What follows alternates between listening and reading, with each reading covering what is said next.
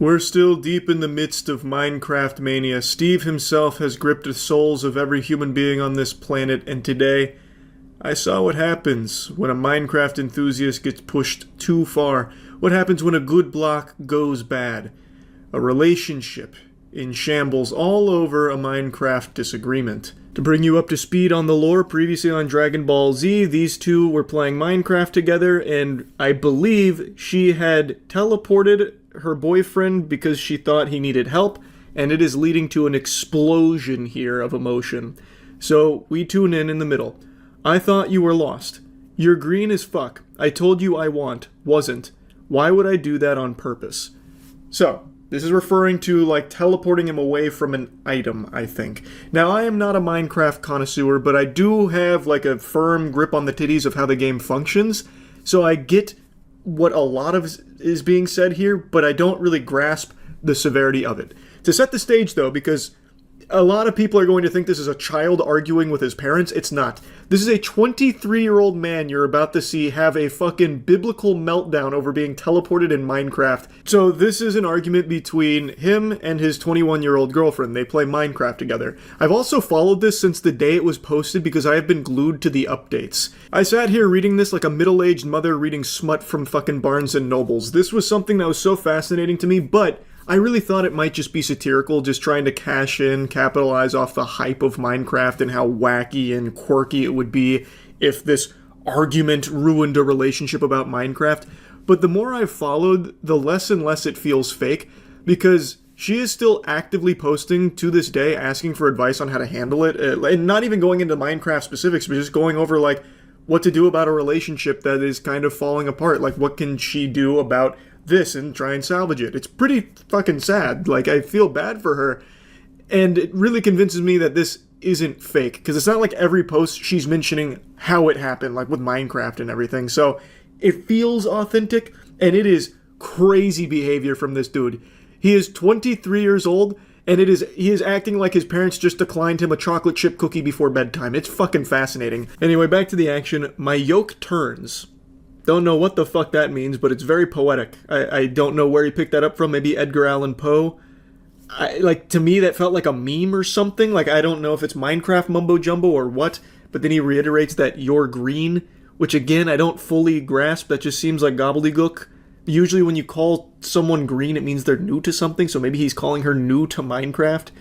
I told I had so much iron. You're so green. Why couldn't I just leave me alone? She says, did you leave your bed down? He says, man, I was actually having fun. That's so fucked. I can't have fun at all with you. So I believe this was the catalyst. She had teleported him away from his iron. And that's what's going to cause everything you're about to see here, the cataclysm. Which I don't get. In my experience with Minecraft, iron's a pretty easy thing to come by. I don't know why anyone's yoke would be turning about that, or why you'd start shitting and spitting on your girlfriend about it. Feels like a huge overreaction. You could just get iron really quickly again. She apologizes, and he said, I didn't have a fucking-y bed there at all. Never. I thought you wanted to be teleported to his friend. Did. You're green. No, you don't listen. Ever you have a problem with that bad? I can't anymore. I said so many fucking. This dude is tweaking. He's going Neanderthal speak here. He has cross-faded off Minecraft and ketamine. Who talks like this? I said so many times to leave me. She apologizes again. If you want to teleport to me, then come, but leave me. And then she says, I feel awful. Which, there's nothing to feel awful over. It's just Minecraft.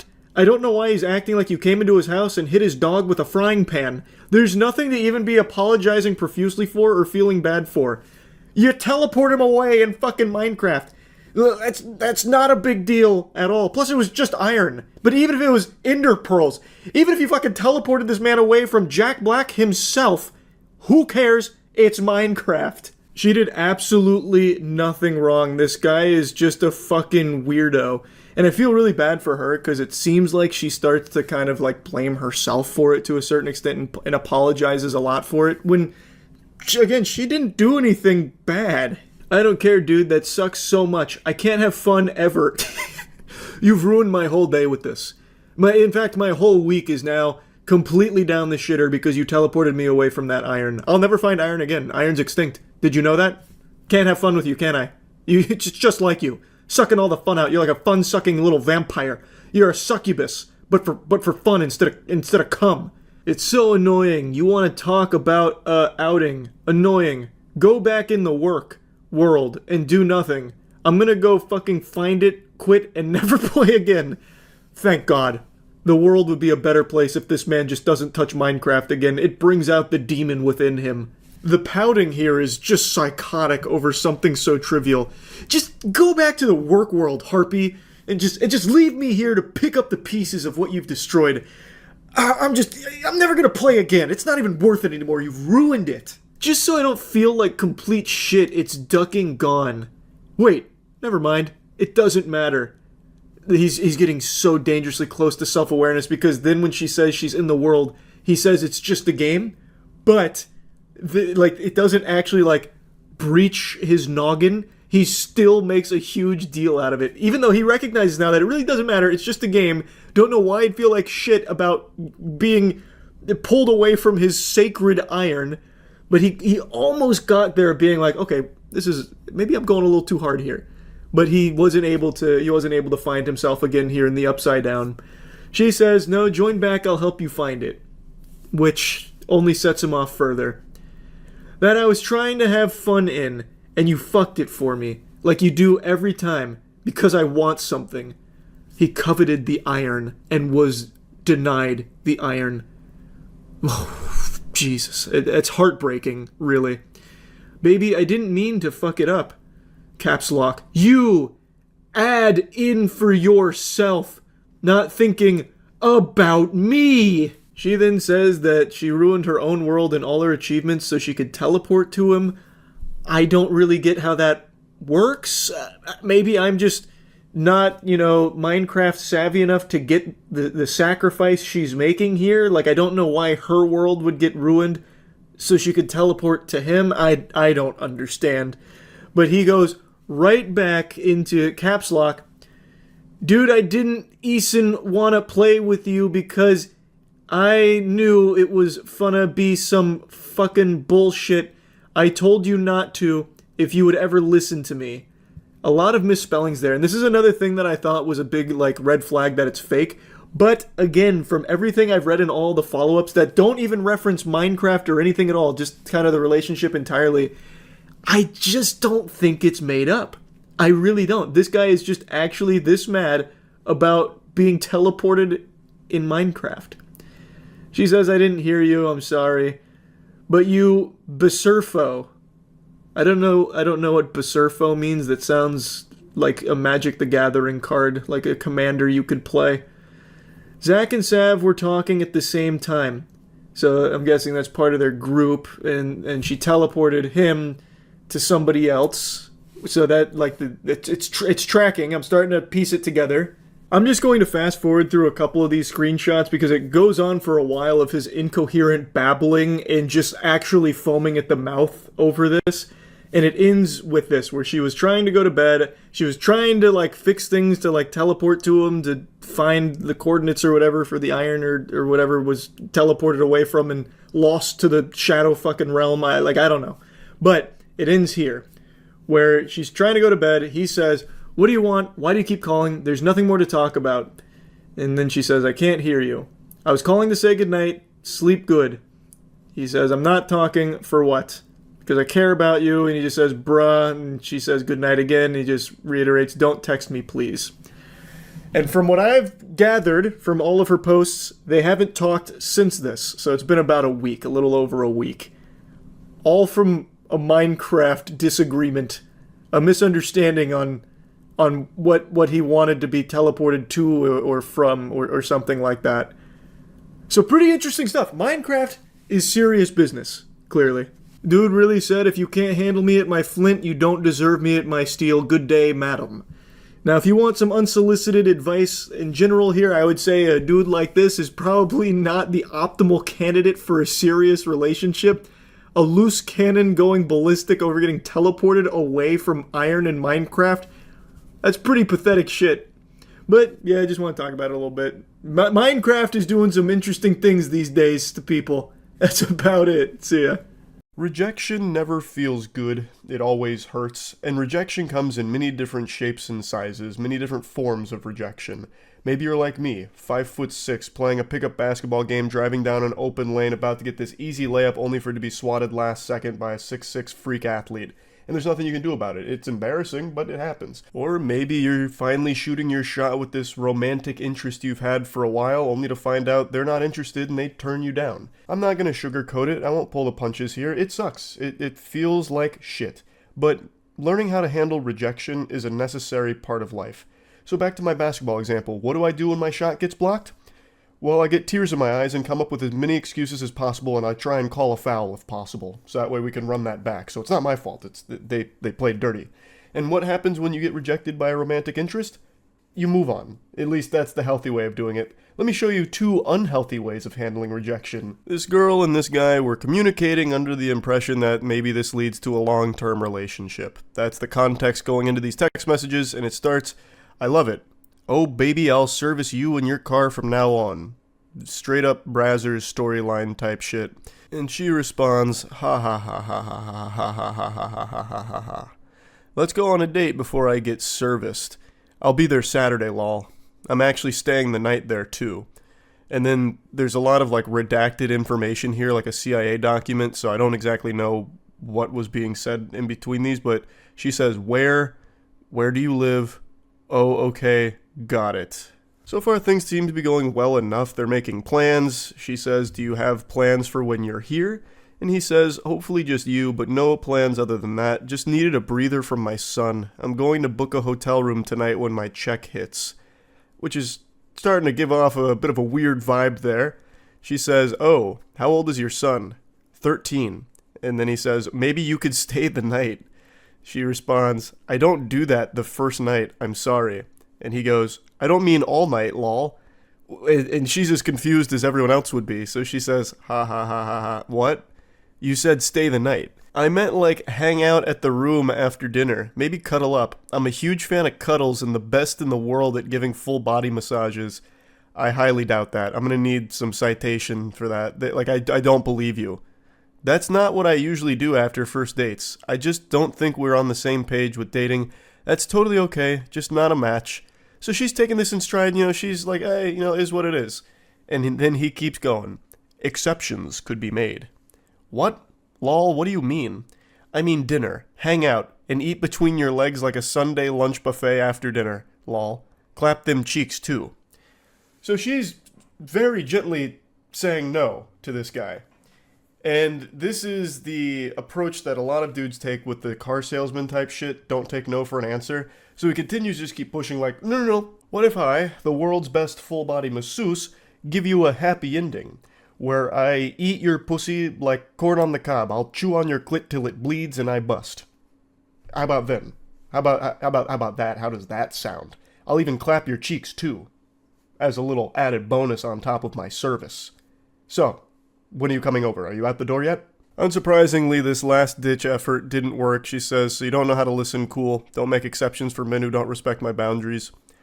Fair enough. She said no, and he continued to be weird about it. It's a really fucked mentality to not accept a no and keep pushing.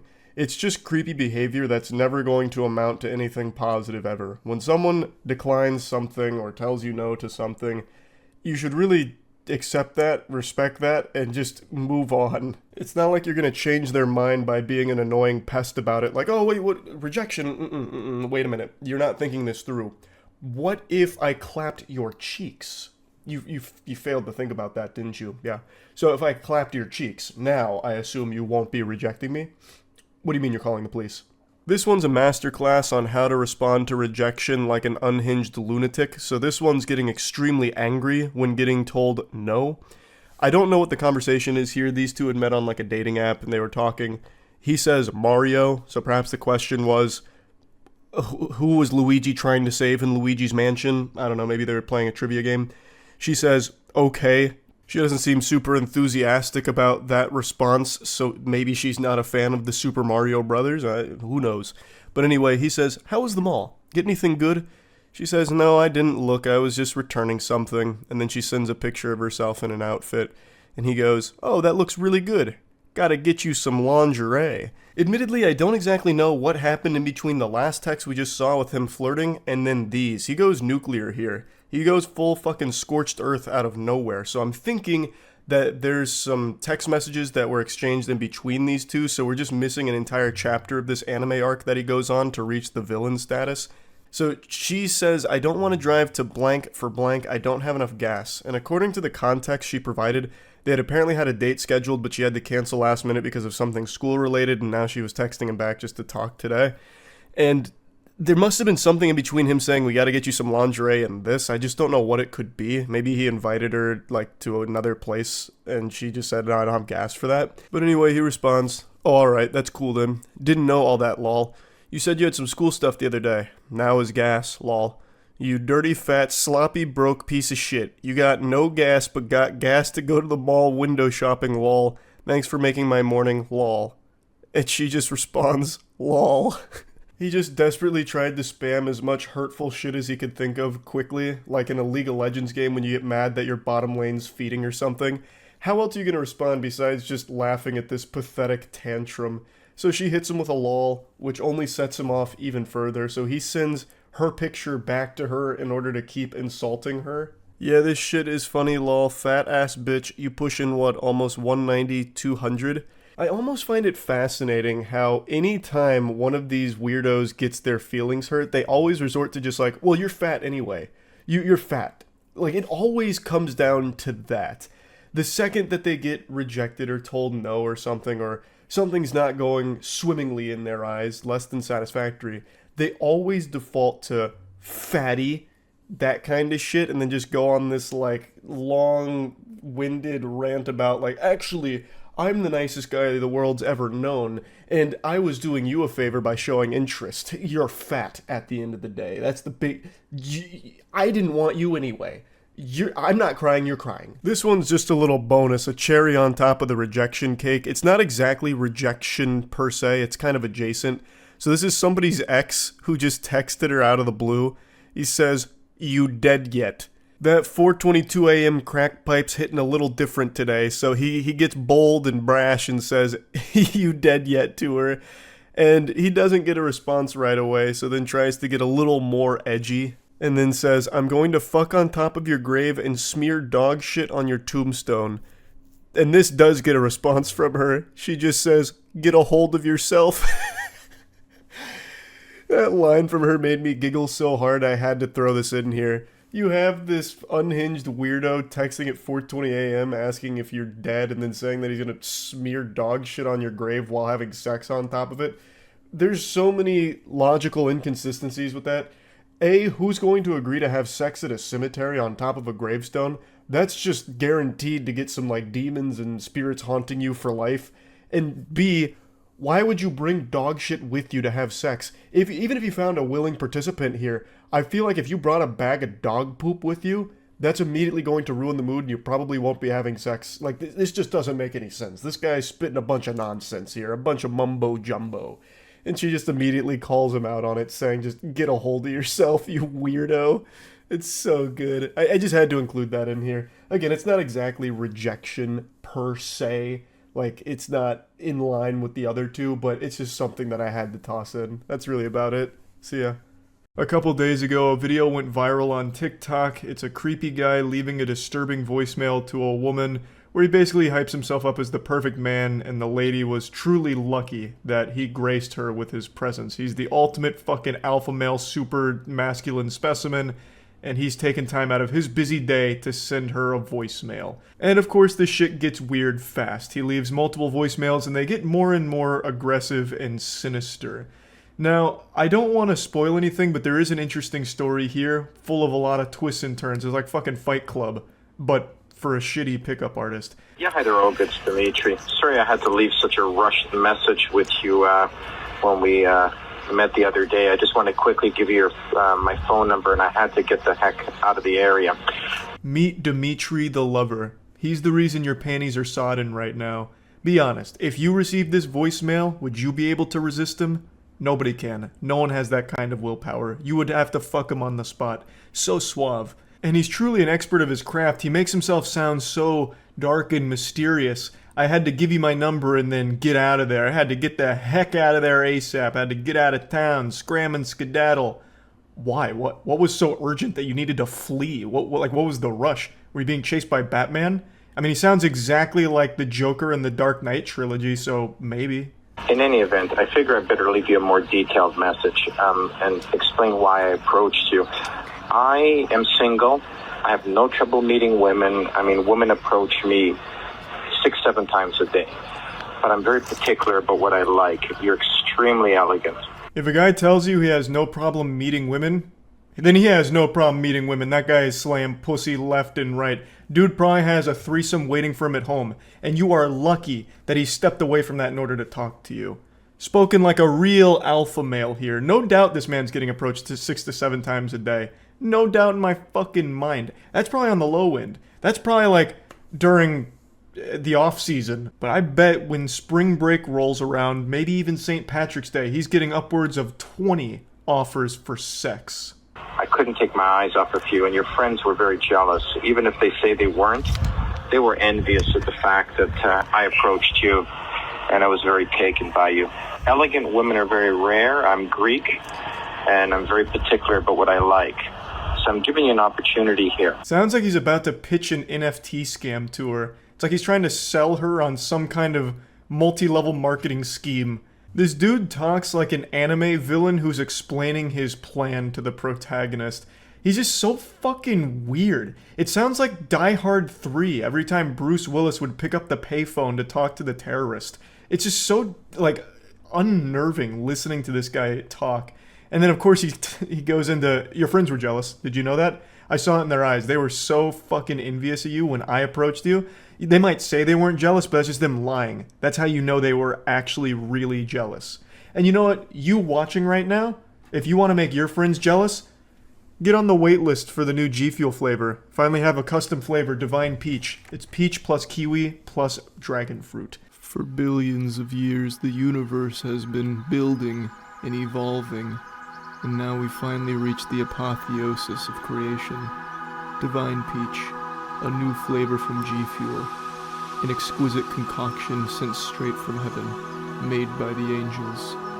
Join the waitlist at gfuel.com. The link to join is in the description below. I don't know if you pick up the messages on the weekend, but I'm working on a movie script, so I'm pretty much around all weekend doing that. I left you my number, 416-9184. This looks like a landline, and if it is, you may not get the message till Monday. But when you do, call me, and then we'll get together for coffee and chat and let the romance begin. What a great way to kick off a relationship. Let the romance begin. That's such a bold statement. It immediately lets the person know, I am here with romantic intent, and it's time to commence. Let the pussy flow, please. Where's your vagina? This is where the romance starts. Come on. Didn't you hear? I said let the romance begin. I think it's extremely effective. He's reinventing the relationship meta here. No guesswork anymore. Once they say let the romance begin, well then that shit better start. It's so fucking good. It's like a terribly written line in an old video game. Like some Resident Evil 2 shit. I would also love to read that movie script he said he was working on. I bet it was an actual masterpiece up there with The Room and Citizens Kane. But unfortunately, I think we all know he wasn't actually working on a movie script. He just said that to seem interesting and cool and unique. He was most likely just sitting in a dark room in his shit-stained underwear after hyping himself up in his bathroom mirror for over an hour, working up the courage to finally call the woman who made a grave mistake of giving her phone number to this psychopath. You look very taken aback by my approach, and I hope that isn't timidness. I hope it was just a little bit of shock at being approached so directly, because I don't really date timid women, because I'm a very direct, very passionate, very assertive man, and I want a woman who's very independent and strong. So anyway, we'll talk about that, but I just wanted to formally introduce myself. Now I have. I leave the ball in your court. You call me as soon as you have the courage to. Okay, Olga? Talk to you soon. Bye. This is a man who can date any woman in the world, and he's chosen her. How can you be so lucky? Some people win the lottery, some people win Dimitri, and you could argue that they're both about equal in terms of how lucky the person was. So, let me go ahead and reveal the big twist here. This is all genuine, this is real, it's not fake, it's not staged. But the twist is, this is not happening currently. This is about 10 years old, I think it's like 9 or 10 years old, and it comes from a pickup artist named James Sears, who also went by Dimitri the Lover when he was in the pickup artist game. He had his own little alias as Dimitri the Lover, and this was one of the voice messages he left to someone named Olga.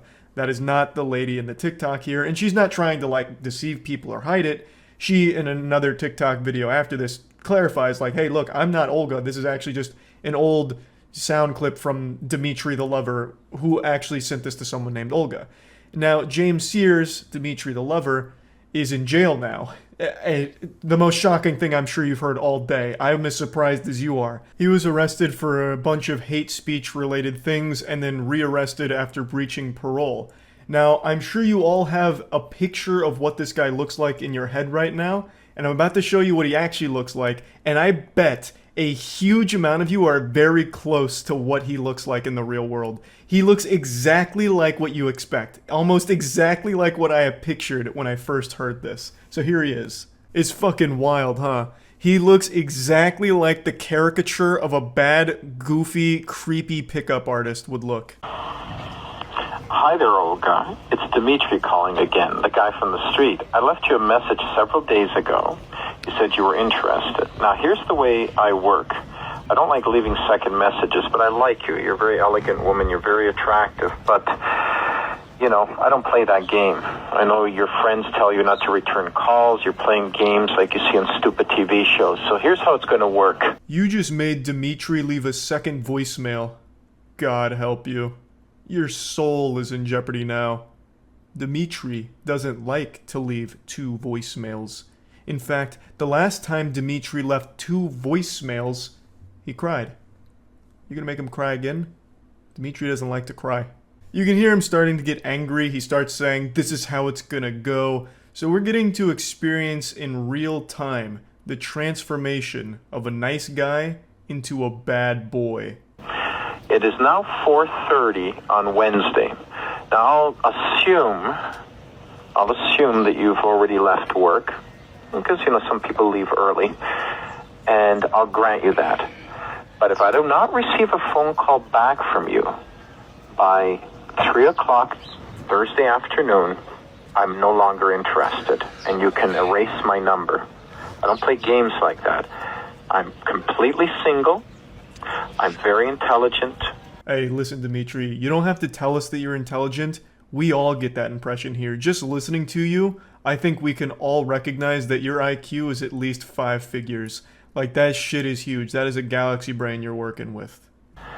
I'm great in bed. I make great money. Believe it or not, I'm a complete catch. I've only been single 4 months. I had a long-distance relationship. You know, it went a year. It's very tough to maintain it like that, and it didn't work out. There's nothing wrong. Undoubtedly, he is the complete package. This truly is a huge catch here for Olga. I can't believe the long-distance relationship didn't work out. I bet this guy was doing everything he could to make it work. But it is difficult to keep that going when the long-distance relationship is Dimensions with that 2D waifu kind of shit. But, you know, I'm sure he had a good time and it was mutual. And now Olga had a chance, but she blew it. You know, she didn't call back in a timely fashion, and Dimitri had to leave 2 voicemails, and from there, the whole ass was blown off of this operation here, and there was no salvaging the relationship. They could have been a great couple. They could have been married by now. And this is where the TikTok video ends, but the legend of Dimitri the Lover doesn't stop there. There's actually still quite a bit from Dimitri the Lover, but I won't get into it today because there's a lot. He was kind of popular on the internet as a punching bag. I was vaguely familiar of him like 10 years ago or something. I knew the name at least a little bit. So There is more, but we won't go over it today. Maybe at some point we'll go through more of his voicemails and shit that he used to do, but for now, that's about it. See ya. I don't care what your plans were for today, they're about to change. So call in sick to work, and I don't give a shit if it's like the biggest day of your life, your wife's in labor right now, delivering your brand new baby into this world, you're on the way to the hospital right now to be supportive and help. You're about to pull over, because I'm going to show you a man that's going to make you too horny to function. You're going to black out from pure ecstasy. I'm talking, of course, about Dimitri, the lover. A couple days ago, I gave you just a small appetizer, a little taste of Dimitri, the lover, and my god, it tasted like ass. Now, I mentioned in the last video, Dimitri the lover was actually an alias used by a pickup artist named James Sears. James Sears used to be a name that'd strike fear into the hearts of women everywhere. He's like the boogeyman. But if the boogeyman was like 5 times scarier, he looks like if Tommy Wiseau and Harvey Weinstein did a fusion dance. And yes, he has been rearrested, like I mentioned, but today I wanted to finish the voicemails that he left because in the viral TikTok video we covered, it was only half of the story, and I think it's not right that we don't get the conclusion here to this wonderful fairy tale of sadness and disaster. This dude, I have to imagine, was collecting restraining orders like Pokemon cards back in his prime. Like, goddamn. So, we're picking up right where we left off. I had a long-distance relationship.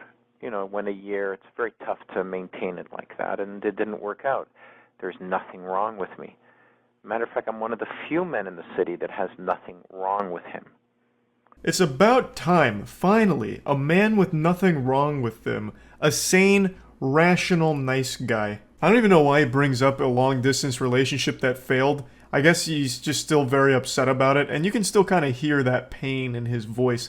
It's just an old scar now, a battle wound that he can't help but pour salt in. Oh yeah, the relationship failed all because of her, no fault of my own. There's nothing wrong with me, she did it. But it doesn't bother anymore, I'm completely over it, I've moved on, I swear to God I've moved on. I've had sex 50 fucking times a day ever since, and I'm much happier now, I fucking promise you, and don't you ever question whether or not I'm happy about it. Also, I have to doubt whether or not this relationship ever existed in the first place. It seems like another classic manipulation tactic from pickup artists where you're supposed to make yourself look as pathetic as possible in front of a woman, hoping that she feels bad enough to have sex with you. So I'm giving you that 3 o'clock deadline. If I don't hear from you, you lose my number. I'm erasing yours right now, so you won't be hearing back from me. So that's it. 3 o'clock tomorrow, or you can just completely forget it. Actual serial killer vibes coming off of this guy here. Straight up the Riddler from the new Batman movie. Hitting him with the less you have of it, the more valuable it becomes. But instead of the answer being friends, in this case, it's brain cells.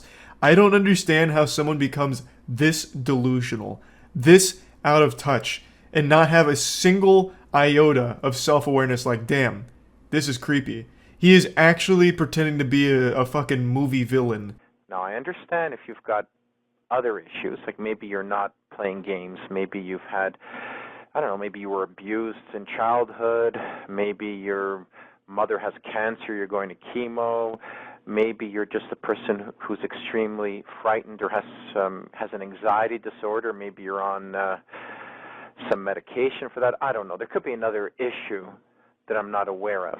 Honestly, that's the only logical explanation for why she hasn't called him back yet. That she must have been abused as a child. All of that trauma from her childhood makes it very difficult to fall in love with a real, good man like James Sears. Honestly, this voicemail reminds me of the movie One Missed Call, the old horror movie that scared me when I was a child, where you get like a phone call and it's a voicemail of you dying on the other end and then you die in real life. Getting a voicemail from James would be scarier than if One Missed Call was real. Like, this guy is so unbelievably creepy, he's making my butthole pucker. Like, I just feel like I'm going into fight or flight mode just listening to this voicemail from the outside. I briefly hinted at deeper lore in the last video with the whole James Sears anime, and once we're done with the voicemail, I'll get into it a little bit more, but he actually had his own weird, creepy newsletter too. So it wasn't just directly harassing women and making them feel unsafe, he also did it using writing as well. But nobody says, call me, hands a person a business card, and then doesn't return calls. It's extremely passive-aggressive. You should actually look that up, passive-aggressive personality disorder. And you let me know if you've got issues, psychological issues, if you're on any sort of medication for anxiety or depression. I'm not interested. Dude's making this sound like one of those dick-growing pill commercials like Cialis or whatever. If you're taking any of the following medication, then Dimitri the Lover's not interested, and then just goes into list potential side effects. You also gotta love the pickup artist classic of insulting the women. Oh, you should look into passive-aggressive personality disorder. I am a licensed psychiatrist, so I'm diagnosing you, in fact, with that personality disorder. And you're lucky that I'm even taking the time to continue talking to you because you're diseased. You're filthy. That is an actual pickup artist staple. Just point blank insulting women and being obnoxious assholes and expecting sex in return. Just like, hey, you stupid bitch. You disgusting harpy. I bet you suffer from loose pussy disorder. But whatever, I'm a nice enough guy to give you the time of day. So when are we fucking? It's so baffling to me, because almost every pickup artist guru I've ever listened to recommends some type of manipulation tactic that includes belittling and insulting the woman. And you can see it on full display here in these voice messages. Okay? But if you're psychologically normal, and you haven't called me because there's been some horrible thing that's happened in your life which prevented you, that's fine. But otherwise, don't call me. Okay? Bye.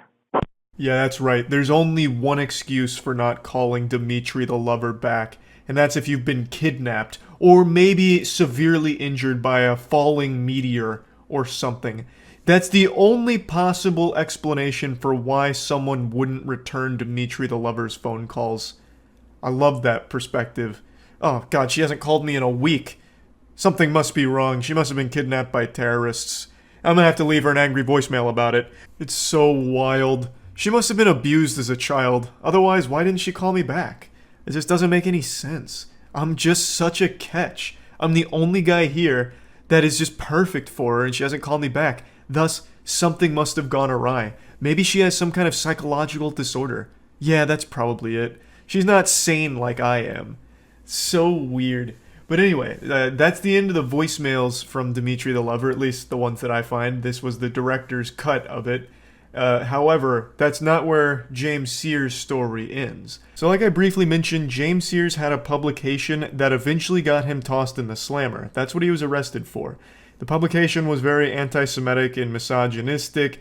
He was arrested on hateful conduct and then rearrested after breaking parole. I've only been able to find a few snippets of his publication, and you can see just how deranged this shit looks. It's like an old GeoCities internet page in like the late 90s. It is formatted like it's actually from a crazy person in Arkham Asylum. This shit is bafflingly wacky. And it's not easy to say this, but I'm gonna say it anyway. It makes me question whether or not Dimitri the Lover really was as sane as he said he was in those voicemails. He said he was the only man in the city with nothing wrong with him, but then I look at this publication and I think to myself, are you sure? You sure there's nothing wrong with you? You know, I just have to doubt it. But again, it's Dimitri the Lover, alright? The savant of seduction, the savior of sex, right? Like, who am I to question his expertise?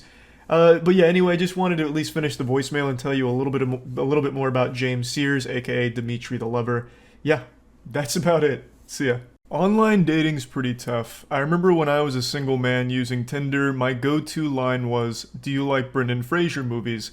It worked to tremendous success. It was like a real-life cheat code for getting laid. But I understand not everyone's gonna be as suave as I was. However, I'd argue nobody has less game than the guy I'm about to show you.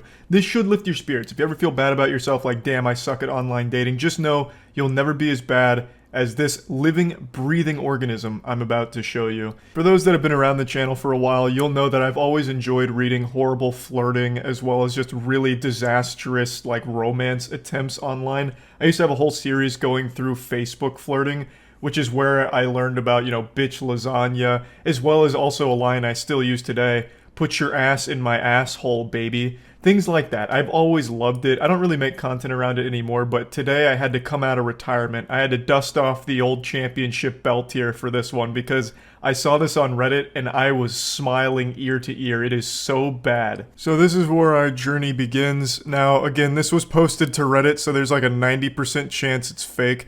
But god damn it, I'm gonna suspend disbelief and just enjoy the ride. Now, of course, I'm not an expert here. Rick wouldn't call me into the shop on Pawn Stars to check the authenticity of this piece, but there are countless of very real examples with pathetic dudes that go just like this. So, there is a good chance it's real. So these two have been talking for a little while, and my man comes in with the clown shoes and asks, "Are you on birth control? I know it's a personal question, but kind of important to know." And then they say, "Okay, I'm canceling Wednesday." This could have gone better. This is suboptimal. This is a rough start right here. If it was a speed run, this would be a reset. This is about as bad as you could expect. He immediately ruined the date that they had planned by just immediately going full hog and just sending it. And from there was no recovering, and it gets real bad. He does not handle this super well. There was no grace or elegance. "Lol, I'm kidding, dude, relax." He's just, it's just stand-up comedy, honestly. He was practicing his material. Why are you overreacting? "I'm uncomfortable with these jokes." "Okay, sorry, I'll stop." "Okay." "No, I'm still canceling it." And now we get into his Joker arc. "Well, that's really your loss for being so uptight, but okay. I'll just go to work and make $900 in 12 hours. Really? You're overreacting. Seriously? And you wonder why you're single? Yawn. Still waiting for your reply. Lol. I actually had you double booked with another girl, so I'm kinda happy you decided to be a psycho. You sure you want to cancel it?" This is a full roller coaster worth of emotion here. This man's hitting all 5 stages of denial within 6 text messages. This shit goes insano style quick. So let's break it down piece by piece. At first it's like, okay, you're missing out on a catch. I'm the perfect guy. I'm a real fucking man. Check my KD in Fortnite. I'm nuts. And you know what? Fuck you. I'm just gonna go make $900 in 12 hours at my job because I'm pulling fat racks. I've got stacks on stacks. Like, I'm kind of nutty. I'm one of the wealthiest men in the world, in fact. Then you can see panic start to set in when the money play didn't pan out. I'm guessing like 5 minutes had passed and he was already hyperventilating and breathing into a paper bag to calm himself down. So he tries to like put it on her like something's wrong with her. She's overreacting. Why are you just freaking out over nothing? It's like that scene in Airplane with that girl who's like afraid of flying. So they start like shaking her. "Hey, get a hold of yourself. Come on, get a hold of yourself. It was just a joke." So then he goes right into his bad boy mode. He puts on his sunglasses and trench coat and says, "You know what? Actually, this is good for me. I double booked you with another girl. So the fact that you're psycho is helpful for me because now I can just go to this other girl. In fact, I was just trying to have like 10 girls to have sex with on the same day, and you were just one of the many. So it's not that big of a deal. But are you sure you want to cancel? Like, I'm totally telling the truth, but are you like sure you want to cancel?" I love that attempt. It's like, I'm so desirable, actually. In fact, I totally forgot I'd already had another girl that I was gonna fuck this day, so it's fine. And then has the audacity to call her a psycho. And I love the way that he says it. I double booked. This man has clearly never actually had a date in his life. It's like he's just penciling it in on a calendar as if it's a part of his job. Now we make a transition into Act 3 here, into just full-blown neediness and scary obsession. "Please call me, please. I'm at work, dude." Lol, I know. I'm just being incredibly annoying to show you how most guys act. So maybe you'll realize I'm not that bad. So I'll see you Wednesday? That doesn't even make sense. You were fine until that joke. This is a Hail Mary. This man hatched the ultimate plan. So after he realized that by begging to be called back, it was a bit much, a rare moment of self-reflection, he's like, okay, yeah, it's a bit weird. So then he's like, how do I get out of this now? I've got it. I was actually just pretending to be needy and obsessed. It was called acting. I was actually just doing this to show you what most other simpletons do, not a sophisticated, nice guy like me. So I'll see you Wednesday, right? Dude, I was kidding with you. It's a joke. You do know I'm a doctor, right? My brain thinks at a much higher level than yours or the average person. It wasn't even sexual. It was a joke. And I said if you don't like those type of jokes, I won't joke like that anymore. This should be the end of it. You should be like, okay, cool. And then if I do it again, then you get pissed. Yeah, he's a doctor. Dr. Love, baby. This guy's good. This is real smooth. I have to imagine he's not actually a doctor. I mean, maybe fucking Dr. Evil, I have no clue. But regardless, I love that he's like, I actually just have such a galaxy brain, I'm thinking on a totally different level than you and all of these other plebeians. I'm just too fucking smart. That's my curse. That's the burden I bear. I'm too intelligent, which is why I made this joke. And the joke is a thinking man's joke. It's actually an anti-joke, in fact. You know how there's like matter and antimatter? This is an anti-joke, and now I'm explaining it to you so you don't have the right to get mad about it. You see, you're just wrong for getting upset about it, and it's because I'm so much smarter than you. And I understand that it's not your fault for being fucking stupid, but just know that since I'm a doctor, I know what's right and what's wrong when it comes to joking. You off just get pissed right off the bat and be all rude to someone. That's a major turnoff, and just know. Yeah, she was the one being rude. She was nice enough to give you like a warning that she's canceling. She's like, hey, you're a fucking weirdo and I'm canceling. She could have just said nothing and not showed up on Wednesday, wasting your time by going there. And you just sit there all fucking soft cock in hand waiting and just not even getting a response. But she was nice enough to like cancel to your face. Like, that's far more than you deserved. Okay, so rant over. Are we cool now? Yeah, I think things are good now. I'm reading the room and it looks like he may have solved this problem here and fixed everything. You just talk shit to me. All I said was I'm canceling it. I didn't do what did talk shit to someone. What? Those are not coherent sentences. Of course I'm talking shit to you. You just flaked after I asked for that night off. Do you know how hard it is for me to get a night off work? Continuing further, let's just stop this childish nonsense. I'll see you Wednesday, right? This is that shit, don't take no for an answer, which I think is honestly the worst advice you can ever give someone. No is like the most important answer you should accept. By not accepting no's, you're just gonna go to jail at some point. Like, you're just asking for some kind of awful thing to happen to you. Like, no is an important thing to recognize and respect. And then they respond, you do not need to criticize my sentences. Change of mind and telling you about it doesn't really make it flaking. I was upfront. You said you already booked another date with someone else. Go enjoy it. I don't know why you're trying to with me, especially since you think so little of me already. Man's going full-blown car salesman. Just meet me Wednesday. I'm sorry, okay? Just will not drop it. There is no chance she shows up on Wednesday. This is coming across like an actual serial killer now who's just scratching at his neck for his next victim. Like, he just cannot help but just keep saying, you're coming Wednesday. I know you are. You're gonna meet me here Wednesday. Call me immediately. I'm at work. I'm not going to take the call. Okay, then we are meeting Wednesday, right? Are we cool? I feel like she might be talking to King Ghidorah here, just three separate heads all talking at once and all having different thoughts. One of them is just a fucking android that can only say Wednesday. One of them is just like a spiteful lunatic who thinks that there's some galaxy brain intellect that can't help but shit on her. And then one of them is just like a lobotomized zombie who just constantly just keeps asking, are we cool? Are we good now? It's wild, like the swings this guy goes through on these text messages here. Then he goes all in saying, look, my mom recently died, okay? So I'm kinda not really in the best place to be messed with. So if you could understand that would be great. Please, dude, please answer me. Can you please stop being immature and call me? Now, admittedly, she was being very immature about this whole situation by not understanding such level-headed remarks from a gentleman like this. It really was her being immature, clearly. And I also can't help but respect the actual Xbox Live tactic of saying his mom died. That is, unironically, 2005 Xbox Live shit right there. Like, your mom's a whore, mom's dead. And it's supposed to be like the checkmate. He actually tried it. It's like, oh, mom's dead, so now you have to excuse everything I've said. And you have to go on this date with me. I'll see you Wednesday, right? Come on, stop being immature.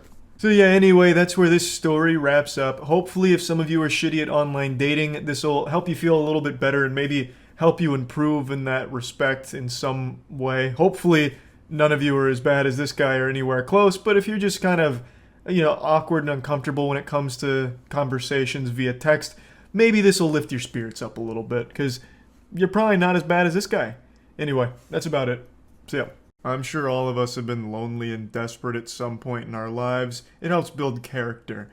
But very few of us will ever have the same level of courage as this man I'm about to show you, to step up and do something about it. He said, "Dag nabbit, I'm tired of being alone, and I'm ready for a girlfriend." So, He used his 6th grade choir experience as well as finding an acoustic royalty-free song off Facebook and then created his masterpiece, a song that dwarfs every other song that's ever come before it, and he sent it to a random girl off Twitter, hoping that she'd marry him, I guess. I don't really know. Let me go ahead and show you. Hi. So, today on Twitter.com, a man sent me a very long DM about how he found my account and decided to write a song about me. And they say romance is dead. Who doesn't want some greasy stranger somewhere in the world writing a song about you? I think that's beyond chivalrous.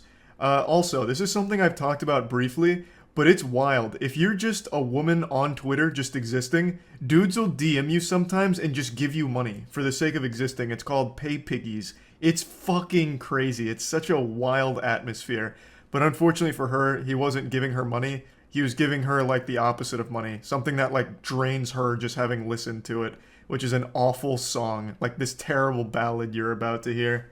This man decided to continue the message by saying that he's never written a song about anyone, not even his wife, and that he had to ask his wife's permission in order to finish the song.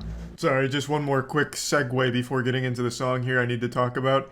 This man doesn't have a wife. There's a 0% chance of that. This man's probably never even held a woman's hand before. That was absolutely a play to make it sound like he's getting pussy and, like, you know, desirable. Like, hey, look, women love me. I even have a wife, if you can believe that. And I even had to ask her permission to write this song. So, you know, everything's all good. You know, I'm not going behind her back or anything. I'm a good guy and women like me. It's just a weird lie this guy's telling 100%. Whoa, Lauren, you're in your own league. Watched your videos on Twitter just to hear you speak. And yeah, you do sound as cute as you look. Congrats, I suppose. Gets worse. She's not wrong, but there's already so much to digest in just the intro here. So this is very Hey There Delilah-esque, if that was written by a psychopath. You can also kind of just feel the desperation oozing from the lyrics here. You have to be in a pretty weird state of mind to think that this is a good idea under any circumstance, just writing a song about a stranger and then sending it to them as your first contact with that person. That's pretty wild. But let's look at the lyrics, you know. Hey there, Lauren, I watched your videos just to hear you speak. And yeah, you sound as cute as you look. Congrats, I suppose. You know, wow, I'm fucking sweating over here. Very smooth, what a silver tongue. The lyrics are inspired, to say the least, but it almost sounds insulting at the end there with the congrats, I suppose. It doesn't even rhyme with anything there. He just like threw that in as if he's like salty about it, like, yeah, congrats, I guess, you fucking harpy. Lauren, only you know what you could do to my wife, my beautiful children and comfortable life with a push of your will. Move over, Johnny Cash. Hoo-wee! This one's about to bring a tear to my eye, to be honest. Let's go ahead and go over this one as well. A little pit stop again. Lauren, only you know what you could do to my wife, my beautiful children and comfortable life with the push of your will. I wasn't exactly an English major in school, nor did I really study literature or anything, so I've got to tell you, I'm a little confused on the meaning behind these bars here. But they are fire, of course. But what is exactly the meaning behind it? Only you know what you could do to my wife. What is that, like, does he think Lauren's gonna go over there and beat her ass or something, or replace her? I don't really get it. Like, with the push of her will, she could do something to his wife and his kids. The comfortable life I get, like, he'd leave behind his life to be with Lauren. I understand that. I see what he's trying to say there. But then also, let's go back to, like, the beginning here where he said that he needed to ask his wife's permission to write the song. I could see why. It makes a lot of sense why he'd probably want to ask his wife's permission when he's writing a song all about leaving her for a different woman and throwing behind their kids and his life for a random woman on Twitter. I could see why he'd need the okay from his wife for this, assuming she exists, which she absolutely doesn't. But I'm suspending disbelief trying to understand what this all means, because I don't really get it.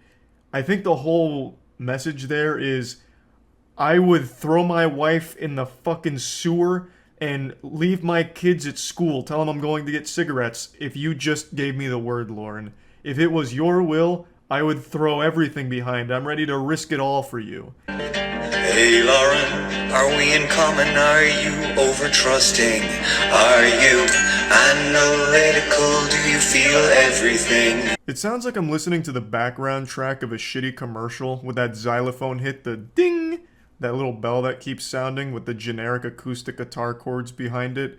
It just doesn't even seem like it's supposed to be a love song. There's nothing romantic about it at all. It just sounds like a cry for help. This guy should have let me ghostwrite it for him. I'll hit you with a timeless classic to really wiggle your finger to and get you laid.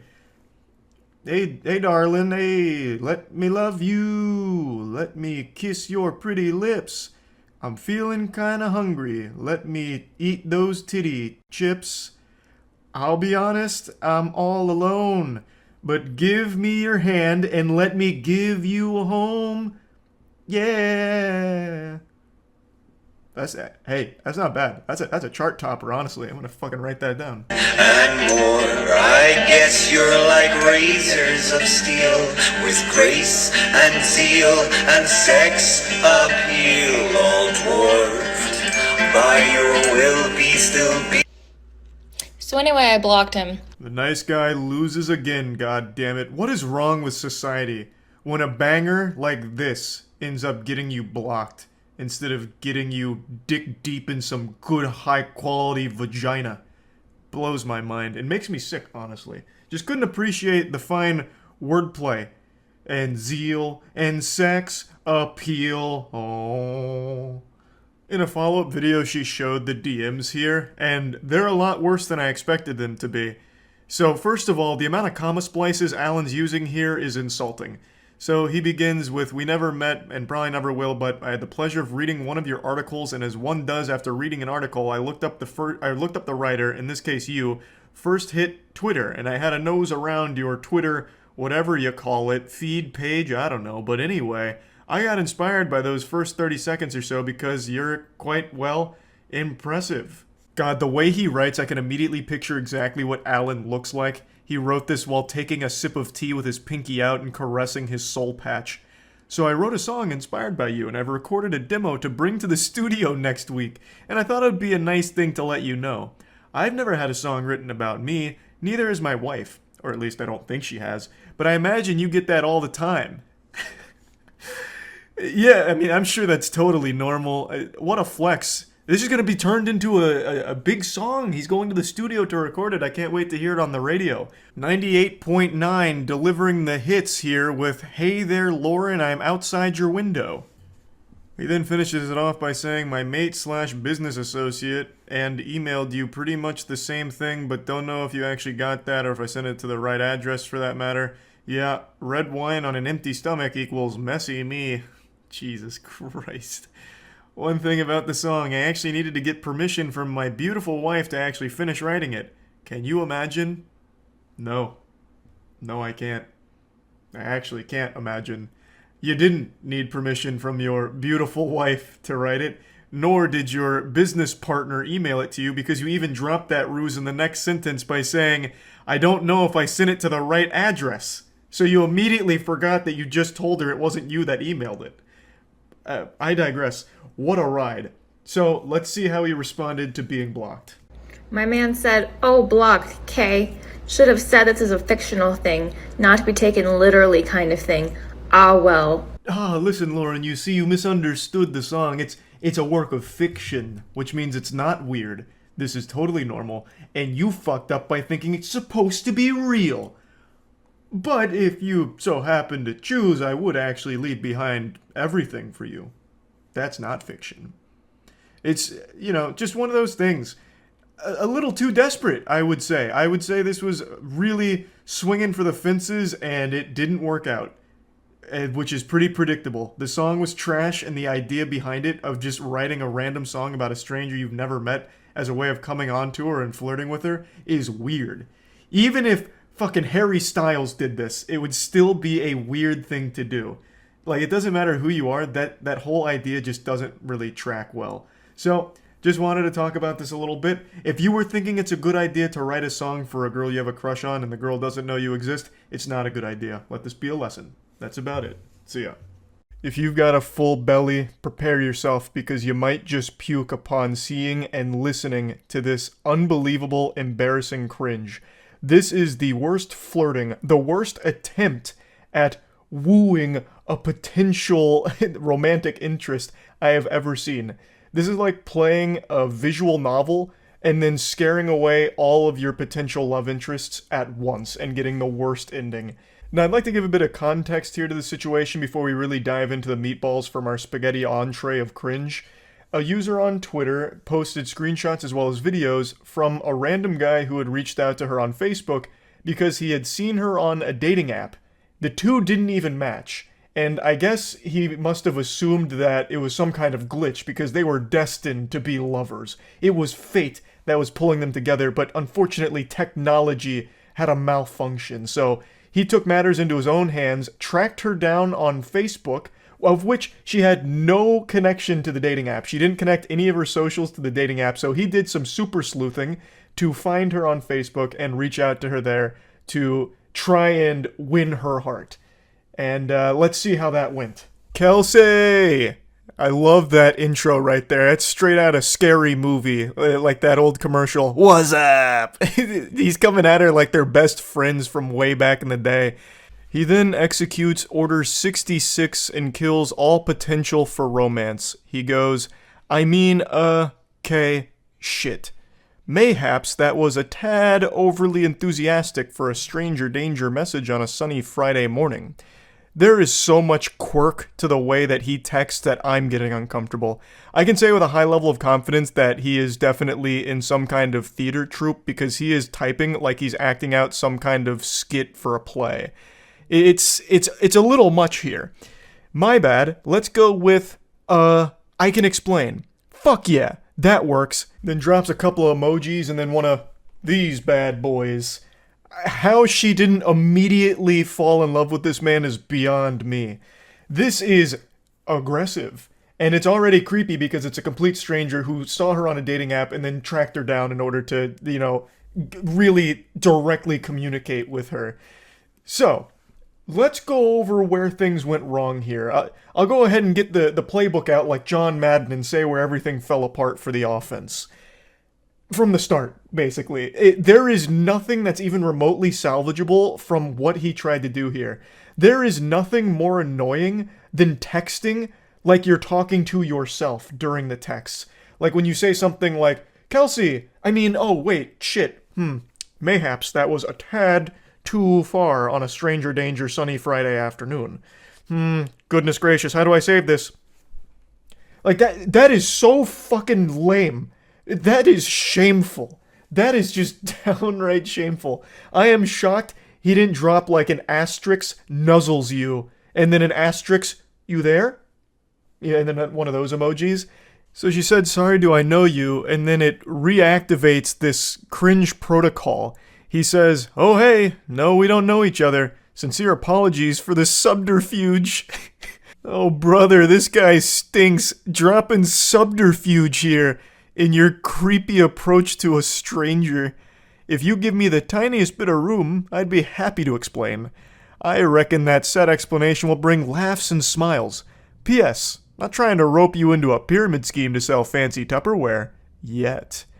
He's trying very hard to be self-aware, and when he starts sending his voice memos to her, he reiterates 1,000 times like, this is weird, you're probably gonna think I'm weird, and then just keeps doing it. He sends so many voice messages that go for a long, long time. It's making my voice crack because of how fucking embarrassing it is. And you want to know the wildest part? I'm getting ahead of myself, and it's a spoiler. He has done this to multiple women, apparently. Other women have come forward after this tweet and all of this, the receipts here and all that went viral, with other women showing their interactions with him, and he even uses, like, the exact same lines on other women, which is really odd considering that has to be a 0% success rate. These can't be working well at all. It's so weird. So she decides to play ball here and open Pandora's box to see what comes out. She says, explain away. And he gives a brief, cool guy thing. Oh god, I just spent 60 minutes singing to seniors and man am I drained. But fuck it, I can do this. He's hyping himself up in the text messages he is sending to this girl. It is so embarrassing, and he keeps doing it, but it gets worse because right after that, he sends a voice message. Hey, Kelsey, how's it going? Don't mind me, I fucking hate texting. I think we're all better without it, so I usually use one of these when I can. Also, I don't know if you've ever seen that Key and Peele skit, but that's how I feel about texting. I could go on. Anyway, I just want you to know right off the bat, I fully accept how fucking weird this is. I'm sorry, but like I said, I think if you give me a second, you'll probably end up laughing. And not that you need my permission, but feel free to just laugh directly at me for being a fucking idiot, for I am surely about to embarrass myself right now. I do appreciate your stamp of approval. I and everyone else will be laughing directly at you for this, and I appreciate that you recognize what an unbelievably weird thing it is to do.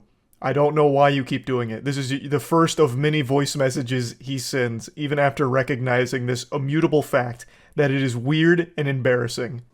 And sorry for the delay. I was going to get back to you, but someone called about a gig tomorrow and I'm trying to help them find a musician. Also, I'm not sure if I'm fucking funny anymore. I just spent 60 minutes, like I said, playing guitar and singing to a room full of senior citizens, but the room was stuffy and hot. I had to do it with the surgical mask on, and I'm not sure if I have any funny or social energy left, but I'm going to try and fake it right now. So thank you for your understanding and patience, and here goes nothing. I'm a fucking idiot. Enjoy. He's actually treating this like it's some kind of movie audition. What are you talking about? I also just, I love that he immediately makes himself seem like super busy, like, hey, sorry for the delay. I know you were waiting on bated breath for my explanation, but I had to help very big musicians find a gig. You may have heard of them before. Bring Me the Horizon. I'm the lead singer. So I had a lot going on. I was double booked, so I had to give them a different band. You may have heard of them, Metallica. But anyway, let me go ahead and explain what's going on. I just finished one of my own gigs, in fact, so I'm a little drained, but don't be perturbed because I'm gonna do my best to fake it. So stay tuned for part 2. It's coming right up. Like he's about to go through his stand-up comedy routine, which you don't want to miss. In the trenches of online dating for a couple years, so I definitely know how to identify the kind of person I'm like, if nothing else, the world would be better if we were friends. So hear me out. First of all, I never fucking see that shrug emoji. No one else uses it. It's typed into my phone. If I type shrug with 2 G's, it just shows up. Same thing on my laptop. Like I'll use it in work emails. Fuck it. So right away I'm like, interesting. I don't get it though. She's cute. For how pretty she is, she should be boring. Why does she seem kind of strange in a good way? That's a spectacular start right there. I was like, she's kind of pretty, so why isn't she like a fucking lobotomite boring dumbass? Like, she used an emoji that I really like, and she's pretty. Like, that doesn't make any sense. Pretty women can't have a personality, but you're like defying all of science right now. He just keeps going on about this fucking shrug emoji. He's talking about her bio on the dating site, and he just really fixates on that. That shrug emoji is like Cupid's arrow to this guy. He fell in love instantly when he saw it in her bio. I don't know why he thought it was a compliment to say that she's like strange and different in a good way because pretty women are like boring or whatever, insinuates that a pretty girl can't have a personality. I don't know what the thought process was with that approach, but it's definitely a bold play. I think you said something about live music. My job is actually live music. I play guitar and sing. I do about 25 shows a month. I know it sounds made up. I feel like I invented the job. It's redonkulous, but I live very comfortably. Life is good. I do play at a lot of retirement homes, and it's great for my self-esteem, Kels, as I am a big hit with women over 80. Time out. Technical foul here. He just dropped a redonkulous. He just said redonkulous. And then not only that, in his only second voice message here, he's already just calling her Kels. They're not even on like a first name basis. They're not acquaintances. These are 2 complete strangers, and he's already giving her like a nickname. What the fuck? Oh yeah, and just the night before, I'd been talking to one of my best friends in the world, Roxy. Just people that like match you and they just write hey. So if someone writes hey, I just write hi. And if someone writes sup, I go nothing much, you. And like people that match me and clearly haven't read my fucking bio, folks will match and be like, so what do you do for a living? I'm like, come on, Chelsea. Like, yeah, you're kind of cute, but I'm pretty damn sweet. Try harder. Why are you even talking about this? You're like trauma dumping on this complete stranger right now that you've tracked down from a dating app to try and communicate directly with because you didn't match with her. What the fuck is this? Now you're just going on about like, oh, dating apps are so weird. People just say like, hey. So then I'm like, hi. You don't know how to have a conversation. You didn't read the bio that I painstakingly typed up. I spent a long time on that bio and now I'm offended. Ridiculous. Redonkulous. I don't know. It's just to see someone mention that in a bio, I'm like, thank you. I can see that you feel the same as me. Yeah, if people, I always think that effort should match interest in dating. So if you're curious if someone's interested or not, remember that scene with Justin Long and what's her face in that movie about dating? Is it he's just not that into you? And he's like, if the guy's interested, he will call. And it's true. So I found a line a couple of years ago and it's like, effort will always match interest. It will show you how interested someone is. And like, I'm pretty goddamn sweet and I am not that lonely, bored, or horny. I'm not going to take breadcrumbs from someone if I want a sandwich. So if someone hits me with a hey or hi, you can go fuck yourself. He's just sounding like a complete unhinged asshole here. It's not that deep. What do you mean they can just go fuck themselves? No one's even, like, what does this have to do with anything in this situation? This isn't even flirting. This is just blurting. He's just blurting out all of the most nonsensical shit in his head right now to a complete stranger. And not only that, this is probably not even his first take. I bet he recorded this like 10 times until he had one that was like, this is the one. This was smooth.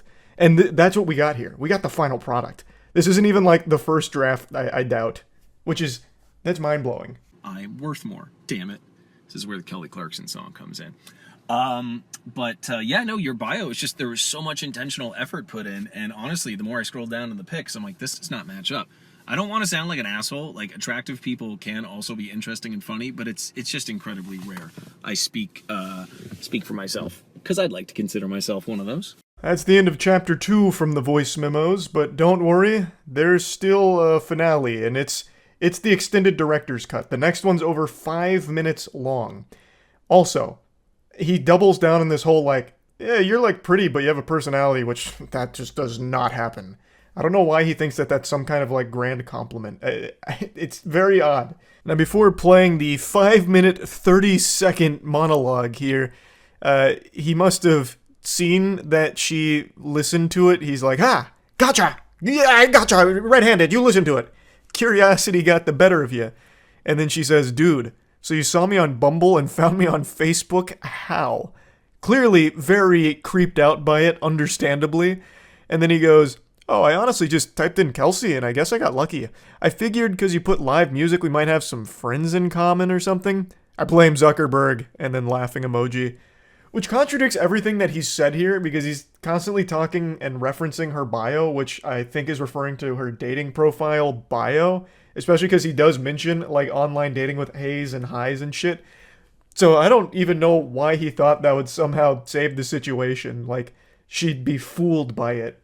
For the love of fuck, I was like 2 minutes into one, and it was awesome and funny, and I was so proud of it, and then someone called me again about a gig this evening, and it's like, you know that thing where your friends know you're busy or you're on a date or something, and then that's when they decide to call? Jesus Christ. Excellent.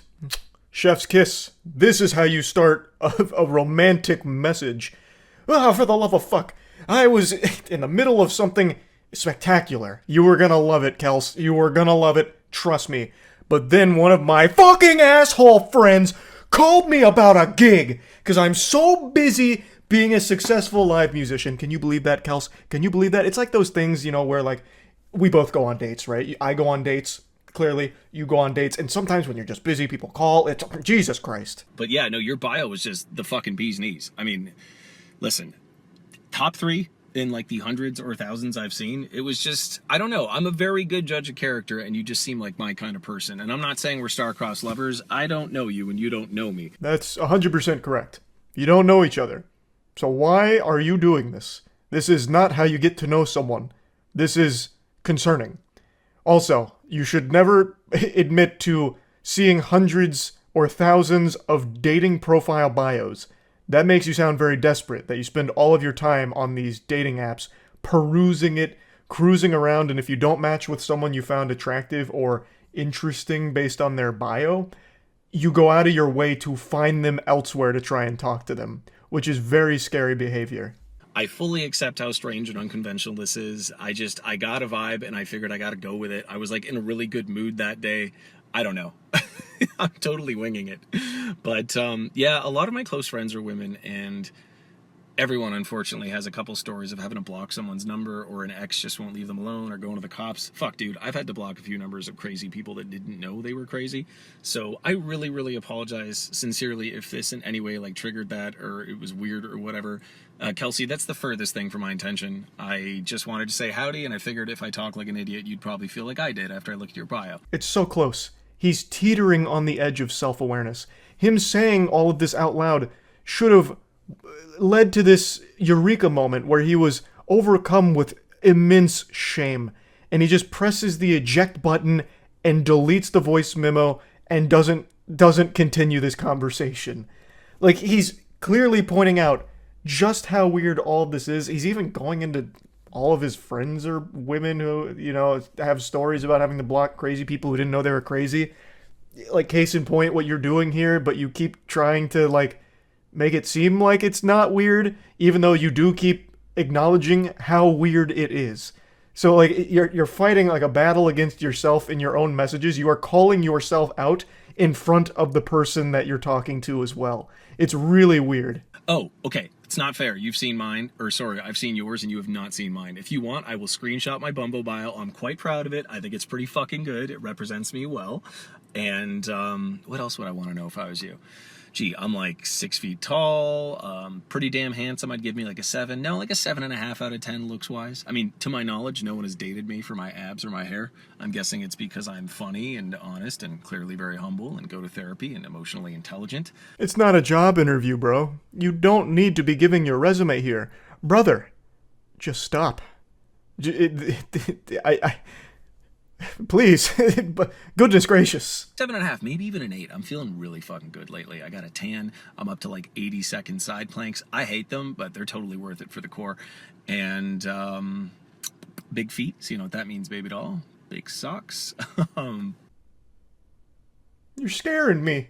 You are scaring me. Why would you do that? What? From way downtown here, he's throwing up a crazy jump shot. He immediately goes into, I've got big feet. You know what that means, baby girl. Oh my lord, please. Have mercy. Have mercy. Why? Why? What else? I feel like I didn't tell you enough about the bio too. That shrug emoji was just, if nothing else, the fact that like you look like a Disney princess and you use that, I'm like, fuck it, I gotta talk to her. So, oh, I was definitely getting strong Kirsten Bell vibes too, and she's awesome. I don't know if you listen to her husband's podcast, Armchair Expert with Dax Shepard. It's quite the reference, but I have a feeling you might know what that is. One of my favorite episodes, actually, is it Lauren Graham that plays Lorelai? She was on there. Anyway, I am all over the fucking place, as is my job. You're also all over the place in this one-sided conversation. Now you're shouting out podcasts, talking about fucking shrug emoji again. It's hurting me listening to this. Let this be a lesson to everyone out there watching this. Just don't do anything even remotely like this. Never engage in a one-sided conversation where you have to be the one filling in blanks in a conversation that doesn't really exist. But I'm sitting here, a middle-aged guy in his car with the AC on and a SpongeBob shirt, and I would call this like the technological version of, you know, when like Noah stops Allie in the Notebook and he's like, I had to talk to you when I see something I want. Yes, I just made a Notebook reference. I don't know. I'm being a total idiot right now. So if nothing else, I figured you'd have a laugh and a smile and you can fucking make fun of me to your friends. I don't know. Now you have a solo podcast for a guy that makes like $6,000 a month on a microphone being an idiot. He was right. This is something that everyone can laugh about and have a big smile on their face, making fun of this whole situation. And then out of nowhere, he drops like his salary from his job, like to flex. He just like slides that in there, which, I mean, it's an interesting strategy yet again. This guy's got a wild book of tricks. I'm sorry, I don't normally bring up money, but I feel like I created my job out of thin air, and like I just submitted my 2022 taxes, and shit's been getting so much better the last few years, so I'm quite proud of it. That wasn't me trying to impress you, though, with money. I've got way more impressive shit than that. It just slipped out. I hope we could still be friends. Anyway, Why leave it in there, then? You saying that clearly made you uncomfortable. You could have just deleted this and just tried again. Though I don't think you should have tried again regardless. This shouldn't have happened to begin with. But you yourself just made yourself puke in your mouth when you said your $6,000 a month out loud like that as like a flex, and you still let it ride. You still let this Beyblade rip. Why? You look like a goddamn Disney princess. The bio completely floored me. I felt like it was written by a friend or something. I just got like strong, like fellow neurodivergent, super cool, gregarious, happy person vibes. And yeah, so listen, I'm an open book. You probably figured that out like 6 overshares ago. If you have any questions for me, please hit me. Don't be shy. If you want, I'll share my bio. I feel like it's unfair that, I've seen yours and you haven't seen mine. I'm quite proud of my bio. This entire situation has been nothing but overshares from you. She's not going to ask you any questions. No sane person would. It's not going to happen. This whole thing was a complete catastrophe. And once again, hung up on this fucking bio thing. They're just bios. Most people write them in 10 seconds. I don't know how long he spent, like, finally crafting his, but that is not the norm. I'm sure she didn't spend days coming up with her bio on here. I don't know how it resonated so strongly with this guy, but I bet after this whole song and dance, the woman here immediately just deleted her whole account, or at the very least removed the bio entirely. Yeah, for the 80th time, I apologize if this was weird, or like gave you any bad vibes. That's not my intention. Yeah, I gotta drive home now because I gotta go sing at a bar in Mississauga, and I have 4 more gigs this weekend, and it hurts to talk.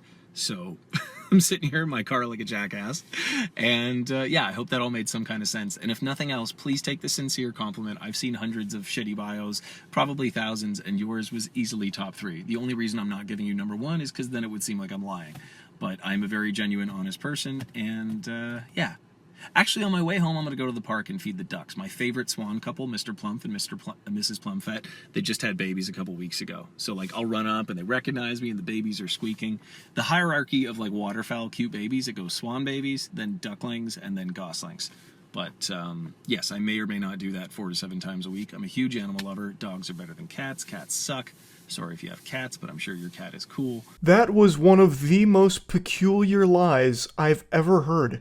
You're going to stop at the park on the way home so you can visit your favorite swan couple, Mr. Plumph and Mrs. Plumfett, because they just had babies a couple weeks ago, and they recognize you and get excited and start squeaking when you come by, like you're part of the family, part of the crew, part of the ship. What universe? What the fuck? That's not even something Dr. Seuss would write as like a little goofy side plot in a story. That is the biggest lie I've ever heard, for no reason, for no reason. The quirkiness is overloading. Like the cup runneth over on quirk. Wow. And yeah, take the compliment. Anyway, apologies if this totally like intruded on your day, opposite of my intention. And yeah, your bio was fucking awesome. I mean, there's a couple other assets I noticed too, but I cannot mention them without sounding like a fuckboy, so I'm just going to leave it alone. I'm sure you've worked very hard to be in the shape you're in, but goddamn, lady. God damn, I would not kick you out of bed for eating crackers. So I figured if you are half as funny as you seem to be and half as cool as I got from that bio, I would say howdy. Yeah, all right. Hope this made you laugh and smile, and you have a fantastical day, Kelsey. Cheers. And that's the grand finale of this whole situation, and what a journey it was. I find this to be probably the best example of the worst approach to romance imaginable. And like I said, this was not an isolated incident. He's done this before. And he's even used the same lines before. Which is it's so wild. It's so wild. I had to talk about it. I had to. So yeah, that's really about it. So yeah. Last night I had a little trouble falling asleep. I think what I needed was a good bedtime story. So I turned to Reddit, just cruising around, perusing, see if I could find anything that'd give me the yawns and help me go night-night. But I found something extraordinary. Something so stimulating, I stopped any attempt at going to sleep, and I just sat there bewildered by what I had just read. For at least 40 minutes, I just sat in silence, truly stunned, like a child who had just watched his first episode of Chris Angel's Mind Freak. My brain was blown out my ass. I couldn't imagine a world where this was real, but all of the evidence pointed to it being a genuinely true story. I did eventually hit the hay, and now, a full 9 hours later, I'm still thinking about this, so I figured, why not share it with all of you? Perhaps this will have a profound effect on your life, or maybe it'll do something to help motivate you to not be like the guy in this story. It's a series of text messages between a man and a woman. And that's all I'll tell you for now. I don't want to get in any spoilers. I want you to come into this as unsuspecting as possible. Let's dive in. Previously on Dragon Ball Z, the two people in this text conversation were close friends for about 9 years. The Reddit poster is the woman in this story, and her male friend here had recently professed his love for her in a pretty creepy way. The feeling wasn't mutual, so it led to a bit of a disconnect between the two of them, and in an act of desperation, the male friend calls in the Cringe artillery and starts bombarding her with memes, to which she finally responds, "Hey, I appreciate the memes." Real quick, I'd like to come in here with a PSA. I recognize that in the current climate of things, there's a lot of people that have lived their entire lives online without any actual social interaction, so I want this to be a teachable moment. Don't send memes as some kind of last-ditch Hail Mary. If you let something rip and it's not reciprocated, spamming memes isn't going to salvage the situation, it's only going to make it worse and even weirder. Her saying, "I appreciate the memes," is just a lie. No one's ever going to say that. Those words have probably not left the human being's mouth ever. Good morrow, sailor. I really appreciate the exquisite memes you've shared with me today. I was a little perturbed with our last conversation, but now that you've sent 1,000 memes, I see you've got a good heart. Thank you for this. And I'm speaking from experience here. I'm very knowledgeable in this field. I'm the authority on this matter. I've told this story before, but I'll just briefly repeat it. The very first girl I was ever flirting with and exchanging text messages with was back in high school, and she did not feel the same way about me as I did her.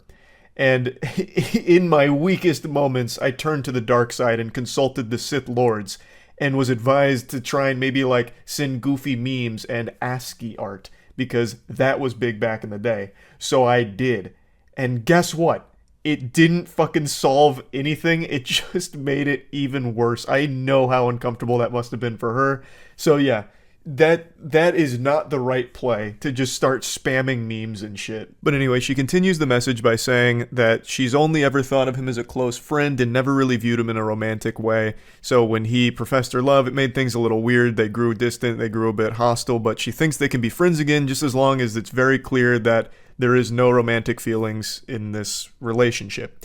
She's just laying down the brass tacks and making things very clear, to which he responds, "I certainly had my head on backwards, but as my friend, I really think you're fucking adorable, and every trip I've ever taken with you is so fucking precious. I've heard of a Japanese word called shibumi, and it's basically authority without dominance.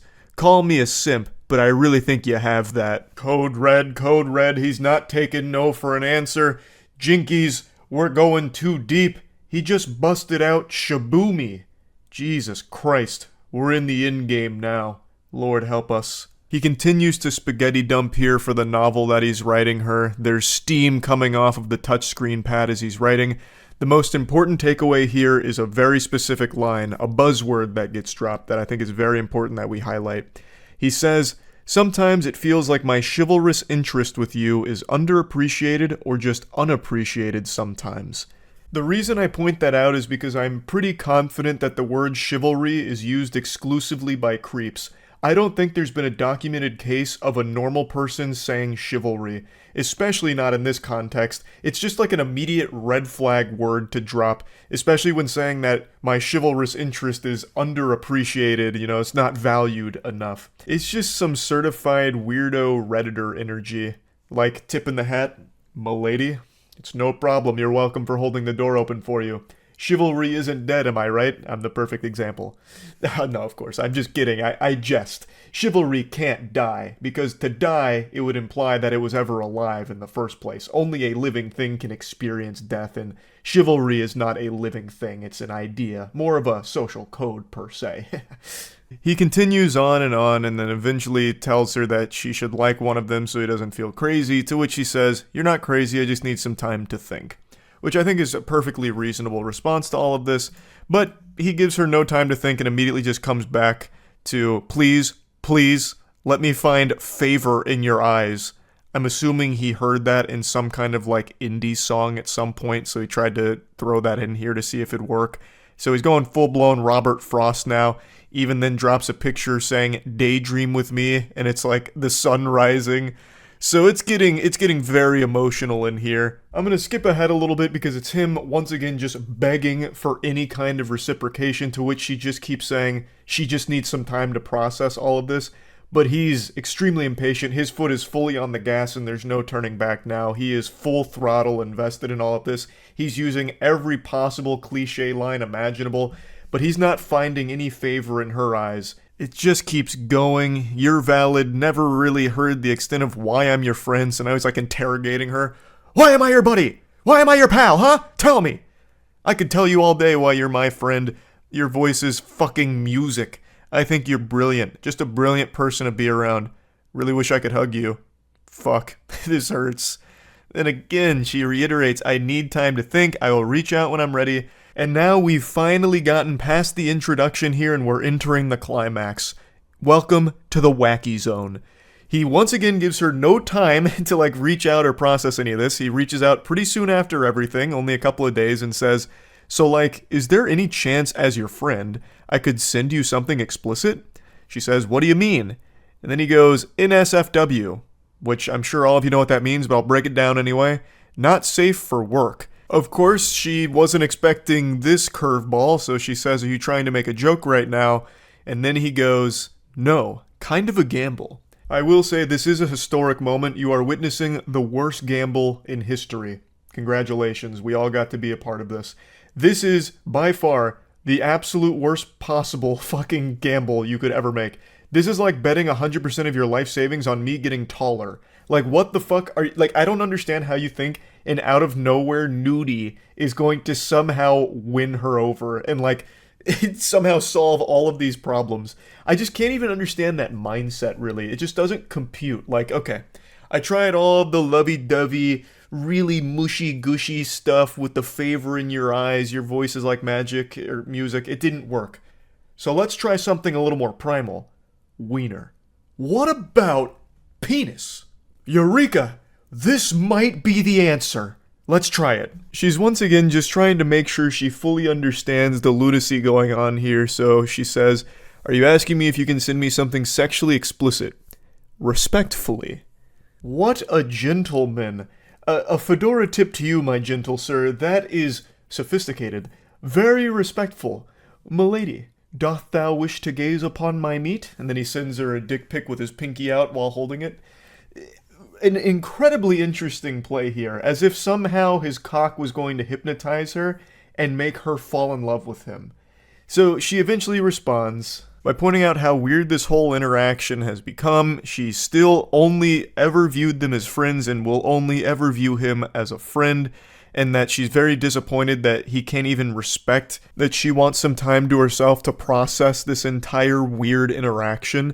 She also drops a bombshell at the end by mentioning that she's currently in a relationship, so that was a big plot twist. This goober is doing all of this to a girl who is not interested and also in a relationship. The odds couldn't be more against him. Now, she used a word at the end that's about to change the entire course of this interaction. She said, "It sucked when you went all incel on me towards the end." That word, I had a big voice crack there, that's how powerful that word is. That one word ruffled this guy's feathers so much. You're about to see a full-blown ballistic breakdown from it. I respect that. Also, if I'm an incel, you're toxic, so let's not name call. She's toxic because she doesn't want to fuck him. Why is that even in your argument, that I can't get someone? I can. You choose not to.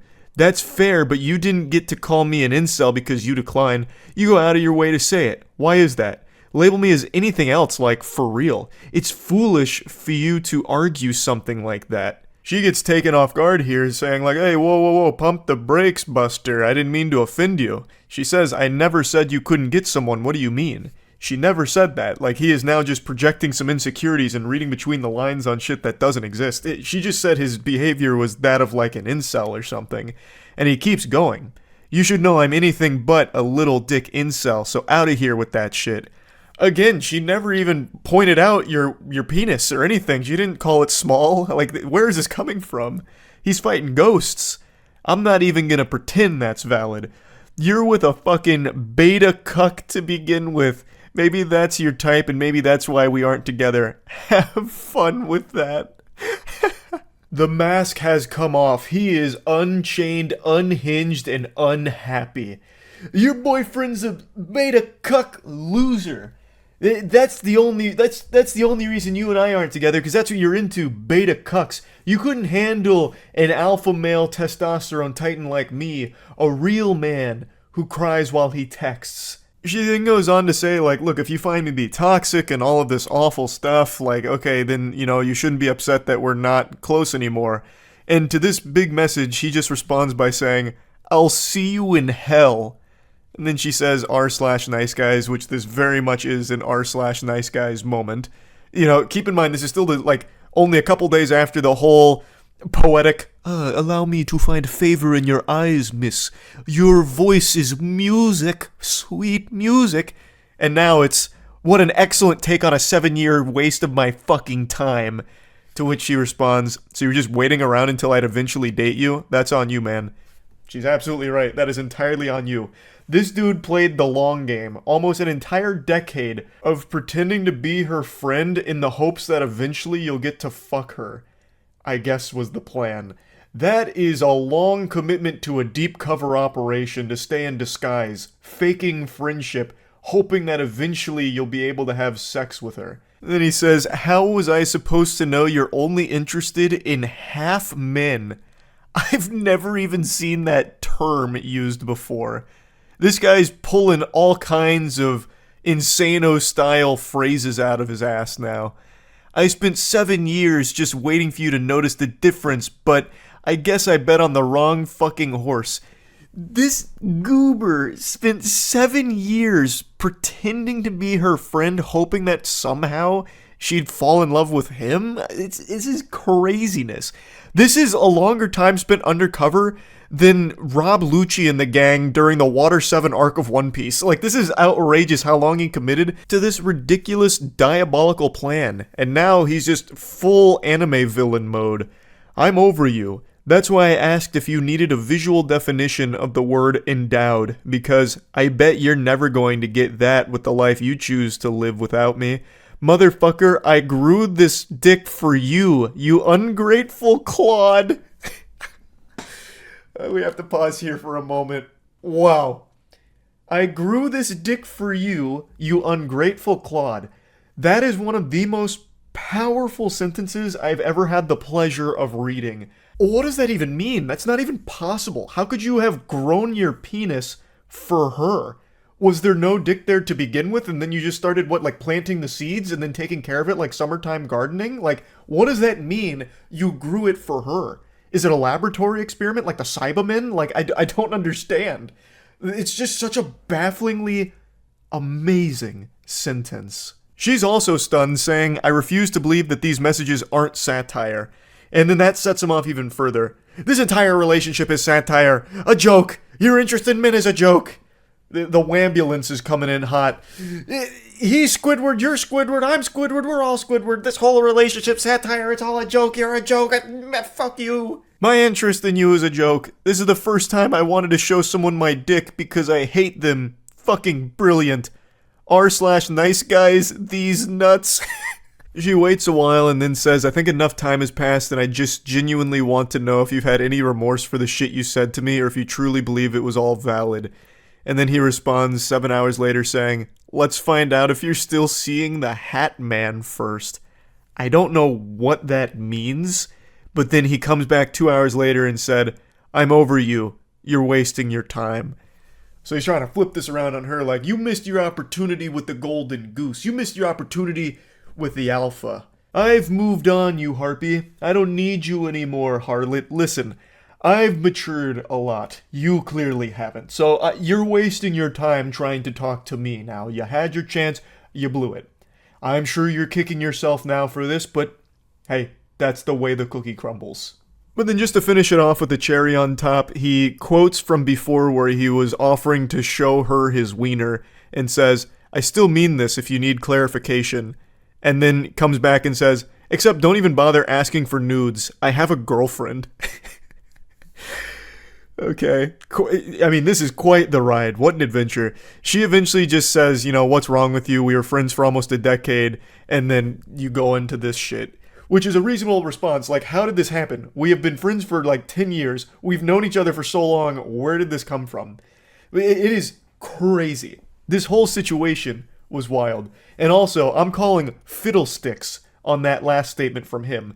I don't believe he has a girlfriend. If we go back to like chapter 7 of this meltdown, he said that she was the first girl he wanted to show his penis to. So, I'm under the impression he's a virgin. And I don't think enough time has passed between those messages and these that he would not only lose his virginity, but then also have a girlfriend, especially given all of the behavior we're seeing exhibited here. So, I think he lied about that. That was probably just once again some kind of Hail Mary to make her jealous. Like, hey, listen, Toots. Got a girlfriend. Stay off of me. Can't send you nudes anymore. You blew it. Nope, can't do it. Sorry. That's on you. You'll regret this for the rest of your life, clearly. Sorry. Have a girlfriend. Even though it's most likely a lie. But yeah, that's all there is to the story here. Overall, I think we can all agree that nice guys really do finish last. It is insulting that these two didn't end up getting married. This guy is a real catch, and it's just a shame to see that it didn't pan out. But yeah, overall, dropping the sarcasm, I actually feel really bad for the woman in this situation here. This is someone who was a close friend to her for a fucking decade, only to then find out that that close friend was actually just a complete piece of shit, loser, degenerate, who was only being her friend, trying to have sex with her down the line. I can't even imagine that kind of betrayal. That must have been fucking awful. But yeah, anyway, I just wanted to share this because I've been thinking about it like all day. So yeah, that's really about it. So yeah. I know my calm, composed, stoic demeanor may not give you any clues or hints at my internal struggle, but trust me, right now, I'm spiraling. I'm falling down a dark path I swore I'd never walk again. Like a former addict who finds the pipe once again, I have found my long since abandoned drug. I have become hooked on reading horrible text messages from dudes trying to get laid again. It's been many moons, and some of you who have been around the channel for a while may remember I've made a lot of content covering horrible pickup artists, as well as horrible text messages with self-proclaimed nice guys who are one gentle no away from letting the demon out and just flipping the switch to a full-blown conniption. Like, the word boyfriend would be, you know, a Winter Soldier event that would have them just go ballistic. And I've made quite a bit of content, both laughing at the absurdity of it, as well as using it as an educational tool, like, hey, don't be like these goobers. But over time, I started kind of petering out from doing that, because I just made so much of it, and I stopped indulging in that kind of content until recently. I could only fight the urge for so long. The werewolf is coming out. It's a full moon, and that moon is nothing but fucking cringe. I saw some text messages today that I've just gotta go over. Now, before we embark on this journey together, it's important that I let you know that these are two college students. As we go through this, you'll probably assume that it's two 13-year-olds, but that's not the case. These are two college students that worked on a group project together, and now we're coming in after the completion of the project. So, they say, I just emailed Professor the final draft, so we should be good. To which the poster says, yay, and then sends a meme, go team. I really enjoyed working with you. You seem like a very sweet and smart girl, and I'd love to take you out sometime. To which they say, that's very kind of you, but I have a boyfriend. Oh boy. She said the phrase, I have a boyfriend. There is no phrase more powerful in the English language than that. The strongest sentence ever constructed. That's like the nuclear bomb here. I have a boyfriend is a phrase, nay, an incantation, more powerful than Avada Kedavra from Harry Potter. And it's just been deployed. So you can already start to speculate where things are going to go south. He responds by saying, "Heh, well, thanks for leading me on," which catches her off guard. She says, "I'm sorry, but I don't think I've done anything to imply I was interested in dating you," to which he responds, "It's just funny how you never brought up that you were taken until now." Which is an interesting thing to respond with, because that makes it seem like he expects every girl that's taken to immediately state that upon starting a conversation with a man. Like they need to wear some kind of sign or some kind of label on their forehead that says, "Currently in relationship, not available, thank you. Try again at later date." Although she does say that she mentioned her boyfriend. "Actually, I did. When I was at your house, I told you my boyfriend was picking me up." Which he's able to counter beautifully by saying, "I thought you meant a boy that you were friends with. Because why would you go over to a guy's house if you're dating someone?" And she says, "Because you offered to host and we needed somewhere to work on our project together. My boyfriend knew and didn't care because all we were doing was working. I'm sorry if I did anything to give you the wrong idea." And then he says, "You let me buy you a pizza." Now, admittedly, I understand where the guy's coming from here. We all know about the law of equivalent exchange thanks to Full Metal Alchemist, and we have something like that in the real world. If you buy a girl a pizza, she is obligated to have sex with you. It's the pussy for pizza transaction. It's as old as time itself. So the fact that he was able to buy her a pizza and he didn't get his winky stinky is shocking. But yeah, anyway, he seems to really put a lot of stock in the importance of that pizza, like that was going to carry them all the way to marriage, like this is a moment she'd remember for the rest of her life or something, that pizza that he bought her.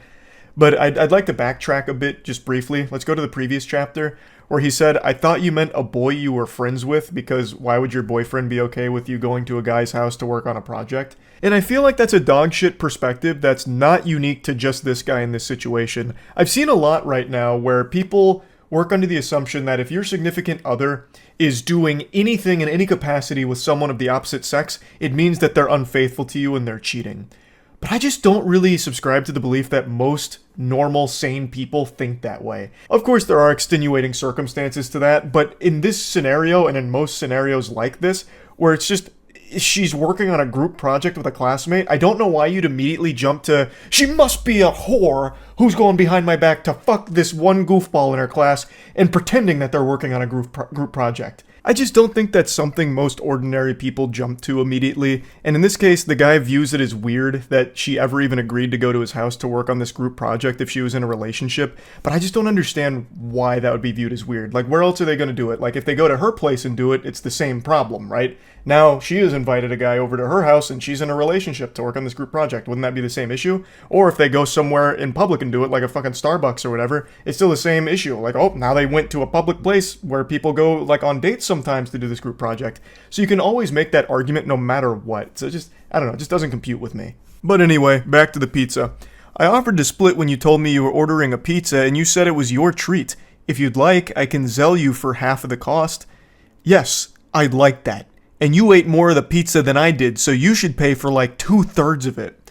Now we're getting into the nitty-gritty math calculations here. Like, well, actually, listen here, Harpy. You ate more of the pie than I did, so you're gonna need to reimburse me more for it. And you know what? It wasn't my treat, because this Halloween there was only tricks. You tricked me. You lied by not telling me that you had a boyfriend. So give me extra cash for that pizza, you disgraceful harlot. She's being as gentle as possible here. I imagine she's scared of this individual, and she said as much in the comments of the post. She said that she didn't want to, like, get too aggressive back because then she'd be, like, afraid of what he might do. So it's just, like, I understand where she's coming from. You don't want to, poke and all of that. So she's just like, okay, that's fine. And I'm sorry again if you got the wrong idea, but I thought I made it clear that I viewed this as a professional relationship.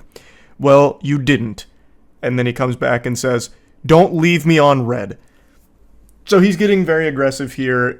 He's red in the face. He's steam coming out of the ears. Like, I understand why she wants to, like, tiptoe around this as gracefully and smoothly as possible. And it's something I've said a lot on stream, where in the current climate of things, it feels like everyone's more on edge than ever. Like, I've read so many stories over the last couple of years of people snapping at the smallest things, like even the most minor inconvenience. Like, this is a story I've referenced a lot, but it's one that actually legitimately sticks with me. There was a murder at a Subway where a man shot 2 Subway workers because they went a little heavy on the mayonnaise on his sandwich. Too much mayo was a death sentence for one of the 2 workers that was shot. The other one did survive, but I mean, it's things like that where it's never really worth pushing back. So in a case like this, I understand why she'd want to be really light about it. And I just want to mention that because I saw a lot of comments, like, not really grilling her or anything, but just really kind of wondering why she was being so polite in lieu of all of the aggression from this guy. And I totally understand why she would be. I really do get it. I just wanted to point that out real quick. But anyway, it wraps up by saying, I don't think this conversation is worth furthering, which is fair. And then he responds saying, it's ridiculous you even chose a guy to work with if you have a man. I bet he was upset even if he pretended not to be. Now, she explained this a little further in the comments. She didn't even choose him to be like her group project partner. Apparently the way the groups were chosen were people chose topics and whoever had similar topics worked together. So these 2 just happen to have the same topics. It's not like she went out of her way to choose this, benevolent angel to work with or anything. But anyway, I understand this was like a very short text exchange. It's only like 3 screenshots here. But I just think there's a whole lot to digest and analyze here. As we as a species have become more and more isolated, all of our socialization and human interaction comes from behind a computer screen now, mostly. Almost all of our interaction with each other is through the internet. So it's leading to a lot of people not knowing how to socialize or not knowing how to pick up on like social cues, and I don't even really blame individuals for that. But it's led to situations kind of like this, where this guy really views that her being off the market, having a boyfriend, should mean that she shouldn't do anything at all with another guy, even work on a class project with another man. And also, something as simple as buying a pizza shows some kind of romantic interest between the 2 of them, some kind of mutual romance. So when it turns out that she wasn't interested and it leads to a rejection, it's something that he doesn't know how to handle appropriately. And overall, it is just pretty sad. Yes, it is like equal parts entertaining with some cringe text messages, of course, but at the core of it, there is a problem where people aren't going out in the real world and making genuine human connections. It's all through computers. So when you are in the real world with real humans, you don't really know how to handle things super well. So something as simple as getting like a rejection is a much bigger deal than it used to be. And overall, like I said, it's just kind of sad. I wanted to just talk about these text messages because I got real deep on why. Why would this be the response to something so simple? And of course, the text messages are very silly, like with the whole fucking pizza side quest thing. But anyway, yeah, I just wanted to talk about it a little bit. That's it. So yeah. We're entering into an age where people just don't know how to socialize. It's just this inability to appropriately communicate with one another in a healthy way, and it's led to a lot of confusion and, frankly, a lot of unhinged weirdos in the dating scene, it would appear. I have become way too invested in reading these horror stories from people that were romantically interested in one another or even went on dates, and then all of a sudden things go tits up over nothing because people are just disconnected from reality and perpetually on edge, it would seem. Like, I am so deep into this rabbit hole. I understand how pathetic that is on my part, but I can't help it. It's just so fascinating. Like, it seems like you'd have better luck finding your soulmate in one of my streams, like by just communicating with someone in the chat. Like, you probably would meet a more compatible match in solo queue League of Legends than you would on a dating app right now. The people in fucking solo queue League are more mentally stable, less hostile, and less weird than the people I'm seeing that are meeting on like Tinder and Bumble and all that. Today, this post kind of popped off on Reddit. I fully recognize a lot of these can be a bunch of, horseradish, but I like to suspend disbelief anyway. Plus, it's a weird thing to fake because you don't get anything out of it besides Reddit karma, I suppose, which is the most useless currency since Monopoly money. So anyway, the story is this girl's friend was going on a date with a gentleman that she had met online who seemed really cool. They agreed to meet at this restaurant, and that's where the story begins. So she says, "I'm on my way," to which our gentle sir tips his fedora and says, "K." which already feels a little hostile to me. This is their first date. I feel like you can't just be dropping a K like that. It just seems a little aggressive, but maybe I'm reading into it too deep since I already know how the story plays out. She says, "Are you there yet?" "No, I'm going to be a little bit late." "No worries, I'm here. I'll be in the far right corner." He finally arrives. Our protagonist makes it to the scene. He kicks open the doors. He says, "I'm here. I don't see you." To which she describes her location. "I'm next to the big plant in the back to the right when you first walk in." So she's providing him with directions, coordinates, so that way he can go walk over and they can begin their date. But the date never really begins because you see, something has already gone awry, even upon first walking into the establishment. He drops this bomb on her. He says, "Piss off," out of nowhere. Actually, from out of left field, the curveball, which catches her off guard. She goes, "I'm sorry? I'm really confused right now." As most people would be, because he hasn't sat down at the table, she hasn't even seen him yet, and he's angry about something, fuming, furious, steaming. Well, what went wrong? Let's start to speculate a couple of things. Perhaps this is an Ed, Edd n Eddy situation when Ed gets the rock in his shoe and it just puts him in a bad mood.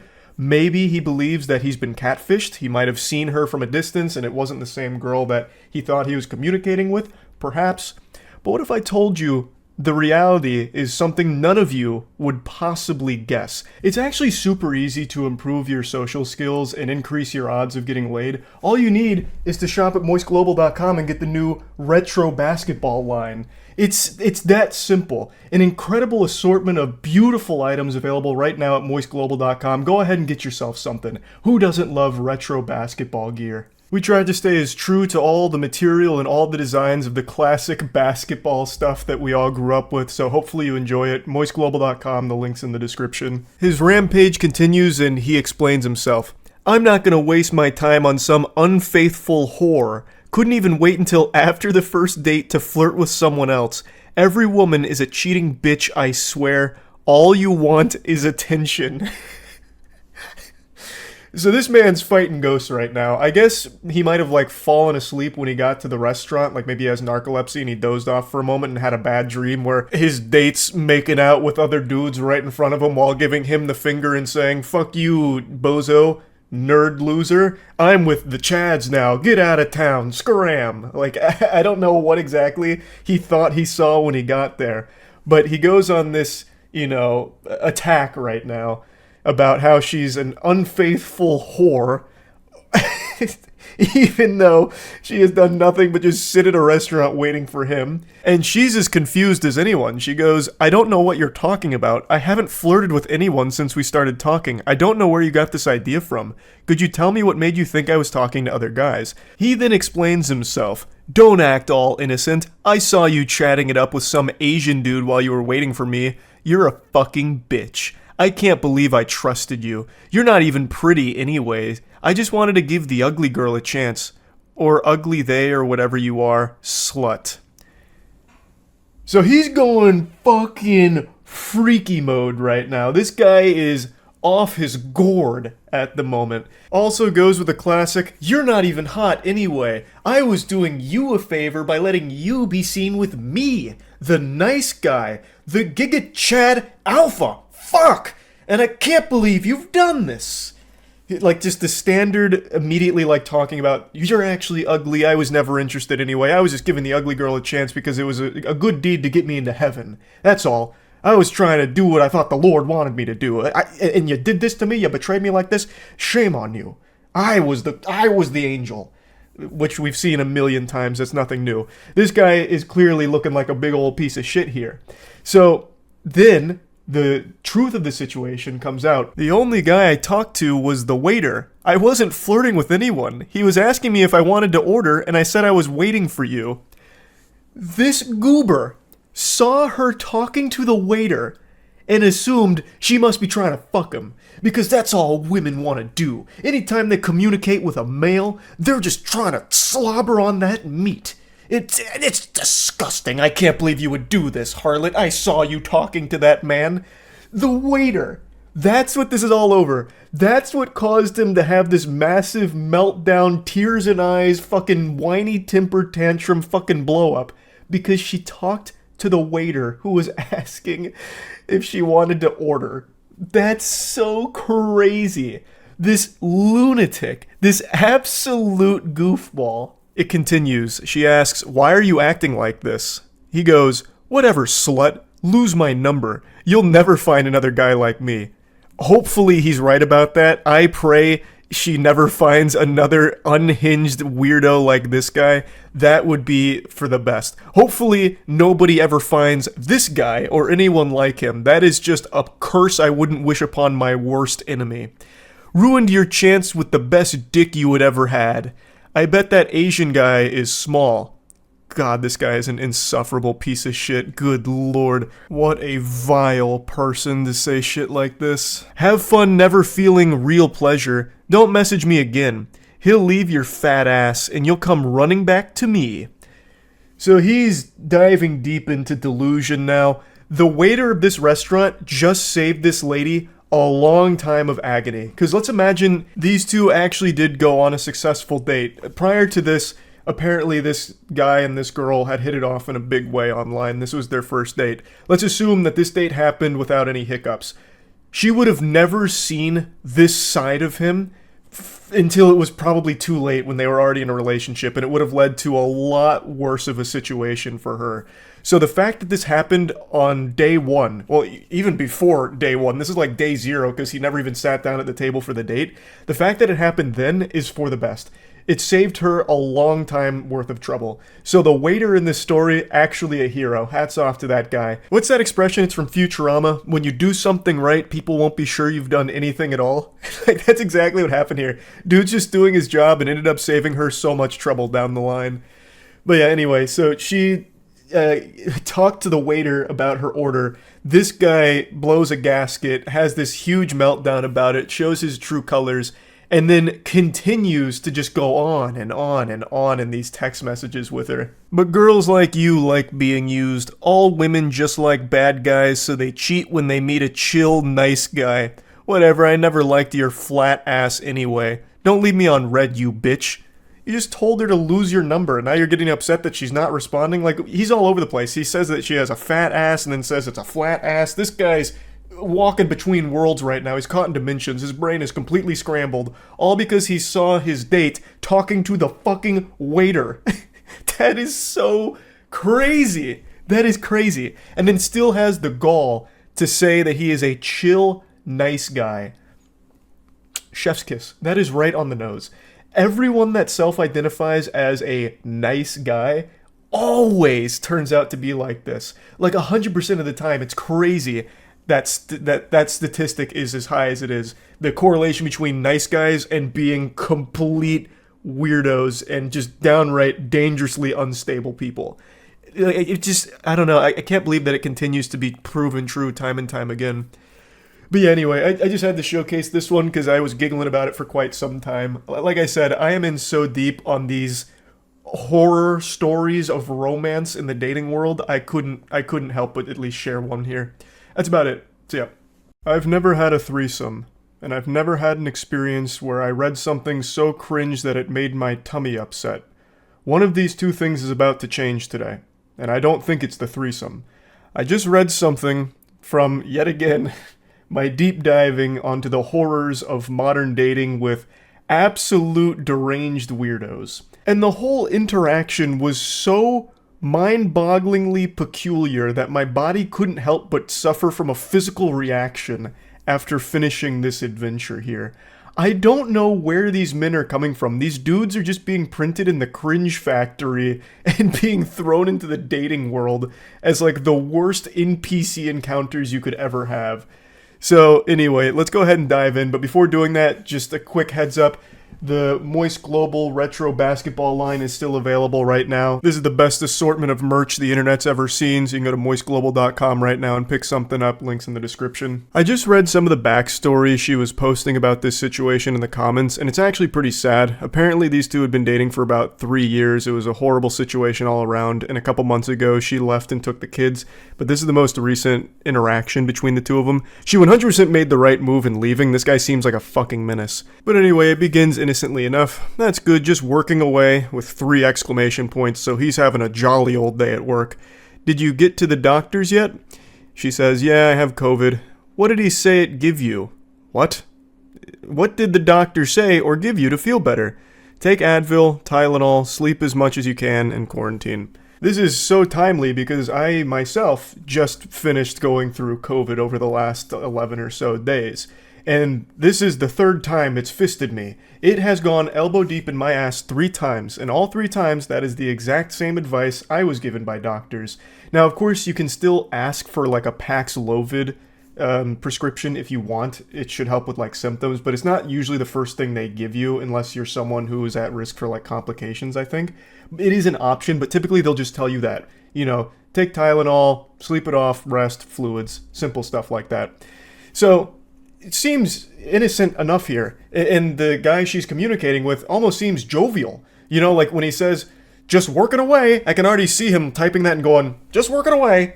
You know, one of these with a big old smile on his face, ear to ear. He seems like a happy-go-lucky kind of guy.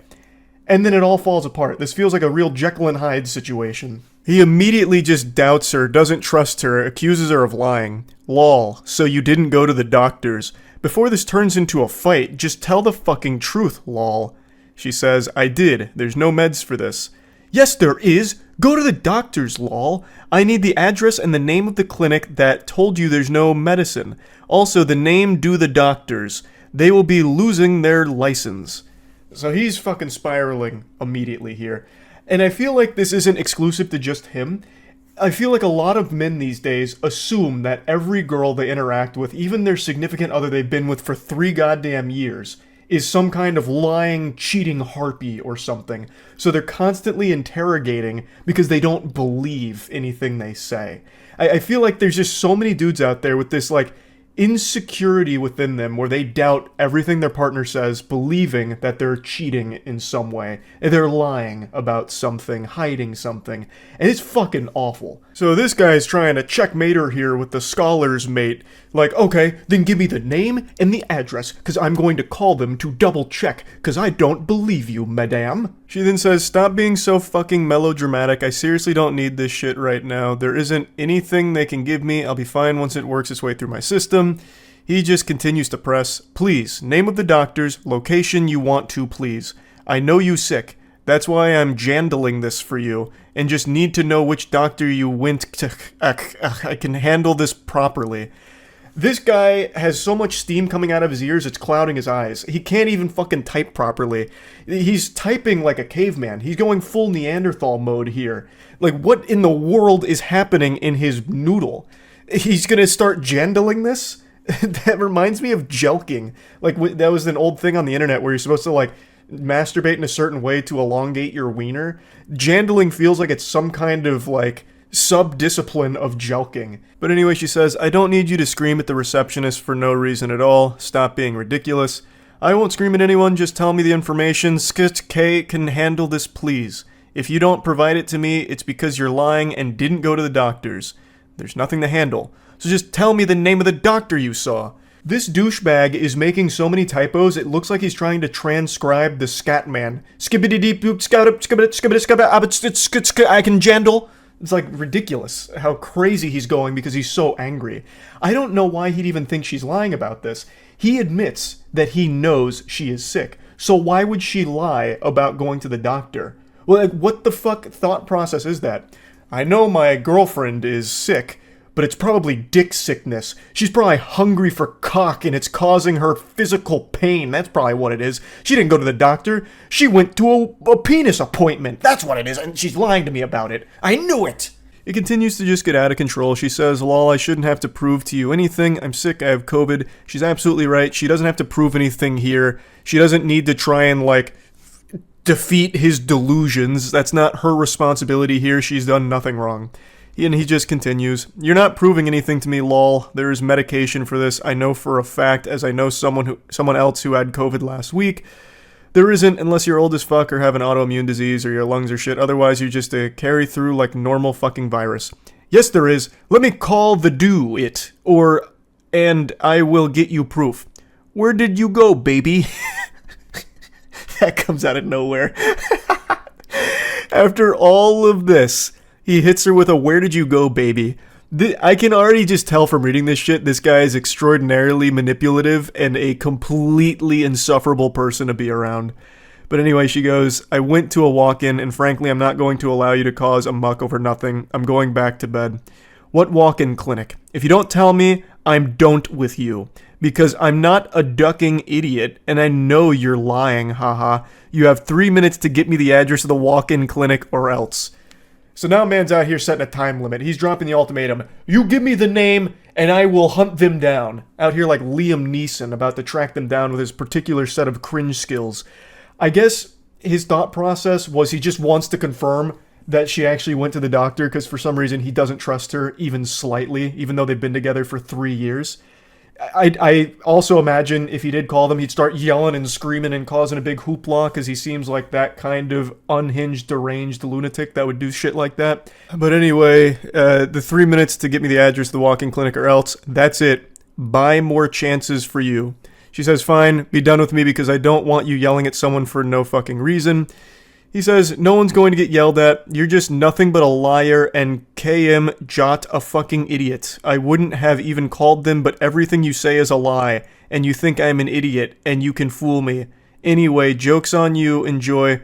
Hope it was worth it, kid. His use of exclamation points and emojis is absolutely infuriating. But even more so than that, the cherry on top of the shit cake is him saying, hope it was worth it, kid.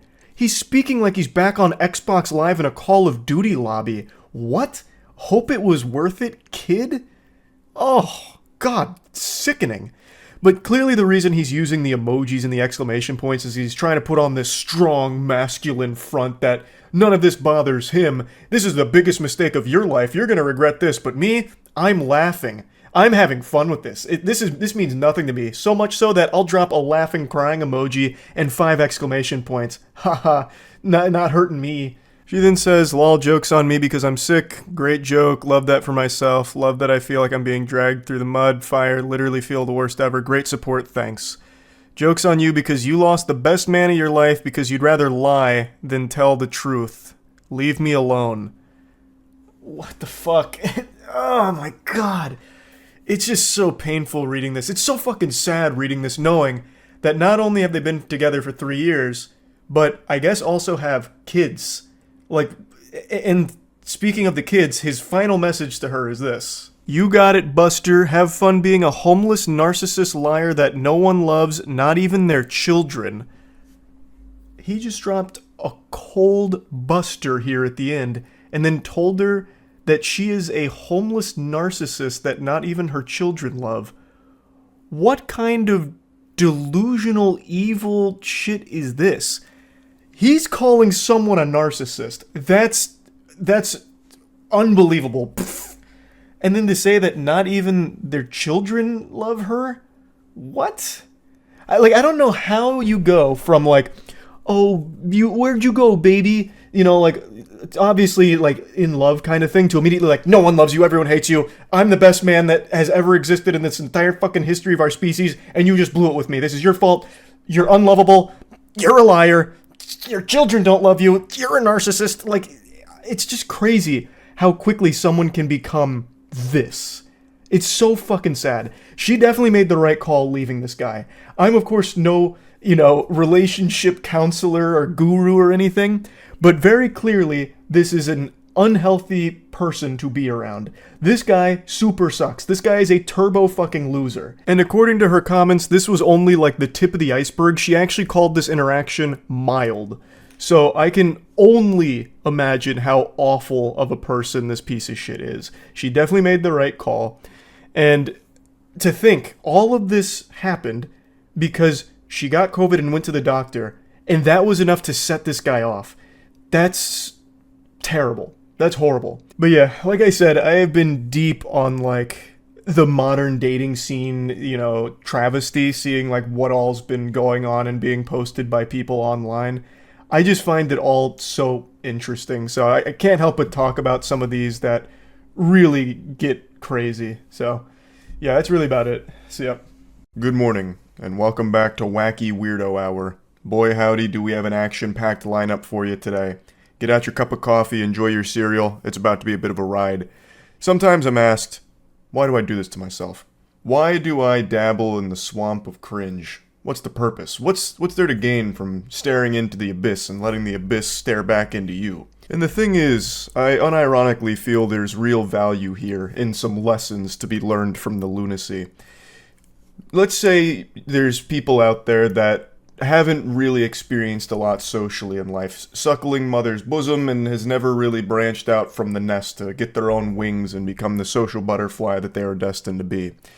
Sometimes people might not recognize that the behavior they're exhibiting is not good and is bad, not productive, is not going to lead anywhere. So by going over some of these absolutely atrocious, downright painful exchanges in the dating scene or like romantic interest, I feel like it can serve as a scared straight kind of moment, like, behold, don't be this guy. And you're like, oh, I don't want to be that guy. What the fuck? He sucks. Okay, alright, I get it now. I know what not to do.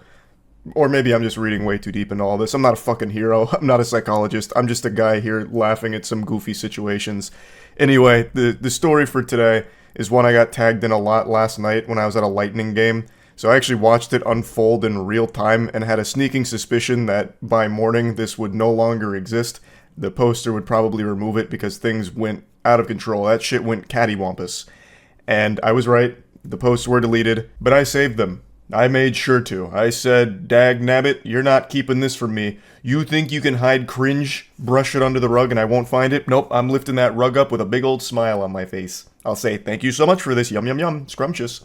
So I got the Library of Alexandria of Cringe, and let's just go ahead and explore. I had to censor so many handles that were tagged in this initial tweet here. It was like a fucking CIA document with all the redactions. But anyway, I've got it in working order. I don't want anyone harassed here, including the original poster or anything, obviously, but I do want to go over this. So they made a call-out post out of nowhere. I don't want to be too rude, but I genuinely can't understand how this goofball, and then he tags the guy, got a beautiful girl like, and then he tags the girl. He says the dorkiest shit, yet has a massive following. I just can't wrap my head around how any girl would go for that. I really commend his efforts not to be rude. I think he did a great job of tiptoeing around it and being polite while also getting to the point. Extraordinary manners, clearly. Excuse me, everybody, not to be rude, but fuck this guy. He's got a girl and I don't, and he's a dork and I'm a Chad. What's going on here, guys? What an injustice. He's not ugly, but Sabrina is objectively hot, where he's average at best. He spends all his time on Twitter, unlike someone who has a full-time job and a ton of money he could use to provide for a stunning woman like herself.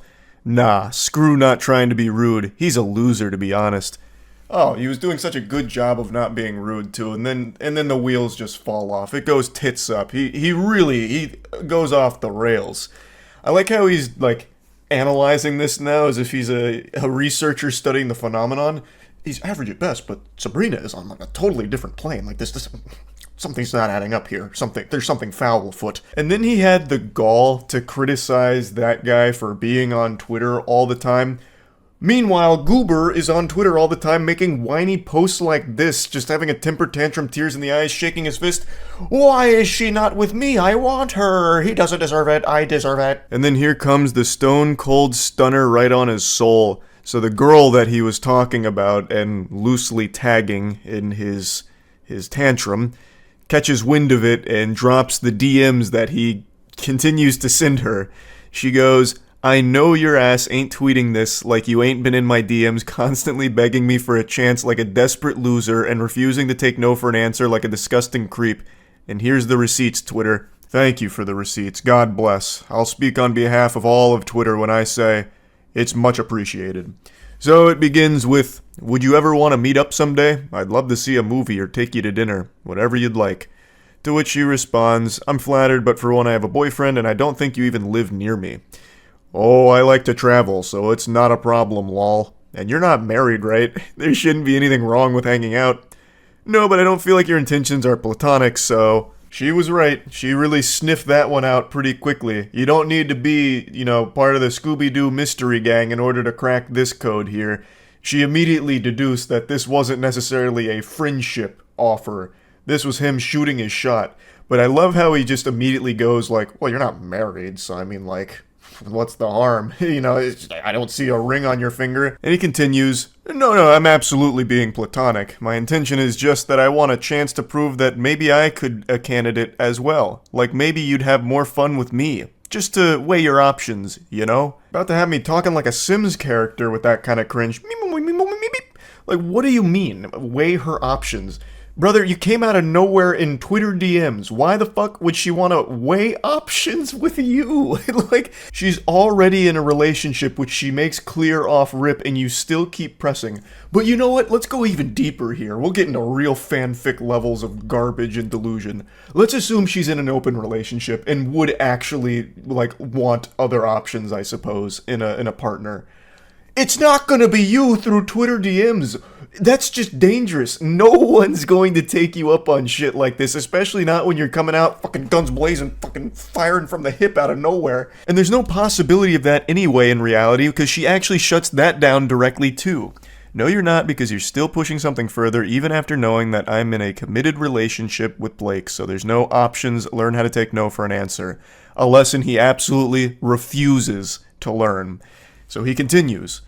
I'm just confident in my abilities as a partner on all levels. I'm certain I can give you everything you desire, and perhaps better than he can.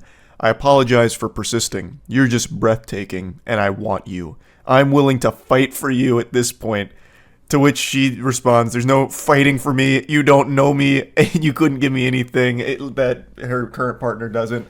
She lays into him. She lays down the brass tacks here. And basically he says, that's a lot of words. Too bad I'm not reading them. Because he refuses to accept anything she is saying and only continues to exist in this dimension in his brain that is disconnected from the reality here. But I will say, he has piqued my curiosity. I have to know what abilities he's so confident in here. Like, balloon animals? Like, he learned a magic trick from Chris Angel? Like, what abilities are we talking about? Because it's certainly not like romantic abilities whatsoever. He's fucking cold calling like a telemarketer here through Twitter DMs. So he responds again saying, I had to give my 100%. If we're being truthful here, I don't think he deserves you. I see what he tweets and he's dorky as hell. You're hot and one of the kindest people I've ever seen on this app.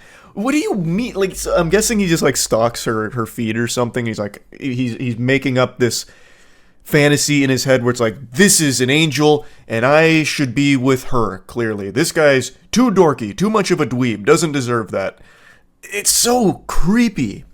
I have a good job and I'd be willing to let you crash with me at my place for as long as you'd want if you'd be willing to give me a chance someday.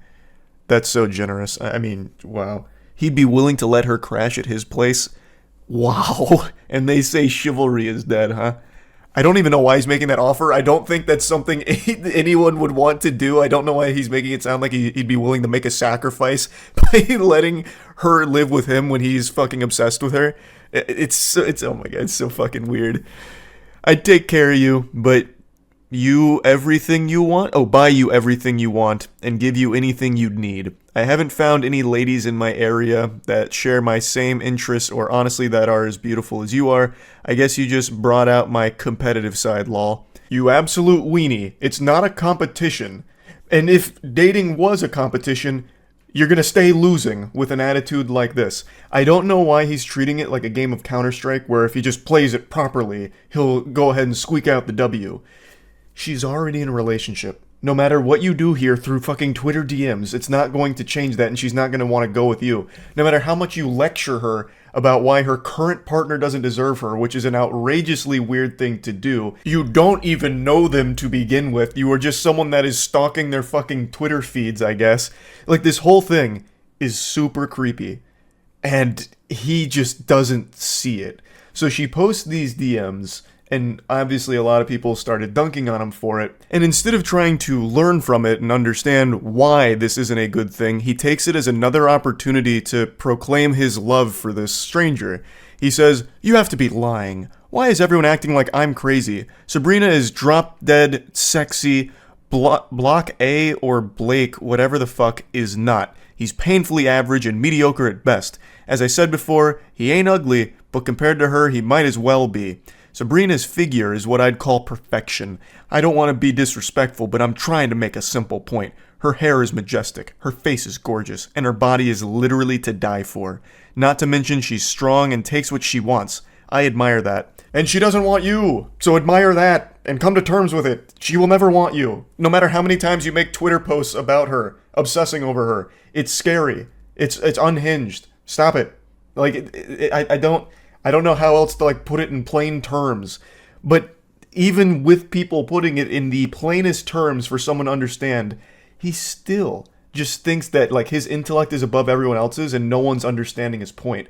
So after all of this kind of blows up, he then starts sending her more DMs about it. He comes back around into the DMs saying he didn't mean to put her on the spot, to which she responds, "You did. Now Twitter sees the creep that you are." And he says, "I don't think of myself as a creep. I'm just being honest and straightforward." And she says, "No, you're a loser and a creep who doesn't understand the word no." She's right. It's very blunt, but it is correct. The way he is behaving here is not taking no for an answer and being very creepy. Again, they don't even know each other. And he has become this obsessive over this whole situation. Like, even so much as saying, like, he doesn't deserve you, it's me, this and that. And he doesn't recognize why that's creepy. And I know that's not exclusive to just him. It's very important to have self-awareness and self-reflection where you can separate yourself from a situation, take a step back, and see how things look.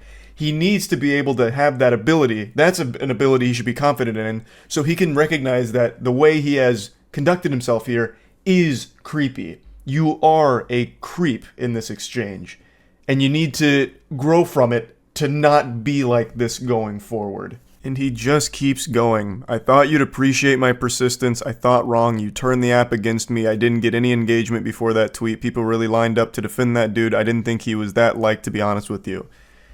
It has nothing to do with the individual in this case. It just all has to do with you being creepy and people wanting to let you know that what you're doing is not okay. He's just not able to grasp the situation. And I also don't know why he would think this persistence would be appreciated. Again, you don't even know her. And being extremely persistent and annoying about shit is something nobody likes. Not even in a romantic partner, but in general, even as a friend. If you're just gonna keep like poking and pestering and like constantly prodding, no one's going to like that. She then explains to him again how what he's done is something nobody will appreciate, and he just ignores it and says, "Nobody on this app understands what my point even was that I was trying to make." What point? You're not making a point. You just keep saying how much you like her and find her boyfriend to be dorky and unworthy of her. What point are you talking about? There's not some like deeper underlying message that you're trying to get across that we're all too stupid to see. You're just being a weirdo for everyone to see publicly and throw tomatoes at. This is the last DM here that was shared. He says, "I treat women with the utmost respect, actually." That's the impression I got as well. Yeah, that's what I got when reading this too. To which he responds, "You don't when you can't accept the word no and objective women. Your loss, I guess." That's just a classic sign-off from like every single one of these meltdowns and bad romantic exchanges. Somehow it always ends with the guy saying, "Your loss. I'm actually like the best dude ever. I'm like the chillest, nicest guy ever, and you just blew it with me, so put that in your pipe and smoke it. You'll be thinking about that every night trying to go to sleep. What a big loss for you." I don't know why that's so common amongst all of this, but it is very interesting to see it every single time. But anyway, I just wanted to share this because I've been so fucking deep into these like weirdo romantic exchanges and all of that, so that's really about it. See ya. Whoa there, partner, hold your horses. I bet you thought I had finally kicked my addiction to reading uncomfortable, cringy, weird text messages from the dating world. Well, do I have news for you, pal. I've only just begun on my bender here. I can quit anytime I want, it's not that big of a deal. I don't need electroshock therapy or any kind of mumbo-jumbo psychiatry to break me out of this rabbit hole. I don't have a problem. The only problem I have is that there isn't more of these for me to read, damn it. So anyway, let's begin. This morning, I hopped on and read two different stories here from relationships that fell apart in the most tragic and confusing of ways. So let's just dive right in. So we're reading from the perspective of the girlfriend in this relationship, and she's communicating with her boyfriend. They were coming up on their 3-year anniversary, but after this exchange, it all went right down the shitter. So it begins. "Well, we're fucked. Pork chops went bad. My mom was getting ready to fry them and there was mold." To which the boyfriend just hits her with an okay. So she apologizes saying, "I'm sorry. She's just gonna send me to get chicken alone because I already made mac." She's referring to mac and cheese, for those of you that don't understand the nomenclature there. Now, I think it's very important, as we go through this first story, that you know the ages of those involved. It's 25 and 27. The reason why I think that's important is because as we go through this story, I imagine most of you will assume that these are children, like literally 13 and 14-year-olds. But that's just not the reality of it. This guy is about to throw away a 3-year relationship and have a biblical meltdown over not getting some fucking pork chops. He continues giving her the ice treatment here, so he just goes, okay, no good. Actually speaking like a Neanderthal. She says, the pork chops were bad, we didn't know, I'm sorry, I tried to make you food. He just once again says, okay. She says, sorry again, he just says, cool.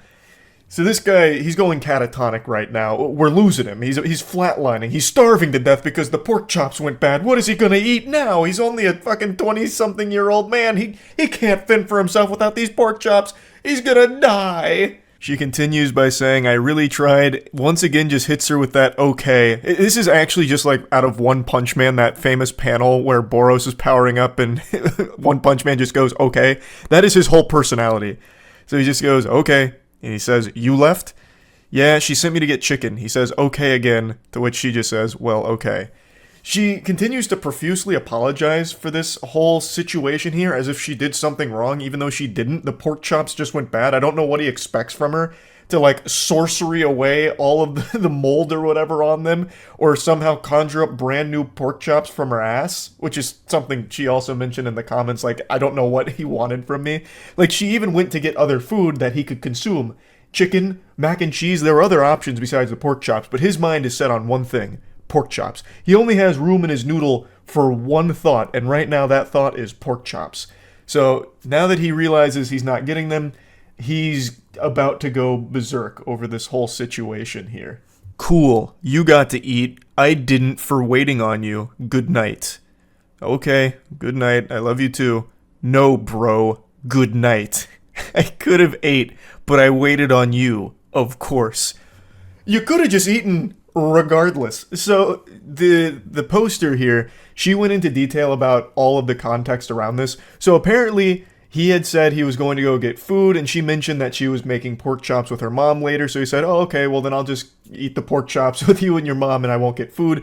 To which she replied saying, no, you can still get food and you're also welcome to have these pork chops. But being the noble chivalrous man that he is, he put down the food that he was going to purchase, and instead was going to eat these pork chops, which didn't end up happening. And when he didn't get served his pork chops on a golden platter, he just refused to eat, crossed his arms, kicking his legs in his high chair. Well, then I'm just going to starve. So even though she had other food that he could eat, the chicken, the mac and cheese, he just didn't. And then also didn't feed himself at any point throughout the rest of the night, I guess because he was still so fuming with steam coming out of his ears. And also, according to her in the comments, the reason he didn't eat the chicken and mac and cheese is because he only likes his chicken prepared in the most simple way ever. So he didn't like the way the chicken was prepared, and he also doesn't like mac and cheese, which is already giving me red flags. I don't know anyone that doesn't like mac and cheese in some capacity. That's making him seem already off his gourd, just from that simple fact alone. But yeah, he refuses to eat for the rest of the night, all because he couldn't have those pork chops. She says, I tried to cook, I didn't know they were bad, I couldn't have known until they defrosted.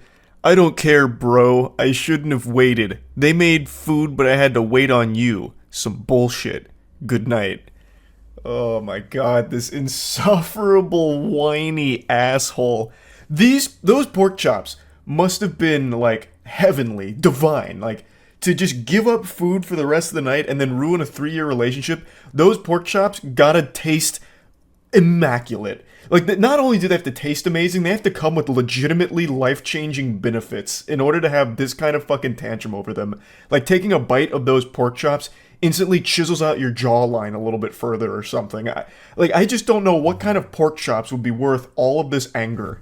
She apologizes again, saying, well, I'm sorry, good night, I love you too. Bro, stop telling me that. I am so tired of this guy saying bro to his girlfriend. He clearly has no respect for her whatsoever. He then throws a term out I've never seen before. He says UPMO. I don't know what that means. I don't know what that stands for, so I looked it up, and usually it's an abbreviation for Project Management Office. But that doesn't really fit in the context of this conversation. I imagine it has to be an insult. I don't think he just came out of nowhere saying, you Project Management Office. So it must stand for something else, but I still can't piece it together. Maybe You pussy monster outcast? I couldn't tell you. Never mind, now I can tell you. I just took an additional 10 minutes looking through Twitter to see anyone else who has ever used that abbreviation, and apparently it means you piss me off. Wow. Fucking oof. That is so cringe, Jesus Christ. But anyway, she says, I mean, I do, but okay, referring to loving him. And then he just says, I don't want to talk to you. And then she just says, okay, good night, I love you. He then comes back around, as all of these unhinged weirdos do, where they're like, don't talk to me, I don't want to talk to you, good night. And then he just keeps fucking going and going and going and spewing. So he comes back and says, at all. Not tomorrow either. I don't care. This is bullshit. Good night. You're fucking selfish. Fuck you for real. I really don't want to talk to you or see you. Honestly, I'll remember this. Good night. I mean, he's speaking like it's the Walking Dead Telltale game. Goofball will remember this. I mean, obviously he's going to remember this. You just had a fucking meltdown over pork chops. Everyone's going to remember this. So then she's confused, like, what did I do? You said you don't want to talk to me, so I'm leaving you alone. He then says, fuck you, please leave me alone. Get the fuck out. And then she just says, you're the one texting me just to say leave you alone. And then he again comes in, I don't want to talk or see you at all. And then she just, again, I didn't even respond to you. Okay, good night, I love you too. Just trying to get out of this conversation because he just keeps coming back to just say, leave me alone. Stop talking to me. Why aren't you talking to me? Hey, stop talking to me. I'm texting you one more time just to let you know. Don't talk to me. I don't want to talk to you. It's craziness. It's craziness. So this is the end of the text message screenshots, but the story continues. Right after this, the following morning, he continued this behavior, this attitude, and ended up dumping her because of this whole pork chop fiasco, which is a huge blessing in disguise for her, because this is not a good partner. This is a crazy person. To have this level of blow up over not getting pork chops. Wow, that is some concerning delusion. So she does expand on it a little bit. He continued to insult her the following day before dumping her. So just really just a piece of shit all around. And I just had to talk about this one because I don't think I've ever seen a relationship, at least of this long, 3 years. They apparently were saving up for a house, end over something so trivial. I haven't seen a relationship crumble over something so meaningless like this. This is a wild case here. So yeah, I wanted to talk about this one a little bit. I know I said I was going to do 2, but I've kind of been yapping about this one for quite a while now, so maybe I'll just save the second one for tomorrow and I'll let it be like a little teaser. I think that's what I'll do. This will be your little appetizer for tomorrow's, where I cover the other really unbelievably awful relationship crumbling text messages. But anyway, I feel bad for the girl here, but I am happy to know that they're not together anymore. I think that's a very good thing for her going forward. I know it's going to be tough for a little while, but wishing her the best. And for the dude in the story here, wishing him nothing but really bad mac and cheese and no pork chops for the rest of his life. So yeah, that's really about it. So yeah. Nobody likes a cheater. Whether it's video games, sports, or relationships, it's one of those universally hated things by everyone across the globe. Kind of like cockroaches.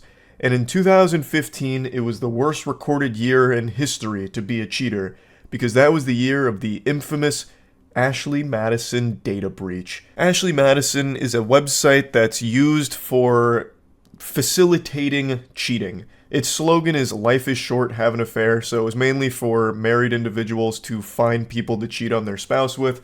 And in 2015, they were hacked, and the hacking group threatened to release their users' identifying personal information, which would undoubtedly ruin their relationships once it was released to the public. The way I've always pictured this unfolding at the Ashley Madison headquarters is a lot like the climax of a CIA espionage spy movie or something, where like, oh my god, we're about to get burnt. All of our undercover operatives are about to have their identities leaked. But in this case, the secret identities are just shitty goobers that are cheating on their significant others behind their back.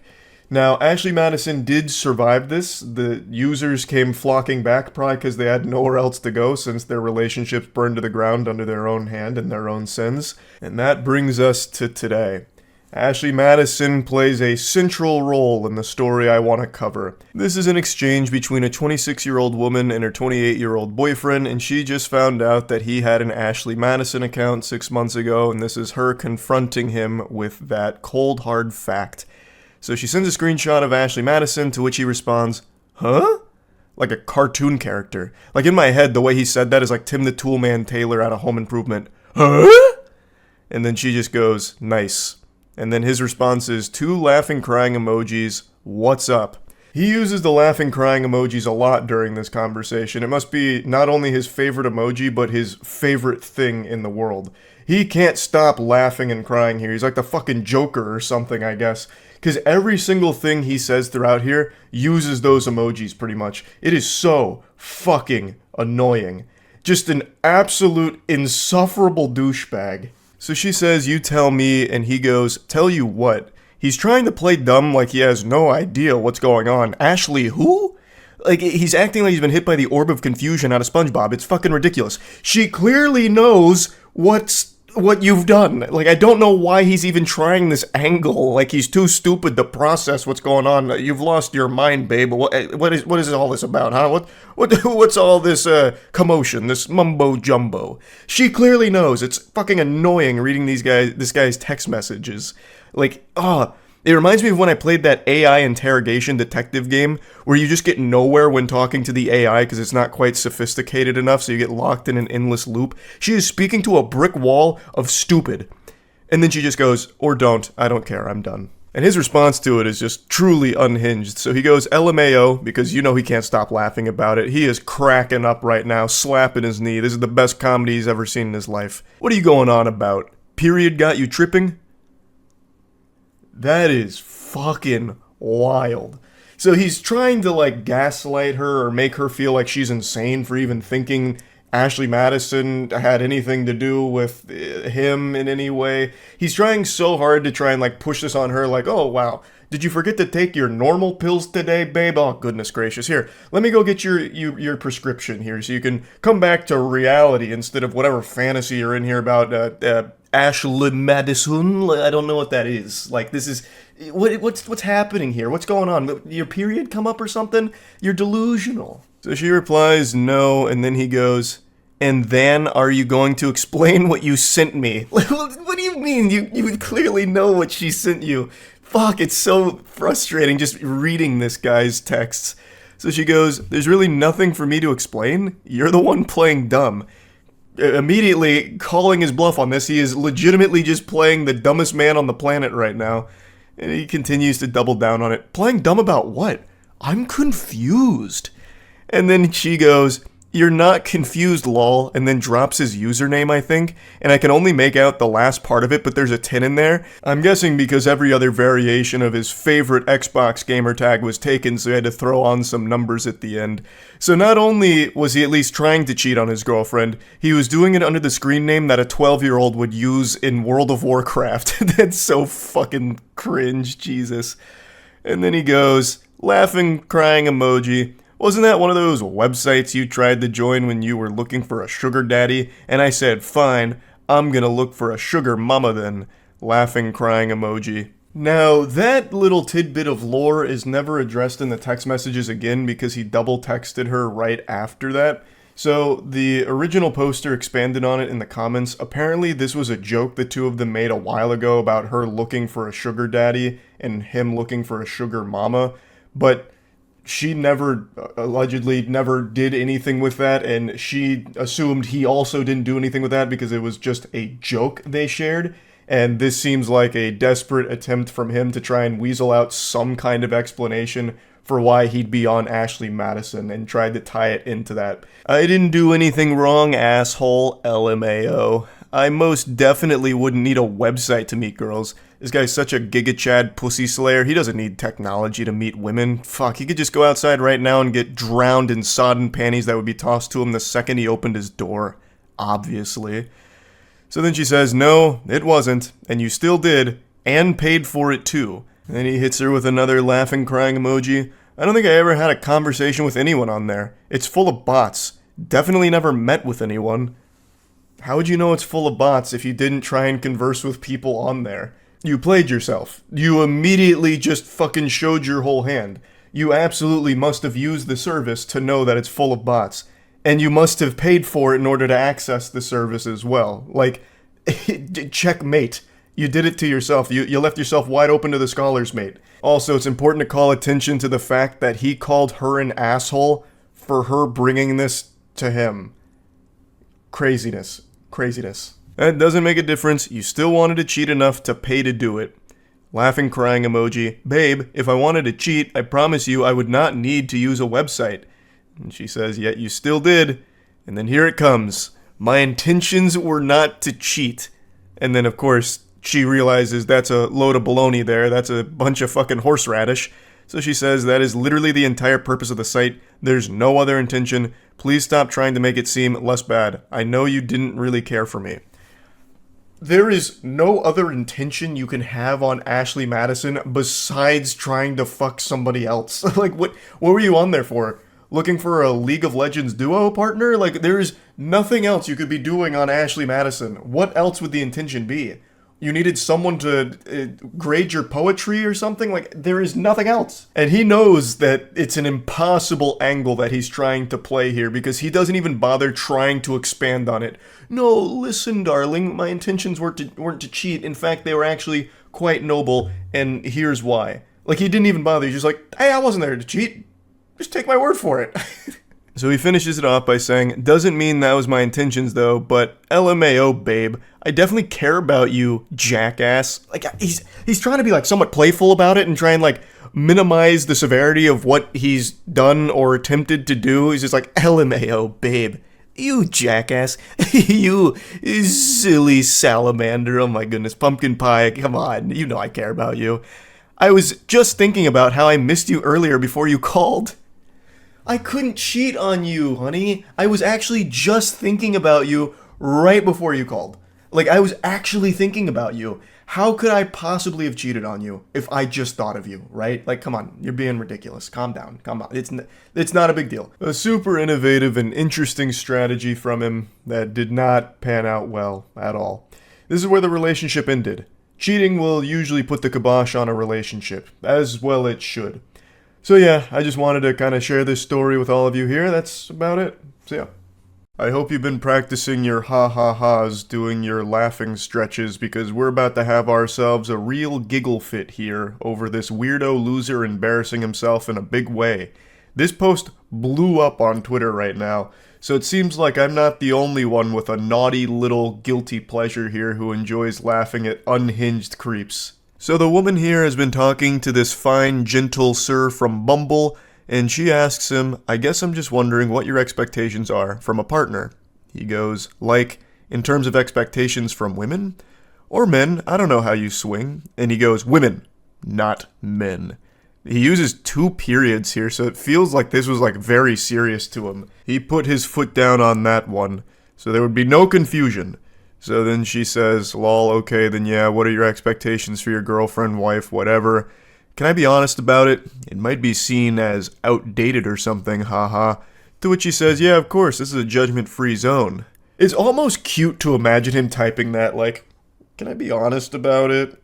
And then she has to reassure him, like, yeah, of course, this is a safe space for a super special Sigma like you. And she's about to unleash the demon with that one. She doesn't know what deal with the devil she just made here. Now, while she might not be judging him, I certainly will be. I'm be judging this motherfucker like dread. I'm gonna charge him with the capital offense of cringe here, because it's about to get brutal. So he spills his guts. Honestly, I'm looking for a traditionally feminine woman, someone who isn't going to mind being the child rearer and homemaker, someone who's going to take care of her appearance and herself and just all around is content to be a female in our relationship.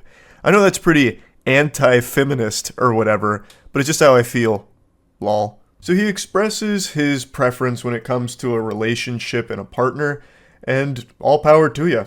I believe this is something called tradwife, a term I just recently learned with this post going viral.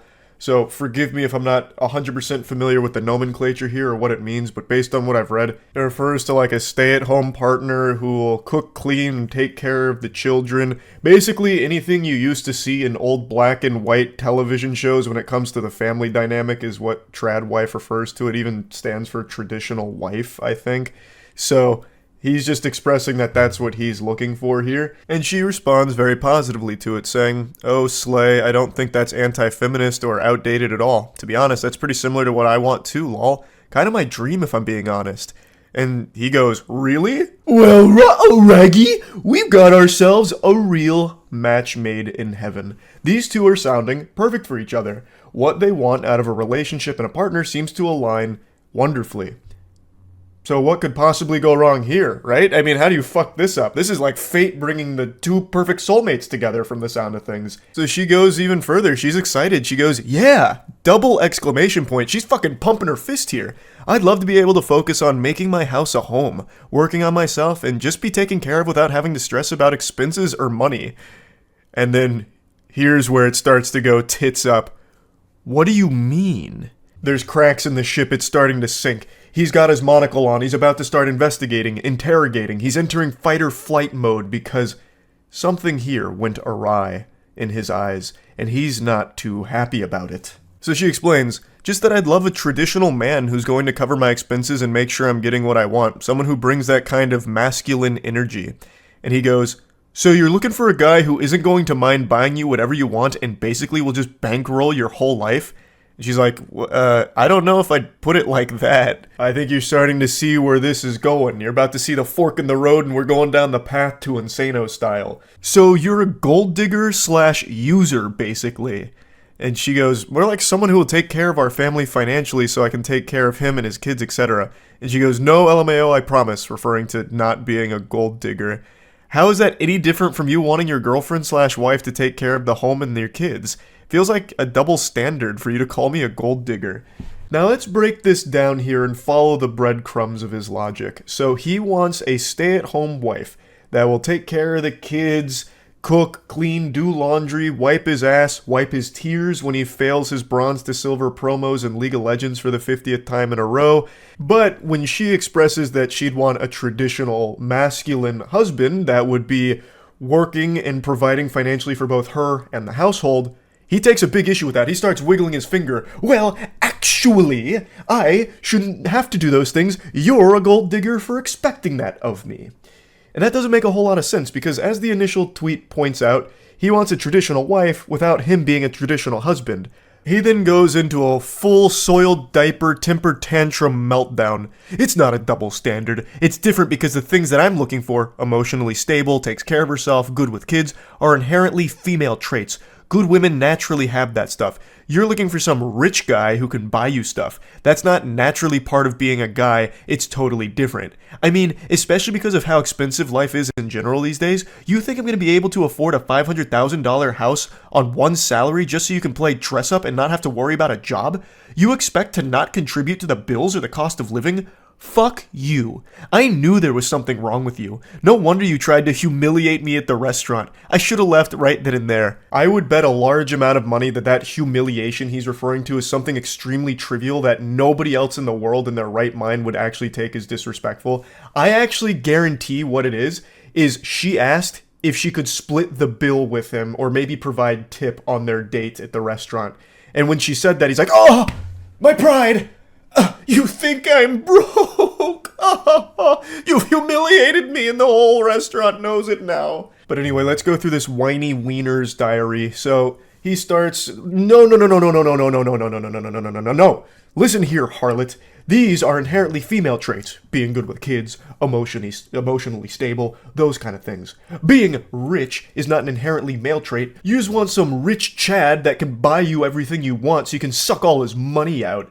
You expect me to buy you a $500,000 house on a one salary income and you don't have to worry about getting a job so you can just stay at home and play dress up? Which is a wild point to try and make because you are literally asking her to do that. You are telling her you want her to be a trad wife, a stay-at-home partner, and then you're just shitting on her for being a stay-at-home partner, just boiling it down to you're just at home playing dress up. So you're like belittling her for what you want her to do, blaming her for not contributing to bills or the cost of living or anything when you are literally talking about how you want an angel that'll just be a stay-at-home trad wife.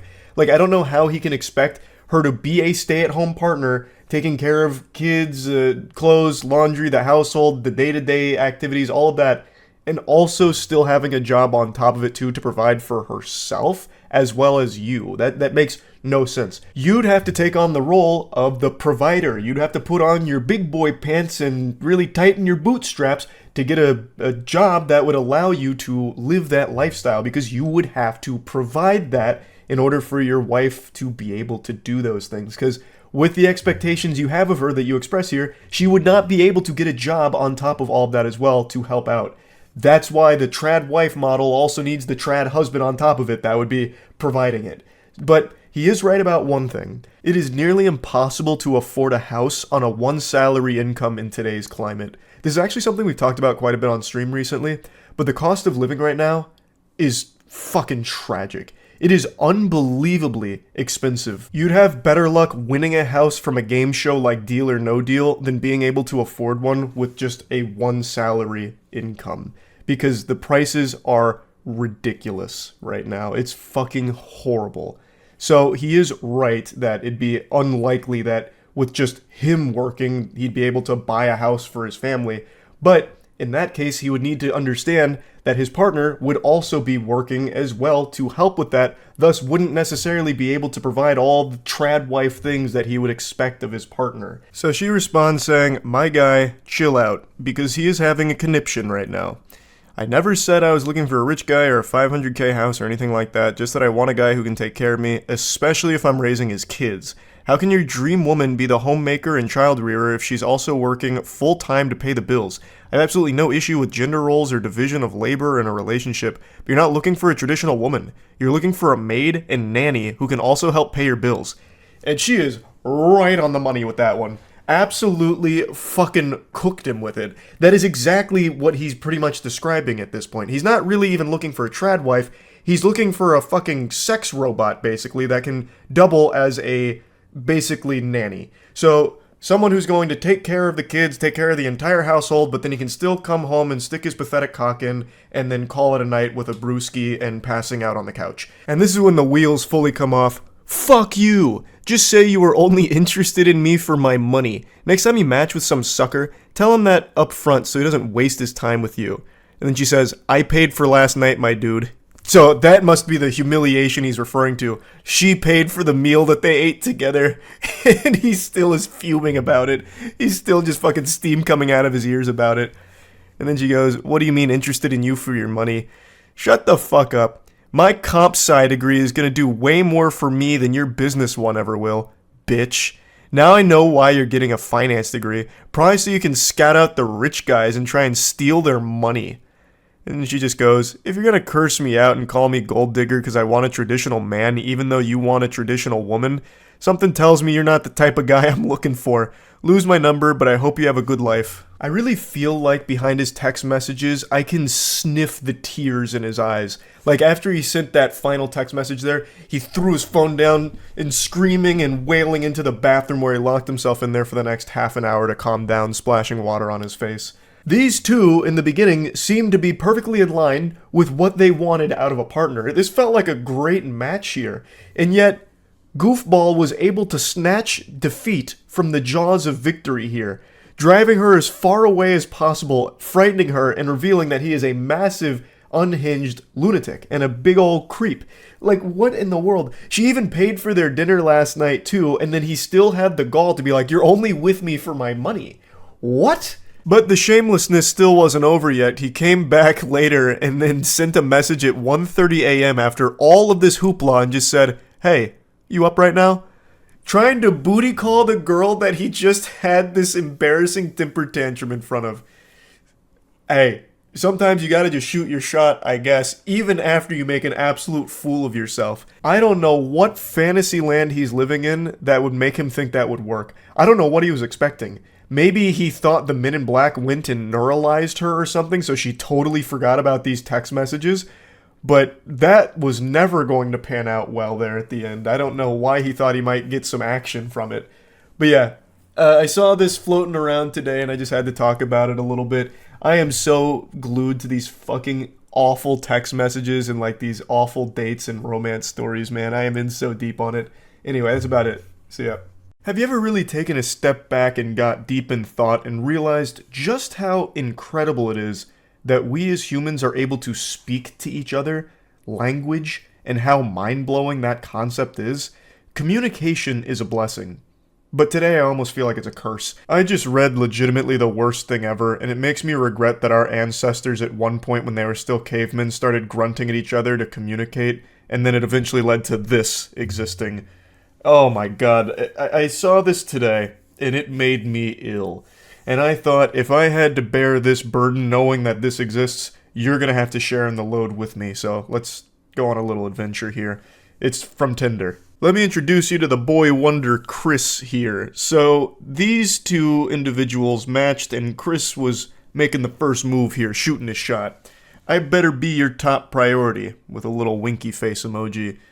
I don't know if that's the strongest opener. I haven't been on dating apps in many moons now, but that seems a bit weak, but hey, his heart's in the game. She responds to that in a pretty playful way, I think is what she was going for. So she says, let me know if you want to go out tomorrow so I can cancel my daughter's parent-teacher conference. To which our Casanova here says, such a good girl you are. I'm free tomorrow. It's already getting so yucky. Such a good girl you are. He's speaking to her like it's a dog or something, like he's about to offer her a treat. And then she says, I'm not, with a laughing crying emoji, to which he wants some clarity. You're not a good girl, or you're not free. And she clears up the confusion. She says, not free. I have to go to a parent-teacher conference. Already, this whole exchange is going cattywampus. The wheels are falling off pretty quickly. And somehow it just continues to go further downhill. A goddamn avalanche of cringe. So he goes, damn, I actually thought you'd be fucking bad AF and cancel. Ha ha. And she says, I'm alarmed that you would want to go out with someone who would do that. And he goes, ha ha, I mean in the back of my head I was hoping it was a joke, that you didn't actually have one. To which she says, unfortunately I do. And then he goes, all good, you're doing well, giving me attention right now. And then she says, I can meet up for a drink if you want since you live close. I have my kids this week, but they're older, so it's not like I can't go out. I have them every other week. Where do you live? His response here is really confusing. What does that mean? All good, you're doing well, giving me attention right now. What's happening? Is she like scratching under his chin? Like, I don't get it. What is he referring to? They're just talking on Tinder, and why is she... So you're going to start to notice that as this exchange continues to unfold here, it feels as though they're having two different conversations. Like, it's super all over the place. Like, the dots don't connect at all. Like, they're in two different dialogue trees, and it's not matching up. Now, our boy Chris, the protagonist, is a lot of things, but a coward he is not. He tries to employ the most delusional strategy you could ever envision. This is not something you'd ever find in John Madden's playbook, I'll say it like that. So, after he asks which part of downtown she's in, she replies, not saying. He then tries to, assure her that he's not gonna, go out of his way to find her. He's not, a stalker. He's not weird or creepy. He says, I'm not gonna go find you, lol. And then he says, I just got done with the gym, now doing post-workout naked stretching. Chris, are you okay? Post-workout naked stretching. You're off your gourd. Brother, you lost your marbles. What is a post-workout naked stretch? Are you telling me this guy's at Planet Fitness right now in the locker room fucking goatseeing himself in order to get, reps in at the end?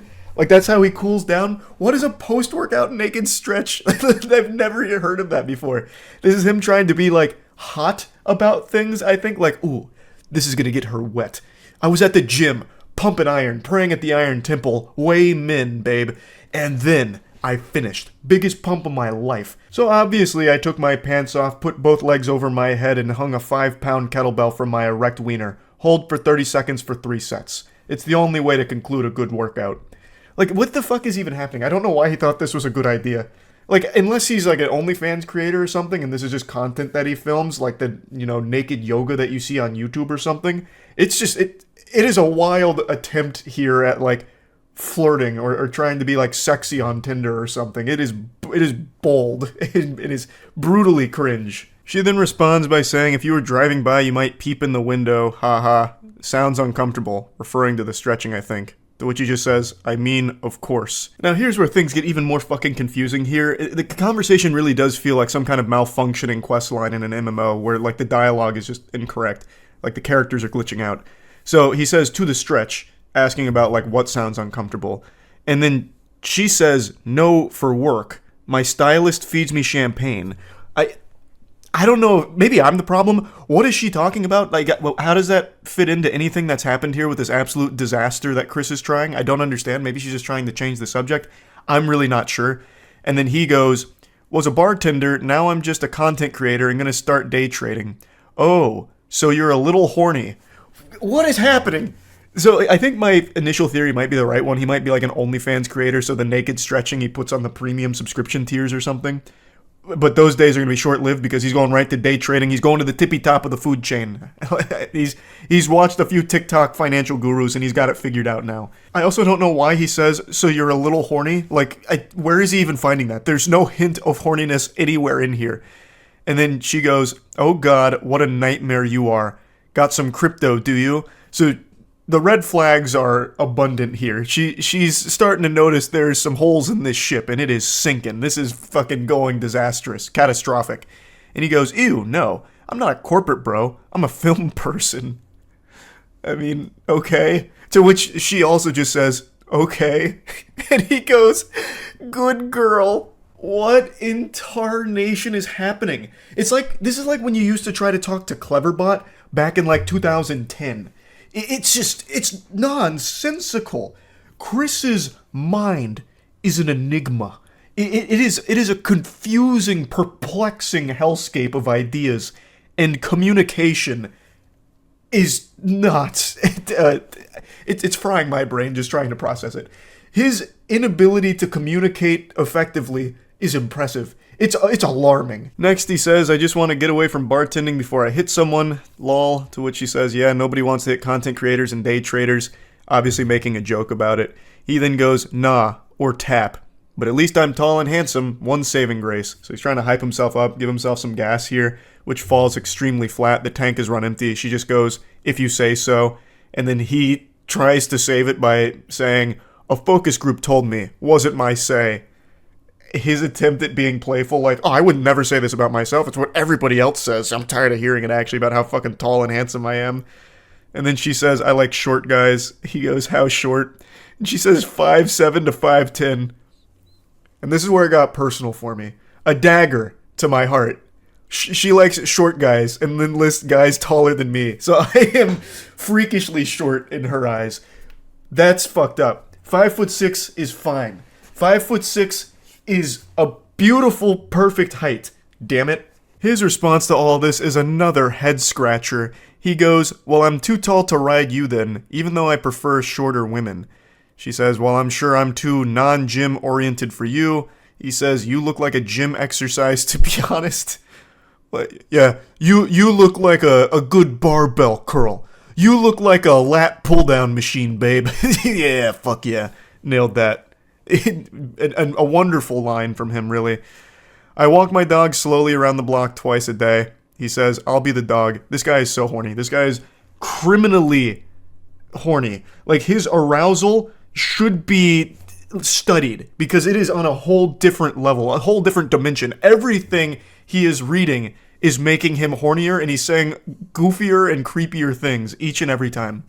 She goes, "No offense, but you might be the fuckboyest fuckboy I've ever talked to on Tinder." And he goes, "Damn, you must not get many guys on here then."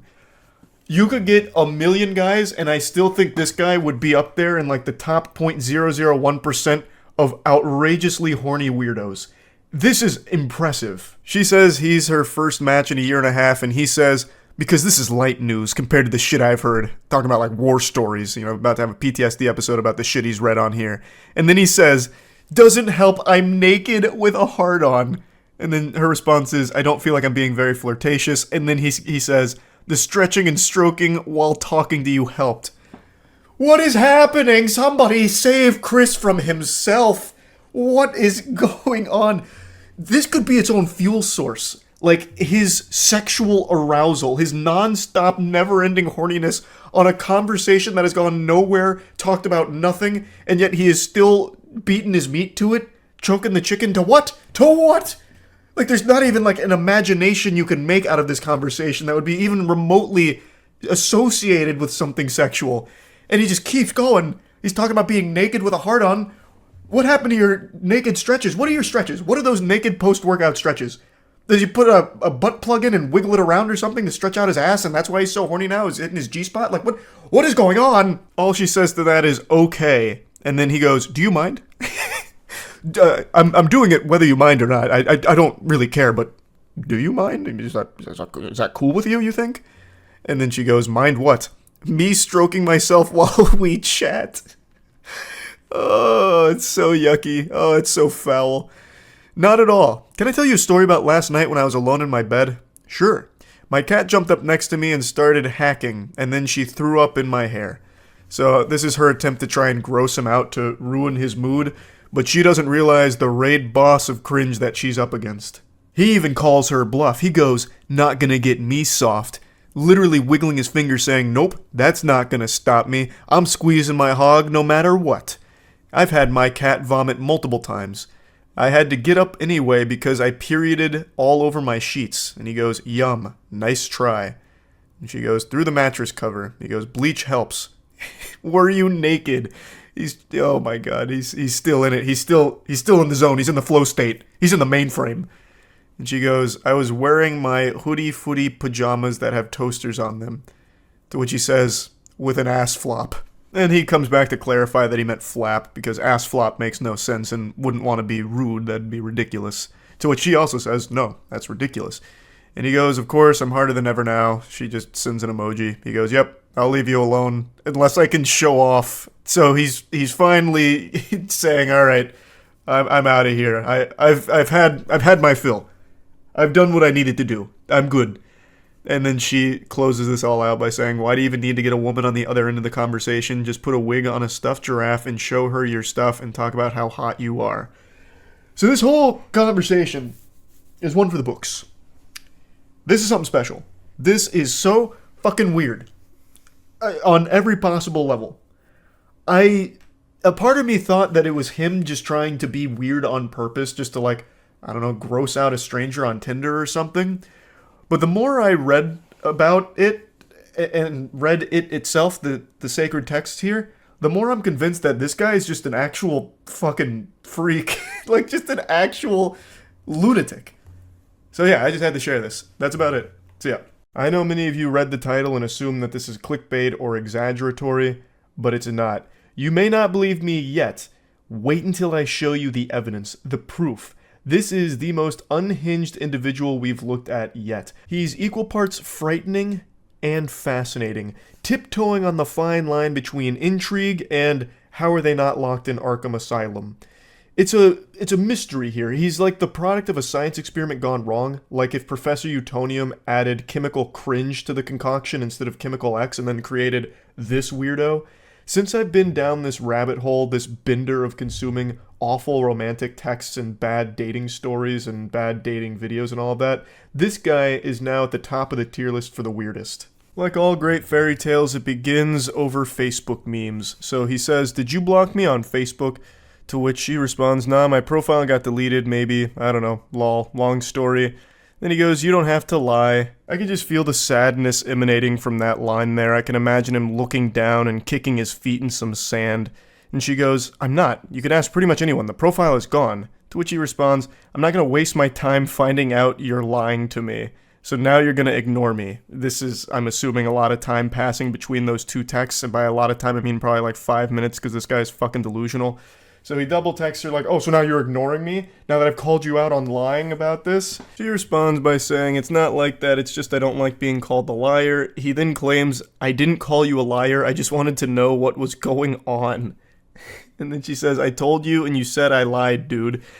I don't even know why he's trying to pretend that he didn't call her a liar. He can literally look 2 text messages back and see that he point blank blatantly does call her a liar, basically. He's already off his gourd right now. He's fuming because this account that he follows posts memes that he likes, and now he doesn't get access to those memes, and he's throwing a temper tantrum. But really, at the end of the day, it's not so much the memes. He wanted to try and shoot his shot here with the individual who runs the account. He then tries a new angle by going for pity. He's like, oh, I'm sorry. Just been going through shit. That sucks about your Facebook. And then he's able to almost cobble together a normal human interaction here. She goes, shit happens, it's cool. Just been in my head and your memes brighten my day. I got weird because I didn't do anything wrong for you to block me like that. My memes actually got me banned. This reminds me of like the potion seller video on YouTube a while back. You can't handle my strongest potions, traveler. But in this case, it's memes for Facebook. And he just goes, for real? That's crazy. You post them all the time, though. It must be something fucked up, haha. Well, if you made another Facebook, you better add me first. I'll be waiting, JK. To which she just tries to close it out by saying, lol, yeah. Next chapter in this cringe anime is him trying to pull out the Riz here, trying to showcase his game. So what are you doing, dork? Haha, causing more trouble for Zuck? He's going for like the playful insults kind of thing, like, oh, you dork, you fucking dweeb geek, what are you up to, huh? And she just goes, nothing, just hanging out. That's so cool! I love that with the exclamation point. He's like, whoa, badass! I bet you're kicking ass in Animal Crossing, huh? Is it that fun? It looks too much for kids. It must be since you keep ghosting me. Do you play any real games? To which she's baffled, saying, how is that not a real game? So again, a certain amount of time elapses between his first message with the, that's so cool, NPC dialogue, and then him going, oh, it must be so good you're ghosting me. So this guy's flipping emotions back and forth rapidly. His brain is all over the place. His fucking noodle is scrambled. And then he tries to, like, make an argument out of this, successfully making an argument out of this, by the way, by calling Animal Crossing not a real game. So he tries to get like this sort of elitism about him when it comes to gaming. So I'm assuming he came straight from Reddit and was just ready to get argumentative about like what a real game is, and Animal Crossing doesn't fit the criteria. Yo, you serious? Laughing emoji. It's dumbass animals or some shit being your friends. No real gaming, you know that. Oh, it hurts me to even just read that. And then she goes, well, what's a real game then? You don't have to get an attitude, I'm just making fun, dork. Oh, why are you getting offended? I'm just insulting what you're playing. Like, what are you getting all bent out of shape over? Oh, come on, calm down. What, are you on your period or something? Well, why don't you ask one of your dumbass animal friends to help you with it or something? Like, dork? Oh, it's so painful reading this guy's text, and it only gets worse. It gets even more outrageous. But he's so aggressive with everything. It's like he treats a text conversation like it's an active war zone. Rocket League is a way better game than that, but I guess that's not cute enough for you. Yeah, not enough sunshine and rainbows for you girly girls. This is a real man's Battlefield. And speaking of Battlefield, game like Battlefield, Cyberpunk, Far Cry, shit, Madden, that's a sport. And men like me play sports. I could help you play them. What a generous offer from this guy. Wow, tell me you're a basic white guy without telling me you're a basic white guy. You got jokes. Double laughing crying emoji. All that is casual shit. Pick up a real game, get on my level. I really appreciate that now she's just making fun of him directly to his face. I have no doubt she was laughing while writing all this shit just to string him along and continue to watch him embarrass himself like the clown he is. What the fuck are you talking about? I'm playing around, dork. Every game I play is so much more hardcore than what you just said. Witcher, Shin Megami Tensei, fucking Fable even. And that was the straw that broke the camel's back. She started to insult his gaming choice, insinuating he's not playing real games and she's more hardcore. And he does not take kindly to that. Now he gets exceptionally whiny. Why are you being such a bitch? I'm literally trying to have a convo, that's it. And oh brother, it's the worst conversation ever attempted. I feel like I should have blocked you even if I did have Facebook. You're insulting my game choices. Which is all he's been doing is just insulting what she plays. I don't know why he thinks it's just some like normal conversation. And he keeps calling her a dork like it's straight out of Ed, Edd n Eddy or something. I don't know what he was expecting. Because they're weak AF and you're being a cunt over nothing. Whatever. She really hasn't even been even close to mean. Not an iota of malice from her here. All she did was like defend her game choices and then joke about what he's playing being casual. Which it is. Fucking Rocket League, Madden, Battlefield. Like, what are you talking about? It's not like you're some kind of hardcore gamer playing some niche shit. You're playing the most mainstream games ever. Like, it's so silly. I don't know why he thinks that she's some supervillain that's just been doing nothing but belittling him. He started it, and she's not even doing anything mean. Does your mom know you talk to women like this? My mom won't around. Why, TF, you bringing that up? That checks out. You have zero respect for me or anyone. You're just a fat bitch who does nothing and leads people on. You're nothing. Fuck you, I was being nice. If this is him being nice, I am so curious to see what him being mean looks like. He immediately just breaks down into his fucking soiled diaper meltdown. You're a fat bitch! And he keeps using the wrong "you're." He never even accidentally gets the correct form of "you're" in any of his statements here, which grinds my ass a little bit. But then he's like, you just lead people on. What? How? How did she lead you on? By responding to you? Granted, this is probably the first woman that has ever responded to a text message from this guy, so maybe that's, like, where things got misconstrued. He thought that since she responded to his initial message, she must be interested. This is so baffling, it's making my voice crack. My vocal folds are freaking out, because it's so odd that someone could have a rotted brain like this. No wonder you can't get a boyfriend, bitch. I don't settle for trash like your baby moms. You called me a liar, shit on my games, play even more trash games. At least they gettin' dick, unlike your fugly ass. You have no idea what you do. What does that mean? You have no idea what you do? I don't even understand what that statement's supposed to mean. Bet you have fucking herpes, you fat piece of shit. How many kids do you have custody of again, lol? How many of your boyfriends died? Which, I'm guessing these two must know each other through Facebook mutuals or something, so he must see, like, some of the stuff that she posts, because that sounds legitimately extremely personal, and if that is a real situation that one of her partners died, that is one of the most vile fucking things you can say to somebody, and this guy is an irredeemable, insufferable piece of shit. Wow, so this is what you do to get girls? Insult them? Again, I was playing, but you had to be a cunt.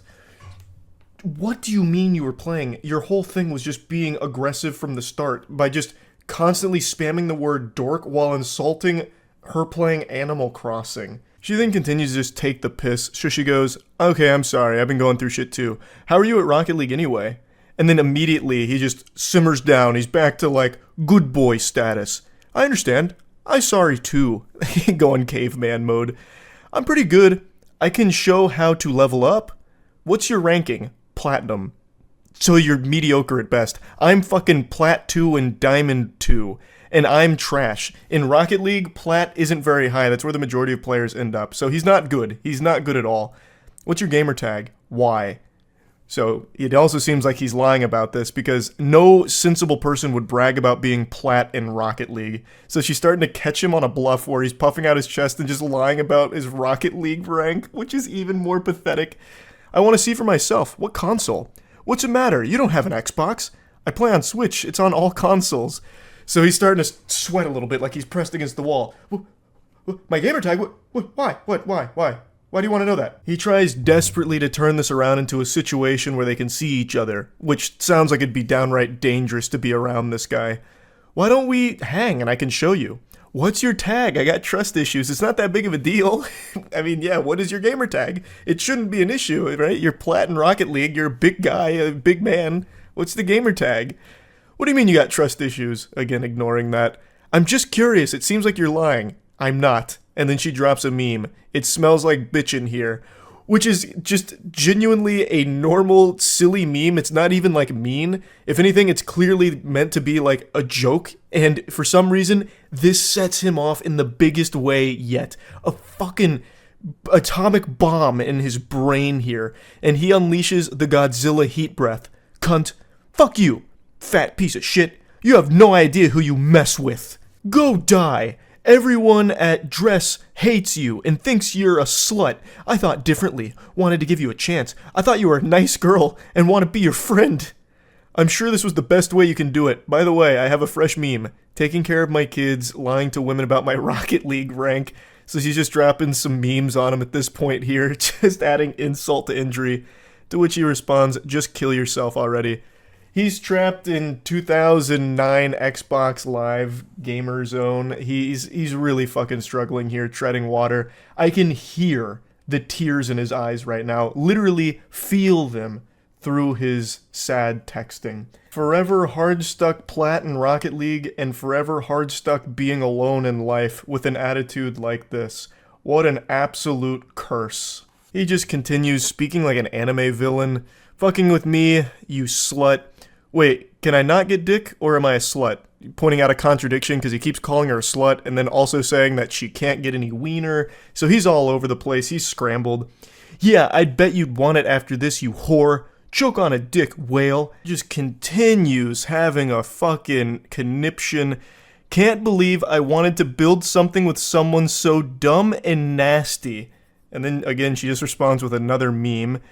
Like, what do you mean you wanted to build something with her? You reached out about feeling like you've been blocked and immediately started calling her a liar. What world are you living in? What fantasy land? What? You immediately start by calling her a liar and then insulting her choice of games and talking about how you're like a real alpha gamer, not like an Animal Cross gamer like she is. It's fascinating. This is what I mean. Like, it's actually intriguing how someone's mind could end up so poisoned. Like, it is hard for me to comprehend it. Like, I don't get it. He is so all over the place. Like, he starts by getting really mean and aggressive, insulting her games and all of that, you know, then gets really personal, and then she's able to de-aggro him by talking about his Rocket League rank, which it calms him down, feeds him a warm bottle of milk. And then the second she drops a meme making a joke, again, he explodes once more. It's just so peculiar. Anyway, though, here's the finale. Everyone knows you're a slut. A little fat slut who uses people. Again, this comes out of fucking nowhere. She didn't use you. She didn't lead you on. She didn't do anything besides just respond to your initial unhinged messages. Couldn't get a boyfriend for years. That's because everyone... He keeps going. Got too much time in your hands, but I bet your mouth is filled with someone's nasty dick. And she just goes, yep, not yours. That's the end of their exchange. I imagine she probably blocked him again, which is the safe thing to do. What a creepy lunatic. An actual fucking unsafe to be around individual. Like, this all happened over nothing. Actually nothing. Started because of not having access to some memes that he liked. Oh, painful. I had to share this one. I think this is now at the top of the food chain when it comes to, like, creepy people through, you know, romantic texts that I've been diving through. This one is a rough one. So yeah, that's really about it. See ya. Santa Claus came early with the cringe. His little helpers were cooking up something fierce, and, well, it got gifted under my tree a bit early today, and I wanted to share it with all of you. It's definitely different than the normal things we've been covering when it comes to this romantic rabbit hole of tragedy. The worst text messages, the worst flirting, the worst dates.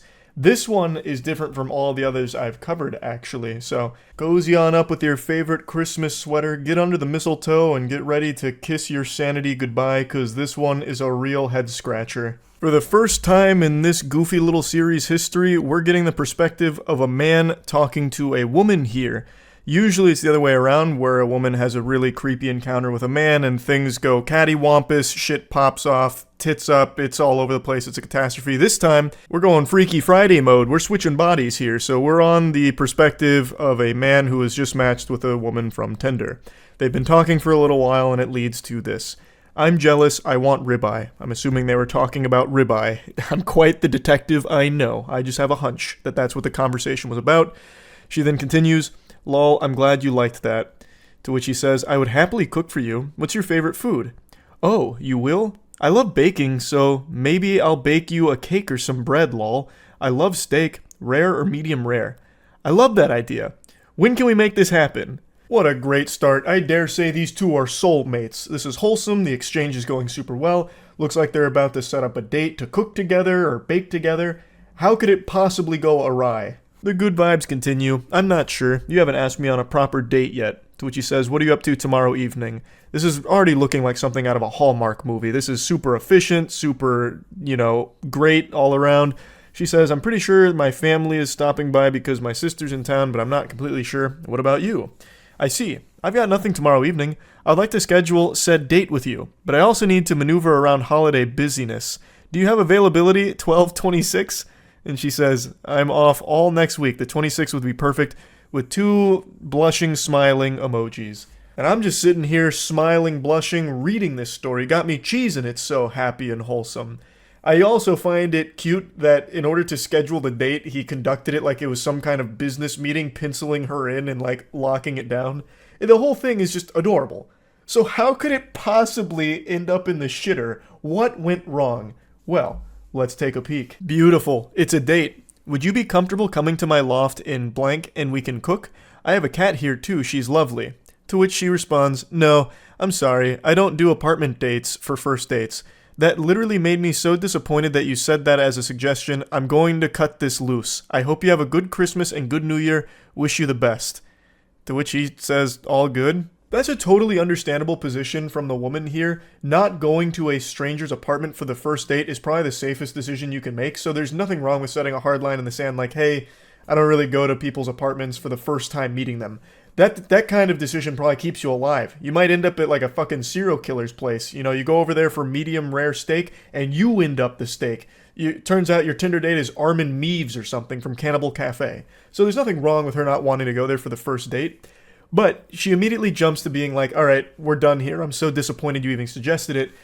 Even though they were talking about cooking and baking together. It's not like he just pulled this out of his ass like a nefarious plot where he was rubbing his hands together and came up with this scheme.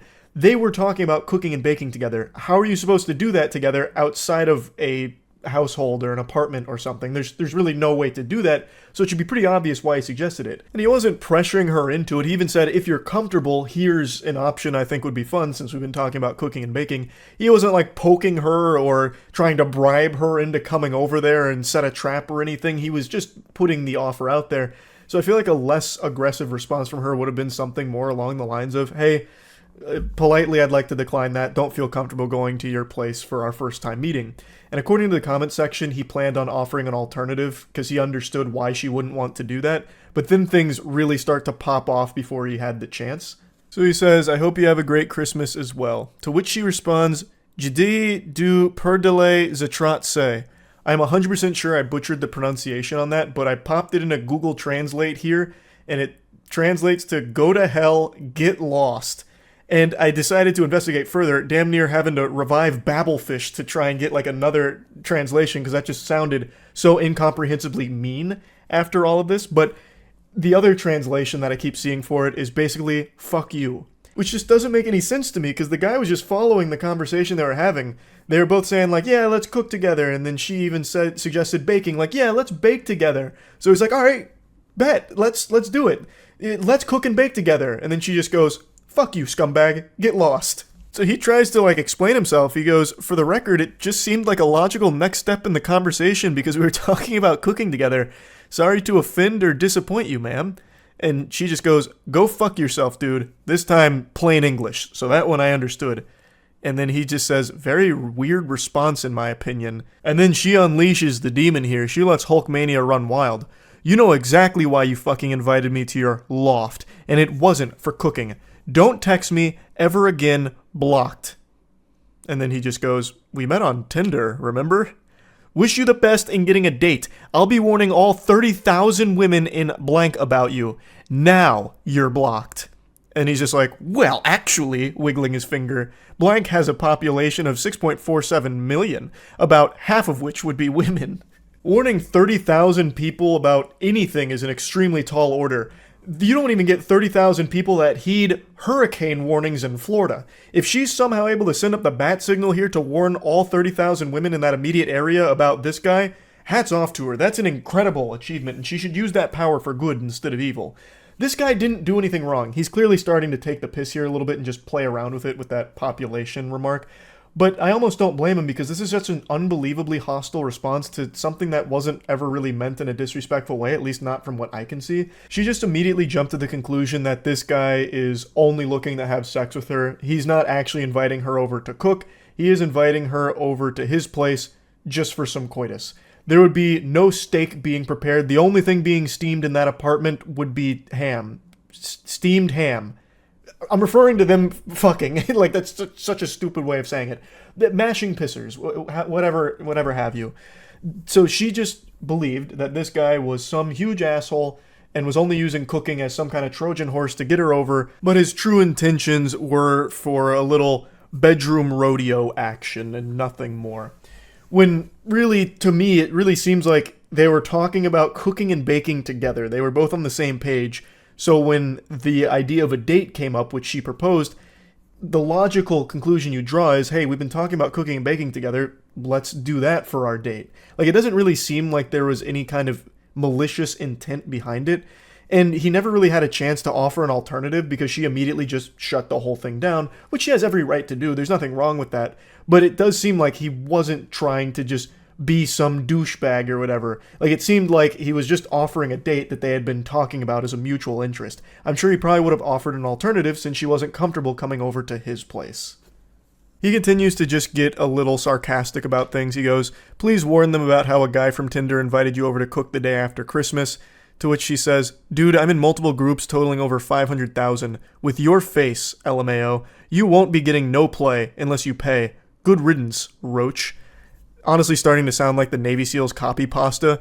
I've got over 500 confirmed blocks, and I will have your face plastered in the papers for 500,000 people to see. I'm part of every goddamn Facebook group on the East Coast, and they'll all know your name, villain. He just says, lol, roach.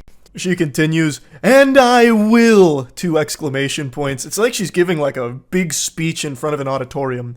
I'll let them know you tried to fucking invite me to your pathetic ass apartment for an easy lay masquerade as a cooking date. Yeah, we aren't stupid. Even your fucking hairline ran from you.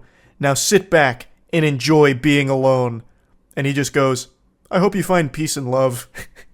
Yeah, I mean, what else can you do except pray for happiness for her? Like, this went south so quick out of nowhere, and I don't think it needed to. They could have just said, like, not comfortable, are you open to anything else? And if he tried to be pushy about it, like, no, you have to come to my apartment, then all of this is a totally reasonable thing to say. Like, no, you clearly just want to fuck, get out of here, get lost, scram, Buster, you know, hit the road, take a hike. But she didn't even get that far. She immediately just jumped to this assumption that this guy is a piece of shit and he needs to go to hell and get lost. And now apparently she's going around putting up wanted posters like it's One Piece with a 5 billion berry bounty on this guy's head, all because he had the gall to invite her over for a cooking date that both of them were discussing together. I just don't really know how she'd even frame this as a bad guy to her 500,000 person group that she's a part of. I don't even know what group that would be. That's like a wildly large group to be a part of, and I can't imagine she has like a power position there where she can put out an APB on this guy or something. But even still, I don't really know how you could even spin this guy as a horrible person. But yeah, anyway, just wanted to cover this one. This one's different from the norm that we usually go over here, so that's really about it. See ya. Good morning, everyone. I hope the holiday season has been kind to you. As we approach the new year, I wanted to bestow upon you some sage wisdom. As we get into 2024, I imagine many of you are going to choose a New Year's resolution to be more confident, and I just wanted to show you what it looks like when you go a little too hog wild and immediately blow it and pretty much fail the New Year's resolution before it even begins. This exchange was shared today. The two people here have met a few times and there was nothing odd about any of it. Now, out of the blue, this guy says, "Can I say something weird?"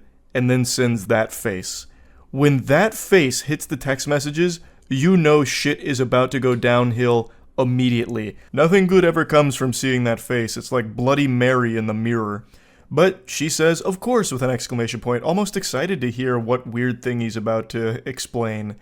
So he goes, He starts charging up his Kamehameha here. He's about to drop a fucking nuclear bomb on this conversation and this friendship. So here it comes. Happy New Year. I just saw a post celebrating fat beauty, and you were the fat beauty closest to the top of my contacts, and then drops this hot emoji here. So I just wanted to check in and say hi. And they say chivalry's dead. If that line doesn't get you laid, nothing will. Flirting has never looked so good. So how did she respond to this silver-tongued devil? Holy fucking hell, we'll just casually act like you didn't just say that. And he's dumbfounded. He can't process what went wrong here. He goes, I understand how that was the wrong thing for me to say. Actually, I don't. Please explain how I can prevent making someone uncomfortable in the future. It's like an exit survey after customer service experience. What did you appreciate and what did you not appreciate? How can we improve in the future? I have no doubt this was the last thing she was expecting after saying that she'd like to hear something weird.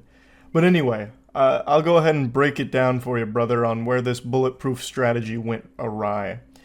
Let me give you like a counterexample maybe to help illustrate the point.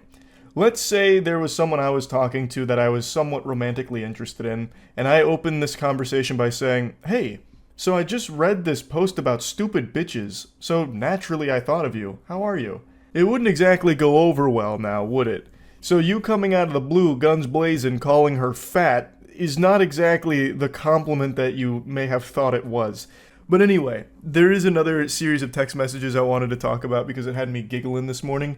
There was an individual giving away 100 articles of clothing, and somebody wanted to come claim them. But things really took a turn for the worst. It starts innocent enough. Are the clothes available? To which they say, yes, please God, take them, very clearly wanting to get rid of all of these clothes. And then they ask for the location. After receiving the coordinates to the rendezvous, they ask, can you meet me in blank? So meeting at a different location that's a little closer to them. To which they understandably say, no, I'm not meeting for free stuff. And then say, I can gove you $10 to brung them, okay? And they just say no again. It's an almost adorable sentence. I can gove you $10 to brung them. It's like baby talk in text message format. It reminds me of the dialogue in the game Bugsnax. Now, this individual clearly does not want to drive out of their way to deliver free stuff to this person, not even for $10, because that's a wild inconvenience to them. They're giving away the free stuff. If you want it, it should be on you to come get it. Like, it's not their responsibility to drive an hour out of their way to deliver it to this stranger. Jesus, thanks. Keep them then. I have a newborn Jesus, which is a huge statement to make. We've got Jesus Christ coming back for round 3, I guess, because she just gave birth to him. I don't have time to waste it. Do you want them gone or not? I don't know why she's trying to flip this around and haggle with this individual who's trying to give away the free clothing. Like, obviously, they want them gone, but they're not going to drive an hour out of their way to get rid of them. It's not that big of a deal. Whoever wants them can come get them, and if no one comes and gets them, I'm sure they would have no problem just donating them to, like, Goodwill or something. This lady has no leverage in this negotiation here whatsoever. So do you want them gone or not? Your only option is to bring them an hour over here to me. Like, no, clearly, that's not the only choice to be making here. That's the bad ending. That's like the stupid ending. If you do that, you have done a big fucking blunder. They say, I do, but I'm not driving an hour round trip. If you want them, you'll get them. If not, someone else will. The brass tacks, the cold hard facts, the cold water. That is the truth right there. If you want them, come get them. If you don't, someone else will. They then ask for the address and then say, it's not that far from blank, and blank is 10 to 15 minutes from blank. Everything's redacted here like a CIA document, so it's a little hard to keep up with. But they're still trying to find a way for them to bring the clothes closer to them so it's more convenient for them to pick up the free shit. They say, I live closer to blank, so 50 minutes, so yeah, you could meet me to blank. That would help us both. Thanks if you would be nice. And they just, again, say no. This sets her off, and she goes, bitch, have a good day. I have kids, me and I live further than you, and I was ready to pay, have a good day. To which they say, I have kids too, doesn't make you special. I ask because everything expensive, I would drive down me for someone, obviously English people are actually asshole. Anyway, I wouldn't be like you me, I would do halfway for someone that's need it. Obviously you have money, so you don't give a shit apka about any but yourself. You were rude. That's also what I didn't like. Instead of figuring something out for both of us as well, so you're mama person, not me? I'm not sure what that word is because it's blocked by the arrow. One of the most difficult to read statements I've ever read since trying to read Finnegan's Wake. I recognize English may not be her first language here, but goodness gracious, that was a lot to try and get a grasp on here.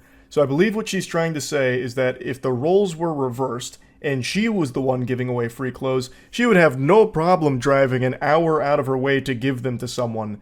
Which is a load of dirty barnacles. What a fucking load of fish paste. What are you talking about? You won't even drive over here and get the free clothes that she's offering. You're making a big stink about it. So how the fuck am I supposed to believe that you would drive an hour out of your way to bring someone else free clothes when you won't even go here to get them without making a huge deal out of trying to get her to come to you instead? What a ridiculous statement. What an outright fucking lie. You're telling a fib. and liars go to hell because it's a sin. She also wasn't rude, by the way. She's giving away free clothes and you're trying to take advantage of her kindness and try and push her to do even more for you, for your own convenience. You are the rude asshole, not the person giving away the free clothes. I know things are expensive, that's why I'm giving these away, but I'm not spending time driving to meet someone just to give them away. Like, would you? I would have paid with the only little money I have, so thanks. Yes, I would. Thanks. Go to church. What are you talking about? She's not asking for money and she doesn't need you to gove her $10 to brung them. Like that, just go get the clothes. She is already giving these things away for free. Just go get them instead of trying to shame her for not driving an hour out of her way for a fucking stranger who's too lazy to go do it herself. Like, that is entirely a you problem, not her. And I don't know why you're trying to tell her to go to church. Why don't you go to church? Plant your ass in one of the pews and pray for forgiveness for one of the 7 deadly sins of sloth, because you're so fucking lazy that you won't go do the bare minimum and instead start being an asshole to this person who's just giving away free clothes. The conversation concludes with, I definitely do not have money, what an assumption, go to hell. And she goes, great, exactly, shouldn't say that word. What are you talking about? You literally called her a bitch like 3 messages ago. What, saying bitch is okay but not hell? HE double hockey sticks is too far? What is going on? How can you be such a miserable piece of shit? Like, this person is already giving away free clothes. And instead of going to get them and saying thank you, you try and shame them into driving an hour out of their way for your own convenience. How can you be so selfish? The entitlement here is absolutely incomprehensible. I just had to talk about it. This one had me giggling, but also fuming a little bit. Just trying to understand how people like this exist. This is free items that you are making a huge problem out of because they won't drive an hour out of their way for you for it. It's so crazy to me. But anyway, yeah, I just want to talk about these a little bit. That's it. See ya. The specimen I'm about to expose you to is extraordinarily cringe, like this SCP weirdo that I'm about to unleash before your eyes. But I want you to take this as an inspirational motivator because somehow this goober was able to get into a serious relationship for the last 7 months. And if he can do it, anybody can. Alright, now let's begin our journey. This is a 26-year-old woman communicating with her 29-year-old boyfriend. Now, the previous night they had an argument, which we'll get into in a moment because it's crucial to the lore here of what unfolds. Now, this is the next day. She says, had some honey chicken with rice and broccoli from blank, how about you? He responds with a Naruto gif, which is already an incredible start here, and goes, that sounds good. I had a muffin and cheese lol, by the way. The call yesterday really sucked, but the New Year's Eve call was very nice. She says, I know lol. And then for some reason he decides to pour salt in the wound. He just digs the knife a little deeper, letting her know that it was probably the worst call he's had, lol. To which she responds, alrighty. Well, that makes me feel great. I'm heading to bed. Love you, good night. For some reason, he thought it was a good idea just to remind her how much he disliked talking to her last night about what they were discussing. Oh man, that call last night, that was the pits. Jesus Christ, am I right, you fucking harpy? Last night's call was horrible. The New Year's Eve call was a little bit better, but goodness gracious, heavens to Betsy, the call before that, fucking atrocious. And then he'll probably drop another Naruto gif. This time it's like an Itachi one casting a genjutsu. Don't ever do it again. But anyway, the argument they had on the call before these text messages was about her mentioning that she might want to try shrooms at some point. It was basically talking about drugs and how she's not interested in drugs, but the only one she has even an iota of interest in trying is shrooms like one time. And he took a very hard stance against that. It was like he was a fucking DEA agent here. I'll drop the information right here if you want to pause and read it, but the gist of it is, she mentioned that shrooms at least sounded somewhat interesting to try at some point, though she was never really being serious about it, and if she ever did want to try it, she said that she would talk to him about it first before doing anything. It wasn't going anywhere, and eventually she just said, you're right, I'm wrong, sorry, and tried to move on from the whole conversation. But it looks like that was never in the cards. It's weighed heavy on the mind of her boyfriend, who brings it up out of the blue again, just to remind her how awful the conversation was. In the follow-up message, he decides to just go whole hog and let it all hang out here to just reignite this argument. He says, yes, I say wrong stuff to you sometimes. I know I make mistakes, but not this time. I stand by what I said yesterday, and this time you were in the wrong. But I'm heading to bed. I love you. Good night. And she reminds him, like, hey, We fully discussed this last night. There was no reason to bring it up again except to attempt to make me feel bad. Just because you're in a bad mood doesn't mean you should try to bring me down with you. She's 100% right. They had already discussed it. There is no reason to keep doing this again, this song and dance. Just let it be. But he just can't do that. I know, but this is serious shit. And then he censors the word shit. He puts stars on his swear word like he's a 12-year-old in Twitch chat that has the language filter on. This is a 29-year-old man who is censoring the word shit. And we've only just begun with the exceptionally wacky stylings of this 29-year-old fucking goober. If you use any substitute, I am done with you. And I'm sorry I say this because I care about you too much and you're much worth more. And you're much worth more. I don't, that's all over the place. I think he was just so angry. I mean, he dropped the word shit. You could tell his temper was flaring up. He used a naughty word. So I think he was just scrambling to say words in a panic. And then she just goes, I'm not talking about this. It's fine if you don't have the mouth of a sailor, but why censor it? Just don't even use the word. You could have said poop. This is some serious poop, milady. You're talking about drugs. Unacceptable. Why even bother censoring yourself? Oh, it's so cringe. And we've only just begun.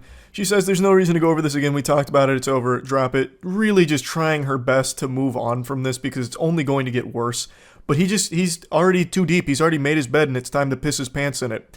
Okay, but promised me you won't do it and I will drop the whole thing. She again reminds him, I already fucking told you I wouldn't do anything without talking to you first. Leave it alone. I'm done with this conversation. But it's just not registering in his mind. His neurons are just firing and he's going into flight or fight mode and he's fighting his own demons here. Don't get angry at me just because you had a drug problem in past. That's not my problem. That's your problem. Which is a crazy fucking thing to say to your significant other. Jesus. And she goes, bro, you're being dense right now. Just shut up and leave it alone. This isn't a conversation to be had over text, and we already talked about it on the phone. Just drop it, dude. Now, if you pause to read the explanation for the context around these messages, you'll know that the drug problem he's referring to is her smoking weed when she was 19, and the one time she tried cocaine. That's the drug problem to this guy. He speaks as if he's like a 14-year-old boy who just had a class on Dare, and now he is scared. He can't sleep anymore. He has to go to bed with one eye open and Narcan on the dresser next to him, just in case a burglar comes in and tries to force him to OD on drugs. Like drugs are out to get him and everyone he cares about. And he just keeps spiraling. You have to change that blank. He's literally beeping himself with a sensor. You have to change that beep, stupid attitude. And I'm not your beep, bro. And I'm not your beep, dude. Maybe that's why wow, that's hard to read. The grammatical catastrophe that he's unleashed upon my eyes is really fucking with my brain. I'm not your beep, dude. Maybe that's what you're call your beep friends. I don't give a beep. I'm not your beep friend. I'm not your beep. X is beep. Remember that. Like, what in the world is happening? This is the most childish text message I've ever seen in my life. It's like a kid melting down on League of Legends. This is a 29-year-old man. And he's speaking like this. He's a fucking boy. He's a baby boy. Why is he censoring his texts like this? Oh, it's so awful. It's so bad. I can't even parse what he's trying to say with his last statement there at the end. I'm not your fucking friend, which is, again, a wild thing to say to your significant other. You're supposed to be their best friend, basically. That's the whole point of being in the relationship, but whatever. But this is where it gets extraordinarily confusing. And I'm not your fucking ex's blank. Remember that. Your ex's what? Your ex's fuck? Remember that? Is that what he's saying? I don't know. What does that mean? And she says, I don't know what your problem is, but directing at me is not going to help. I'm not talking about this. I'm done responding for the night. Have a good one. And he just goes, we done. If you keep going. So full-blown caveman mode now. I will drop it now. Anyway, how's your day? From all of this into like immediately de-aggroing like an NPC in a video game. And he's like, oh, so how's your day? Did you have a good day today? I bet you did. I bet it's better now that you're talking to me, right? And then her response is, it was better before you started this. And then that once again sends him off. Well, that's your problem. I just don't want to crackhead girlfriend, and please don't call me bro. I'm not your stupid friends. What the crackhead girlfriend? What are you talking about? She mentioned that the only drug she'd be interested in trying is shrooms, and she wouldn't even actually do it because she doesn't have a real interest. That's just the only one that even sounded somewhat appealing. He's lost his marbles. He's off his gourd for this. Eventually she's like, just go to bed, you need a nap, you're not you when you're tired. And then he hits her with like a threat. It'll be really funny when you're 6 feet under. And she goes, oh boy, here we go again. And he says, anyway, enough of this. Now I think he's referring to, if you try drugs, you're dead instantly. You'll instantly die if a drug touches your body. It'll put you 6 feet under instantaneously. Like, I don't know if he's actually threatening that he'll put her 6 feet under, but that is kind of how it reads, but I think what he's trying to say is that the drugs are going to kill her, and he's the only one that can save her from going down this destructive path. Now, obviously, and here's a hot take, drugs aren't good for you.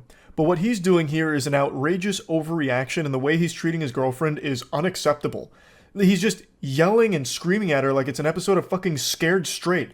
All over her, going over a hypothetical of if she was to ever try a drug, she'd want it to be shrooms because that's the only one that sounds even somewhat interesting, but she doesn't even want to do it. She's not saying she's going to go do shrooms or anything like that.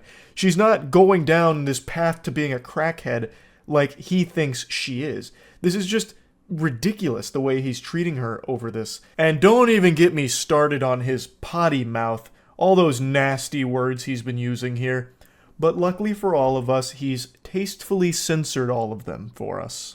Clearly don't respect me, you think I'm a joke when I'm saying the truth. I wish just once you just listen to me. I think you're a joke, buddy. I'll say it. She won't, but I will. I think you are fucking cringe incarnate. She says, I'm listening. I'm just tired of you repeating it over and over when this whole thing was finished last night. Of course I don't want to hear it again. I dropped it. You should too. Leave it alone. And then he tries to play the saint again, like he's just looking out for her and it's all for her benefit. He's the angel. You know I say this because you are very important to me. Maybe no one tells you this, but I'm the first to tell you. And I always stick with my words. That's what I have to say. And I'm sorry if you hurt, but I had to say it. What a fucking hero. There's better ways of saying it. And apparently you'd already had this conversation the night before. And everything was settled then, but you just keep going. And she said, you didn't have to say it, lol, but okay, whatever makes you feel good. And now the demon comes back out again. Fuck do that.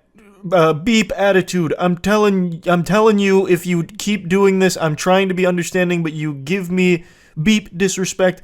Answer, I'm done with you. Fuck off. This mumbo jumbo nonsense. Like, it's the episode of SpongeBob with the sailor words, basically, and he's censoring it in the text. It's so awful.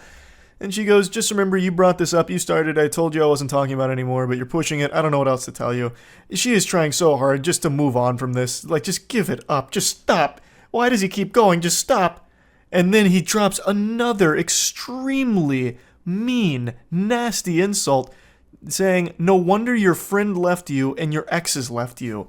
What a huge piece of shit, just a horrible thing to say to anyone, let alone the person you are dating. And then she just goes, ouch, yeah, fuck you. And then he comes back with another confusing head scratcher. I was ready to drop it, but you keep fuck give me bitch, just stop now. What am I reading? What is that sentence? Oh man, oh brother, this guy stinks. And then he's like, ooh, that wasn't nice and I'm sorry. So he has an immediate change of heart within 2 minutes. And then he's like, he goes full apology mode here to try and save this, even though it's unsalvageable. This is where the relationship should end 100%. He goes, I'm sorry for being an beep. I should have never said that. That was my fault. I really apologize. And thankfully, she shoots that garbage down. I really don't want to hear from you. Good night. And then he tries again to go really sweet talking, like, oh no, it's all a misunderstanding. Baby, I'm really sorry. That part I said, I didn't mean it. I'm really sorry. Anyway, baby, I'm so sorry. I should have thought more about your feelings, and at that time I wasn't thinking, in that part I said was really not nice, but I love you. So he signs off with yet another completely incomprehensible, dumb, stupid text. But at least there was no censoring in the last part. He didn't use any foul language that needed to be, censored, because he's a classy guy. He wouldn't want any of those yucky words being uncensored in these texts. But yeah, as far as I can tell, she is planning on leaving him, according to the comments, I think. She said she's not going to give him another chance to show this side of him, which is good because this relationship shouldn't continue past this point. That right there is the kibosh on it with the things he said about this. She didn't do anything wrong. She was just talking about a hypothetical. If she was to try a drug again, it would be shrooms because it's the only one that seems even somewhat interesting. But she even said multiple times she didn't want to, and she wasn't planning on it anytime at all, really. And this guy just had this crazy overreaction to it. So yeah, huge weirdo, big cringe guy. That's about it. So yeah. Hello, and welcome back to Weirdos in the Wild. The best way to start your morning is with a big frown on your face, so get ready to wear that with pride. We've got some really interesting specimen here today, so let's go ahead and take a peek at our first one. Our first journey begins with a cold call here like a telemarketer. This guy reaches out saying, "Hey, remember me?" And get used to seeing me spelled that way, because he only speaks about himself as if he's talking through the We Me channel from back in the day. And she responds by saying, "Hey, I think so," from blank, which is middle school. So they knew each other in middle school, and I'm assuming it's been quite some time since then, because then a couple months later he reaches out again saying, "Hey, you have kids yet?" It's already off to an odd start. They're clearly into their adult years here, and this guy's thinking about her from middle school, and then reaches out a couple months after making initial contact just to ask if she has kids currently. And it only gets more strange from here. She responds saying, "Hey, I don't have kids yet, why do you ask?" He goes, "Just asking, you have a boyfriend?" "I do have a boyfriend. Do you have a girlfriend? Can I tell you something?" And that's how you know this is about to go straight into the shitter here. That question, "Can I tell you something?" always seems to precede the most foul thing you'll ever hear in your life. I've read so many of these texts and watched so many bad romance videos recently that this is one of the more concerning questions you can be asked. Can I tell you something? Or some variation of it. I'll also just never understand the purpose of typing something like that. Just fucking spit it out. Say it with your whole chest here. What's the point in acting like some kind of shy anime girl? "Oh, can I tell you something?" Like, what's the response going to be to that? No? You've made it impossible for someone to shoot that down because then the conversation immediately gets hostile. So everyone has to say, like, "Yeah, I guess you can tell me something." So just do it. Rip the band-aid off. You're going to say something ridiculous anyway. Just say it without asking for permission, because we all know you're just going to fucking blabber about it anyway. She says, "Yeah, what's up?" However, even if she declines saying, "No, you can't tell me anything, leave me alone, bozo," it wouldn't have stopped this maniac. He goes, "No grill frimmed." So I believe he has entered this, like, flow state of horniness, and it's clouding his vision, so he can't type properly. "When we was in middle school, I wanted, period, to do this to you." And accidentally drops, like, a fucking hyperlink here. Do what? Like, "When you were in skirt, I want to make you mine. Hope you don't get mad." What an outrageous creep. "Hey, was just thinking about you in middle school, and how in middle school I wanted to make you mine. Don't get mad at me. Tee-hee." Clearly caught off guard and uncomfortable, she goes, "Oh, it was a long time ago, no reason to get mad." And I think this emboldens him because she says, "There's no reason to get mad." So he starts rubbing his hands together. Oh, okay. And then he sends a message that he deletes. He unsends it. So there was something so bad there that even this shameless sack of cringe was like, "Ooh, no, that's too far. I'm using my mulligan." So he unsends it. But the original poster here, she apparently saw it and said that the message he unsent was saying that he wanted to pull down her panties and put his fingers inside of her. And then he goes, "If I were to do this to you, what, you let me?" The way he talks is so frustrating. It's so broken and disjointed. It's like communicating with Dobby if Dobby was hitting whippets. Clearly, she declined such a generous offer, saying, "No, I have a boyfriend." I mean, back in middle school, I wasn't interested in dating or sexual activity when I was in middle school. I wanted you really bad. Oh, okay. Gets him with the Eeyore really sad. Oh, okay. This is the craziest red flag conversation ever. This should be like a self-report straight to the authorities. This man is like dangerous, it seems. Perhaps that hyperlink he accidentally dropped in the beginning was a link to the sex offenders registry with his name and face on it. This is an adult man who's fantasizing about middle school. He's not even saying like, hey, I used to know you back then and had a crush on you. He is literally fantasizing about her in middle school and him wanting to finger her. That's concerning. And that's when all hell breaks loose. The mask fully comes off, the dam breaks, and he unleashes the demon. She says, I'm a bit confused as to why you're telling me this now, because obviously anyone would be confused getting this shit out of the blue. It's really creepy. And then he goes, 'cause dear. Oh, it's already such an awful fucking start. Dropping dear like this, it gives me the heebie-jeebies. In those days, I want to pull down your panties. Not even a little bit, dear. Or excuse me, not even a little bite, dear. You there, lol? Can I ask you a personal question? When you were in middle school, you there? He is so fixated on middle school in particular. That's the big thing for him here. And he keeps talking about pulling her panties down. It's so unhinged. You there? He keeps checking to make sure there's a pulse here, that she hasn't abandoned him and called the police or something. Can I tell you something that I want to do to you in middle school? Or you mad at me, Lou, lol. If you didn't have a boyfriend, you let me do things to you? You there? Surprisingly, she was still there and hadn't blocked him yet. So she says, no, because I'm not interested, I don't really know you at all. Somehow, she was able to resist his charm. I can't believe Casanova's silver tongue here was powerless against her. He says, I know, lol. Also, it's a bit weird that you're talking about a 12 to 13-year-old me and still being sexual about it. Exactly. It's so fucking weird. And then he just goes, hope you not mad at me for this things. And she says, please don't contact me again. The vibe I get from this guy is Freaky Fred from Courage the Cowardly Dog. Just reading what he keeps saying to her is so unnerving because he's talking about a middle school version of her. He's trying out that sexual predator riz here, I guess, and it did not work at all. I'm gonna bless you with a little bonus one here. Let me show you how not to flirt with someone you're interested in romantically. So it seems like they were talking a little bit before these screenshots were taken. He says, you play video games? Like, other than Candy Crush and Pokemon. And she goes, yep, what gave it away? Cool. Not many chicks that are, like, into real games. This is just your classic flop from a Redditor gamer, bro. Ugh, girls only like Candy Crush or Pokemon, fucking Sims or Barbie Jeep Racing. They don't like real games like me, a fucking man.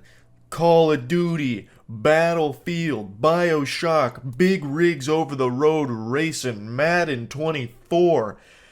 But you're different, m'lady. You're not one of those normal chicks that likes those fake games. You can appreciate these gems that I like. Most chicks can't do that. I don't know why. Must be periods and pheromones or something, but you are rare, m'lady. You like real games. Like, I just don't know why anyone would try something like this. It's just immediately confrontational. It makes you look like a whack loser. And everyone knows it too, so she calls that out saying, really? Gonna try that one? Because it's so pathetic. And he goes, what? It was a compliment. And she just says, whatever. And then that really sets him off. So, a guy who you are already desired to be intimate with gives you a compliment, you get bitchy? And then he doesn't get a response, obviously. And then it comes back later saying, are you ignoring me now? She said, you live in a different country than me. But the fact that he immediately just gets this out of control, like, what? It was a compliment, what? Most girls are stupid. Girls go to Jupiter to get more stupider. You didn't go to Jupiter. You stayed here with me, playing real games. Why are you getting so bitchy about it? I was being nice to you. Oh my goodness, nice guys never win. And now you're ignoring me? Oh God. He also just types like a Redditor. Like, his response being, why? A guy who you already desired to be intimate with shows you a little affection and gives you a little compliment and you get bitchy? Like, that is the actual quintessential Redditor response right there. Just go full Poindexter on it. A man who you had already desired to be intimate with gives you a compliment. Then the whole conversation goes cattywampus and he decides to bring out the claws and just get mean. You're a fucking cosplay girl. It's not like it's real work. You get paid to be hot for people. And then she just goes, yeah, it's not gonna work. Don't text me back. Goodbye. Totally reasonable response. This guy's just immediately shitting on her for nothing she did wrong. She's done nothing wrong at all. This guy's just a loose cannon.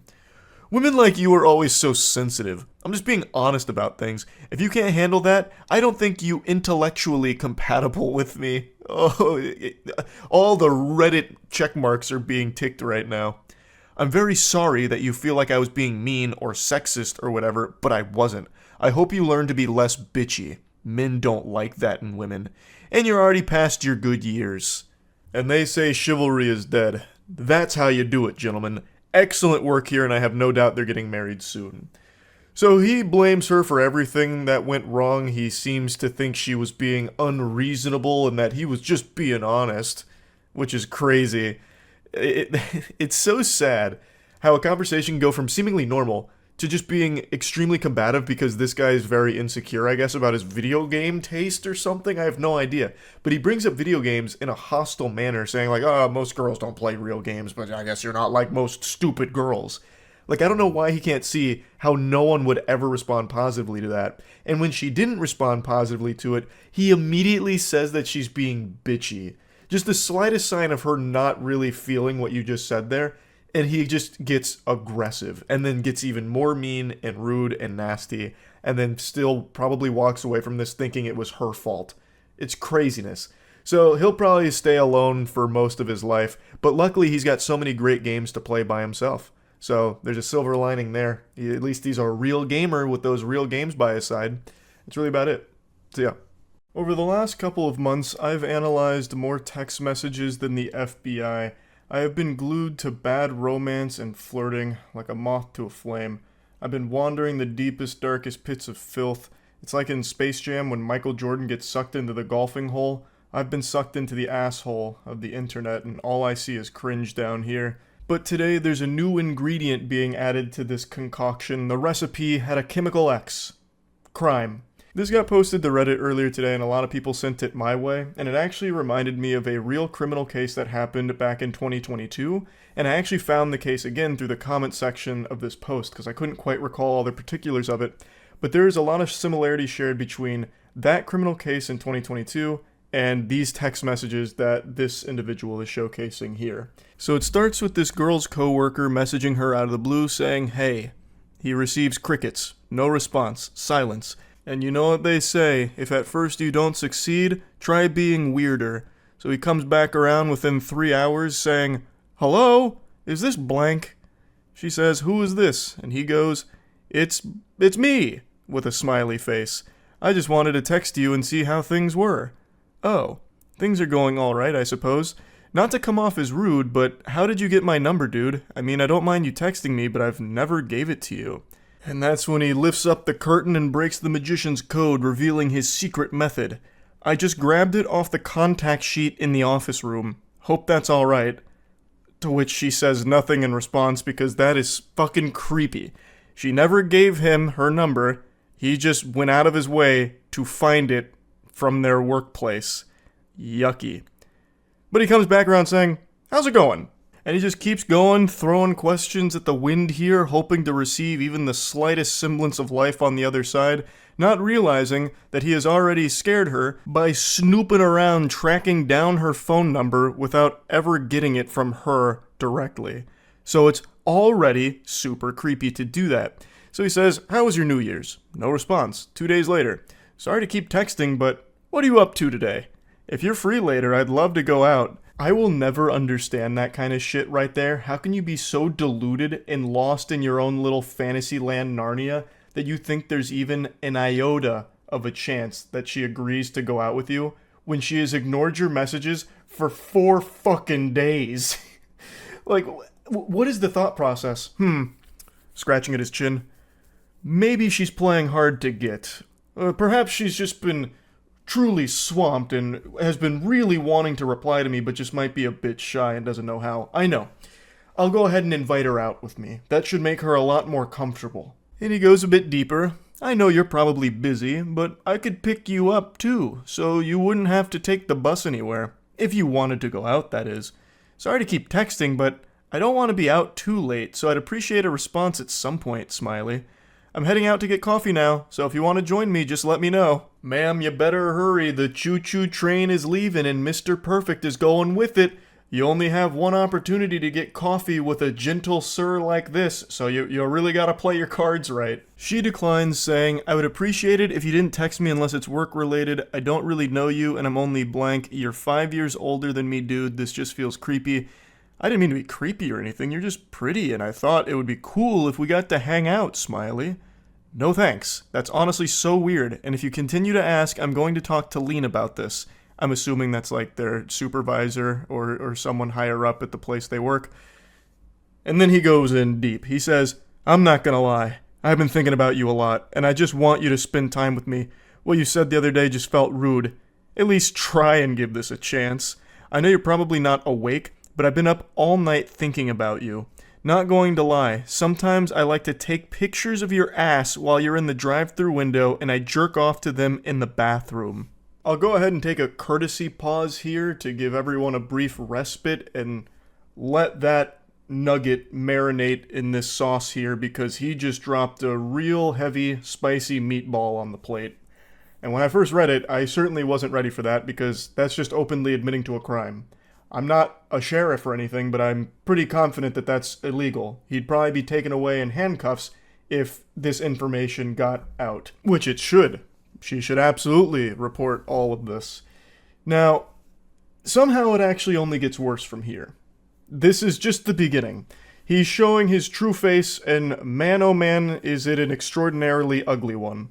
I know that's messed up, but imagine if we fucked in the work bathroom, or if we went out in public. I honestly just love the idea of having a little helpless bitch under my control. I know you're so much younger, but you should give it a shot. Older men can be so much fun to be with. No one at work would have to know. Hello? Sorry for calling, but I'm really lonely and you haven't replied to me at all. Since the text messages are going unanswered, I guess he's resorted to actually just calling her, which is also being ignored, obviously, because that's the safest thing you can do is ignore it. So I can't believe the revelation that it turns out he's lonely. Who would have seen that coming? With smooth talking like this dude's got all the game in the world. This man's a fucking apex predator, a grizzly bear, a champion of Riz here. I can't believe that he, of all people, would somehow be lonely. What a curveball. He then tries to brush all that under the rug, trying to apologize for it. Sorry about last night. I got carried away. I know you're probably not even reading these, but I hope you have a good day, Smiley. I'll be thinking of you. I really don't see an issue. It's not like a romantic date or anything. It would just be getting coffee and food. And if you were in the mood, we could always go to my place to watch a movie. I know it sounds creepy, but why not just get out and enjoy the day together? What in the hell is even that? What are you talking about? It's not like a romantic thing or anything. You were just talking about fucking in the workplace bathroom. And then you were talking about having a helpless bitch under your control. What do you mean it's just coffee? You're already showing how extraordinarily creepy and perverse you are. What are you yapping about? He's blabbermouthing about a bunch of hooey. And that's when she finally does respond to all this and says, Alright man, I'm probably going to report you to the police. You know damn well that I'm underage and you're texting me in the middle of the night like that. Fuck off. And then he drops her address and says, if you continue to ignore me, I'll just make it so you can't. If you tell anyone, I'll make this even worse for you. So it turns out she's underage, and he was well aware of that fact. And he also would have been even more aware of that fact, considering he snooped through the confidential workplace documents to find her address and her phone number. So it would have been abundantly clear that she is underage, and he didn't care. He still went for this full throttle. So he's also a pedophile on top of all of this. Now, he concludes their conversation by dropping her address to obviously try and scare her, letting her know that he knows where she lives and he can always pay her a visit. And a lot of people in the comments, and I think a lot of people in general, would assume that that's just supposed to be like some kind of scare tactic to get her to not say anything. Not necessarily that he's going over there right this instant to do something, but that is still a legitimate threat, and I imagine an actionable threat that the authorities can use. This is one of those situations that really shouldn't be taken lightly, and it seems like it isn't. It seems like she's taken the proper measures here, like contacting authorities or contacting workplace staff and all that, which is what she should be doing, because this is just legitimately dangerous. I mentioned at the start that it reminded me of a case from 2022 where a man killed his 17-year-old coworker because he had a huge crush on her, and since he couldn't have her, nobody could. Her name was Riley Whitelaw, and she was murdered at her place of work by this individual. He recently got sentenced in October of 2023 for the murder, and it is just horrifying. Now, Riley had previously made a complaint to the employment about how uncomfortable he made her with like the advances that he would make on her and all of that, and even asked to like have her schedule changed so they wouldn't have to work together. And despite all of that, they still worked together. The place of employment did not change her schedule around to get her away from him or anything like that. They continued to work together despite all of her complaints until it eventually culminated with him killing her. It's a tragic story. Fucking horrifying. And it reminds me of the text messages we just read right there, where a coworker becomes infatuated with someone and then eventually does something disgusting like that. So reading through these text messages, it is a concerning individual in a scary situation. And it's something I think about from time to time about how awful it must be to just be doing your job, doing nothing wrong at all, and then still ending up in a situation like this. This girl never made any advances toward this guy. She never even gave him her number or anything at all. And yet somehow he still became obsessed with her and then stalked her company documents to find her phone number and her address and all of that. It's just so awful. She's literally just doing her job and then gets put in a situation like this because of this absolute lunatic.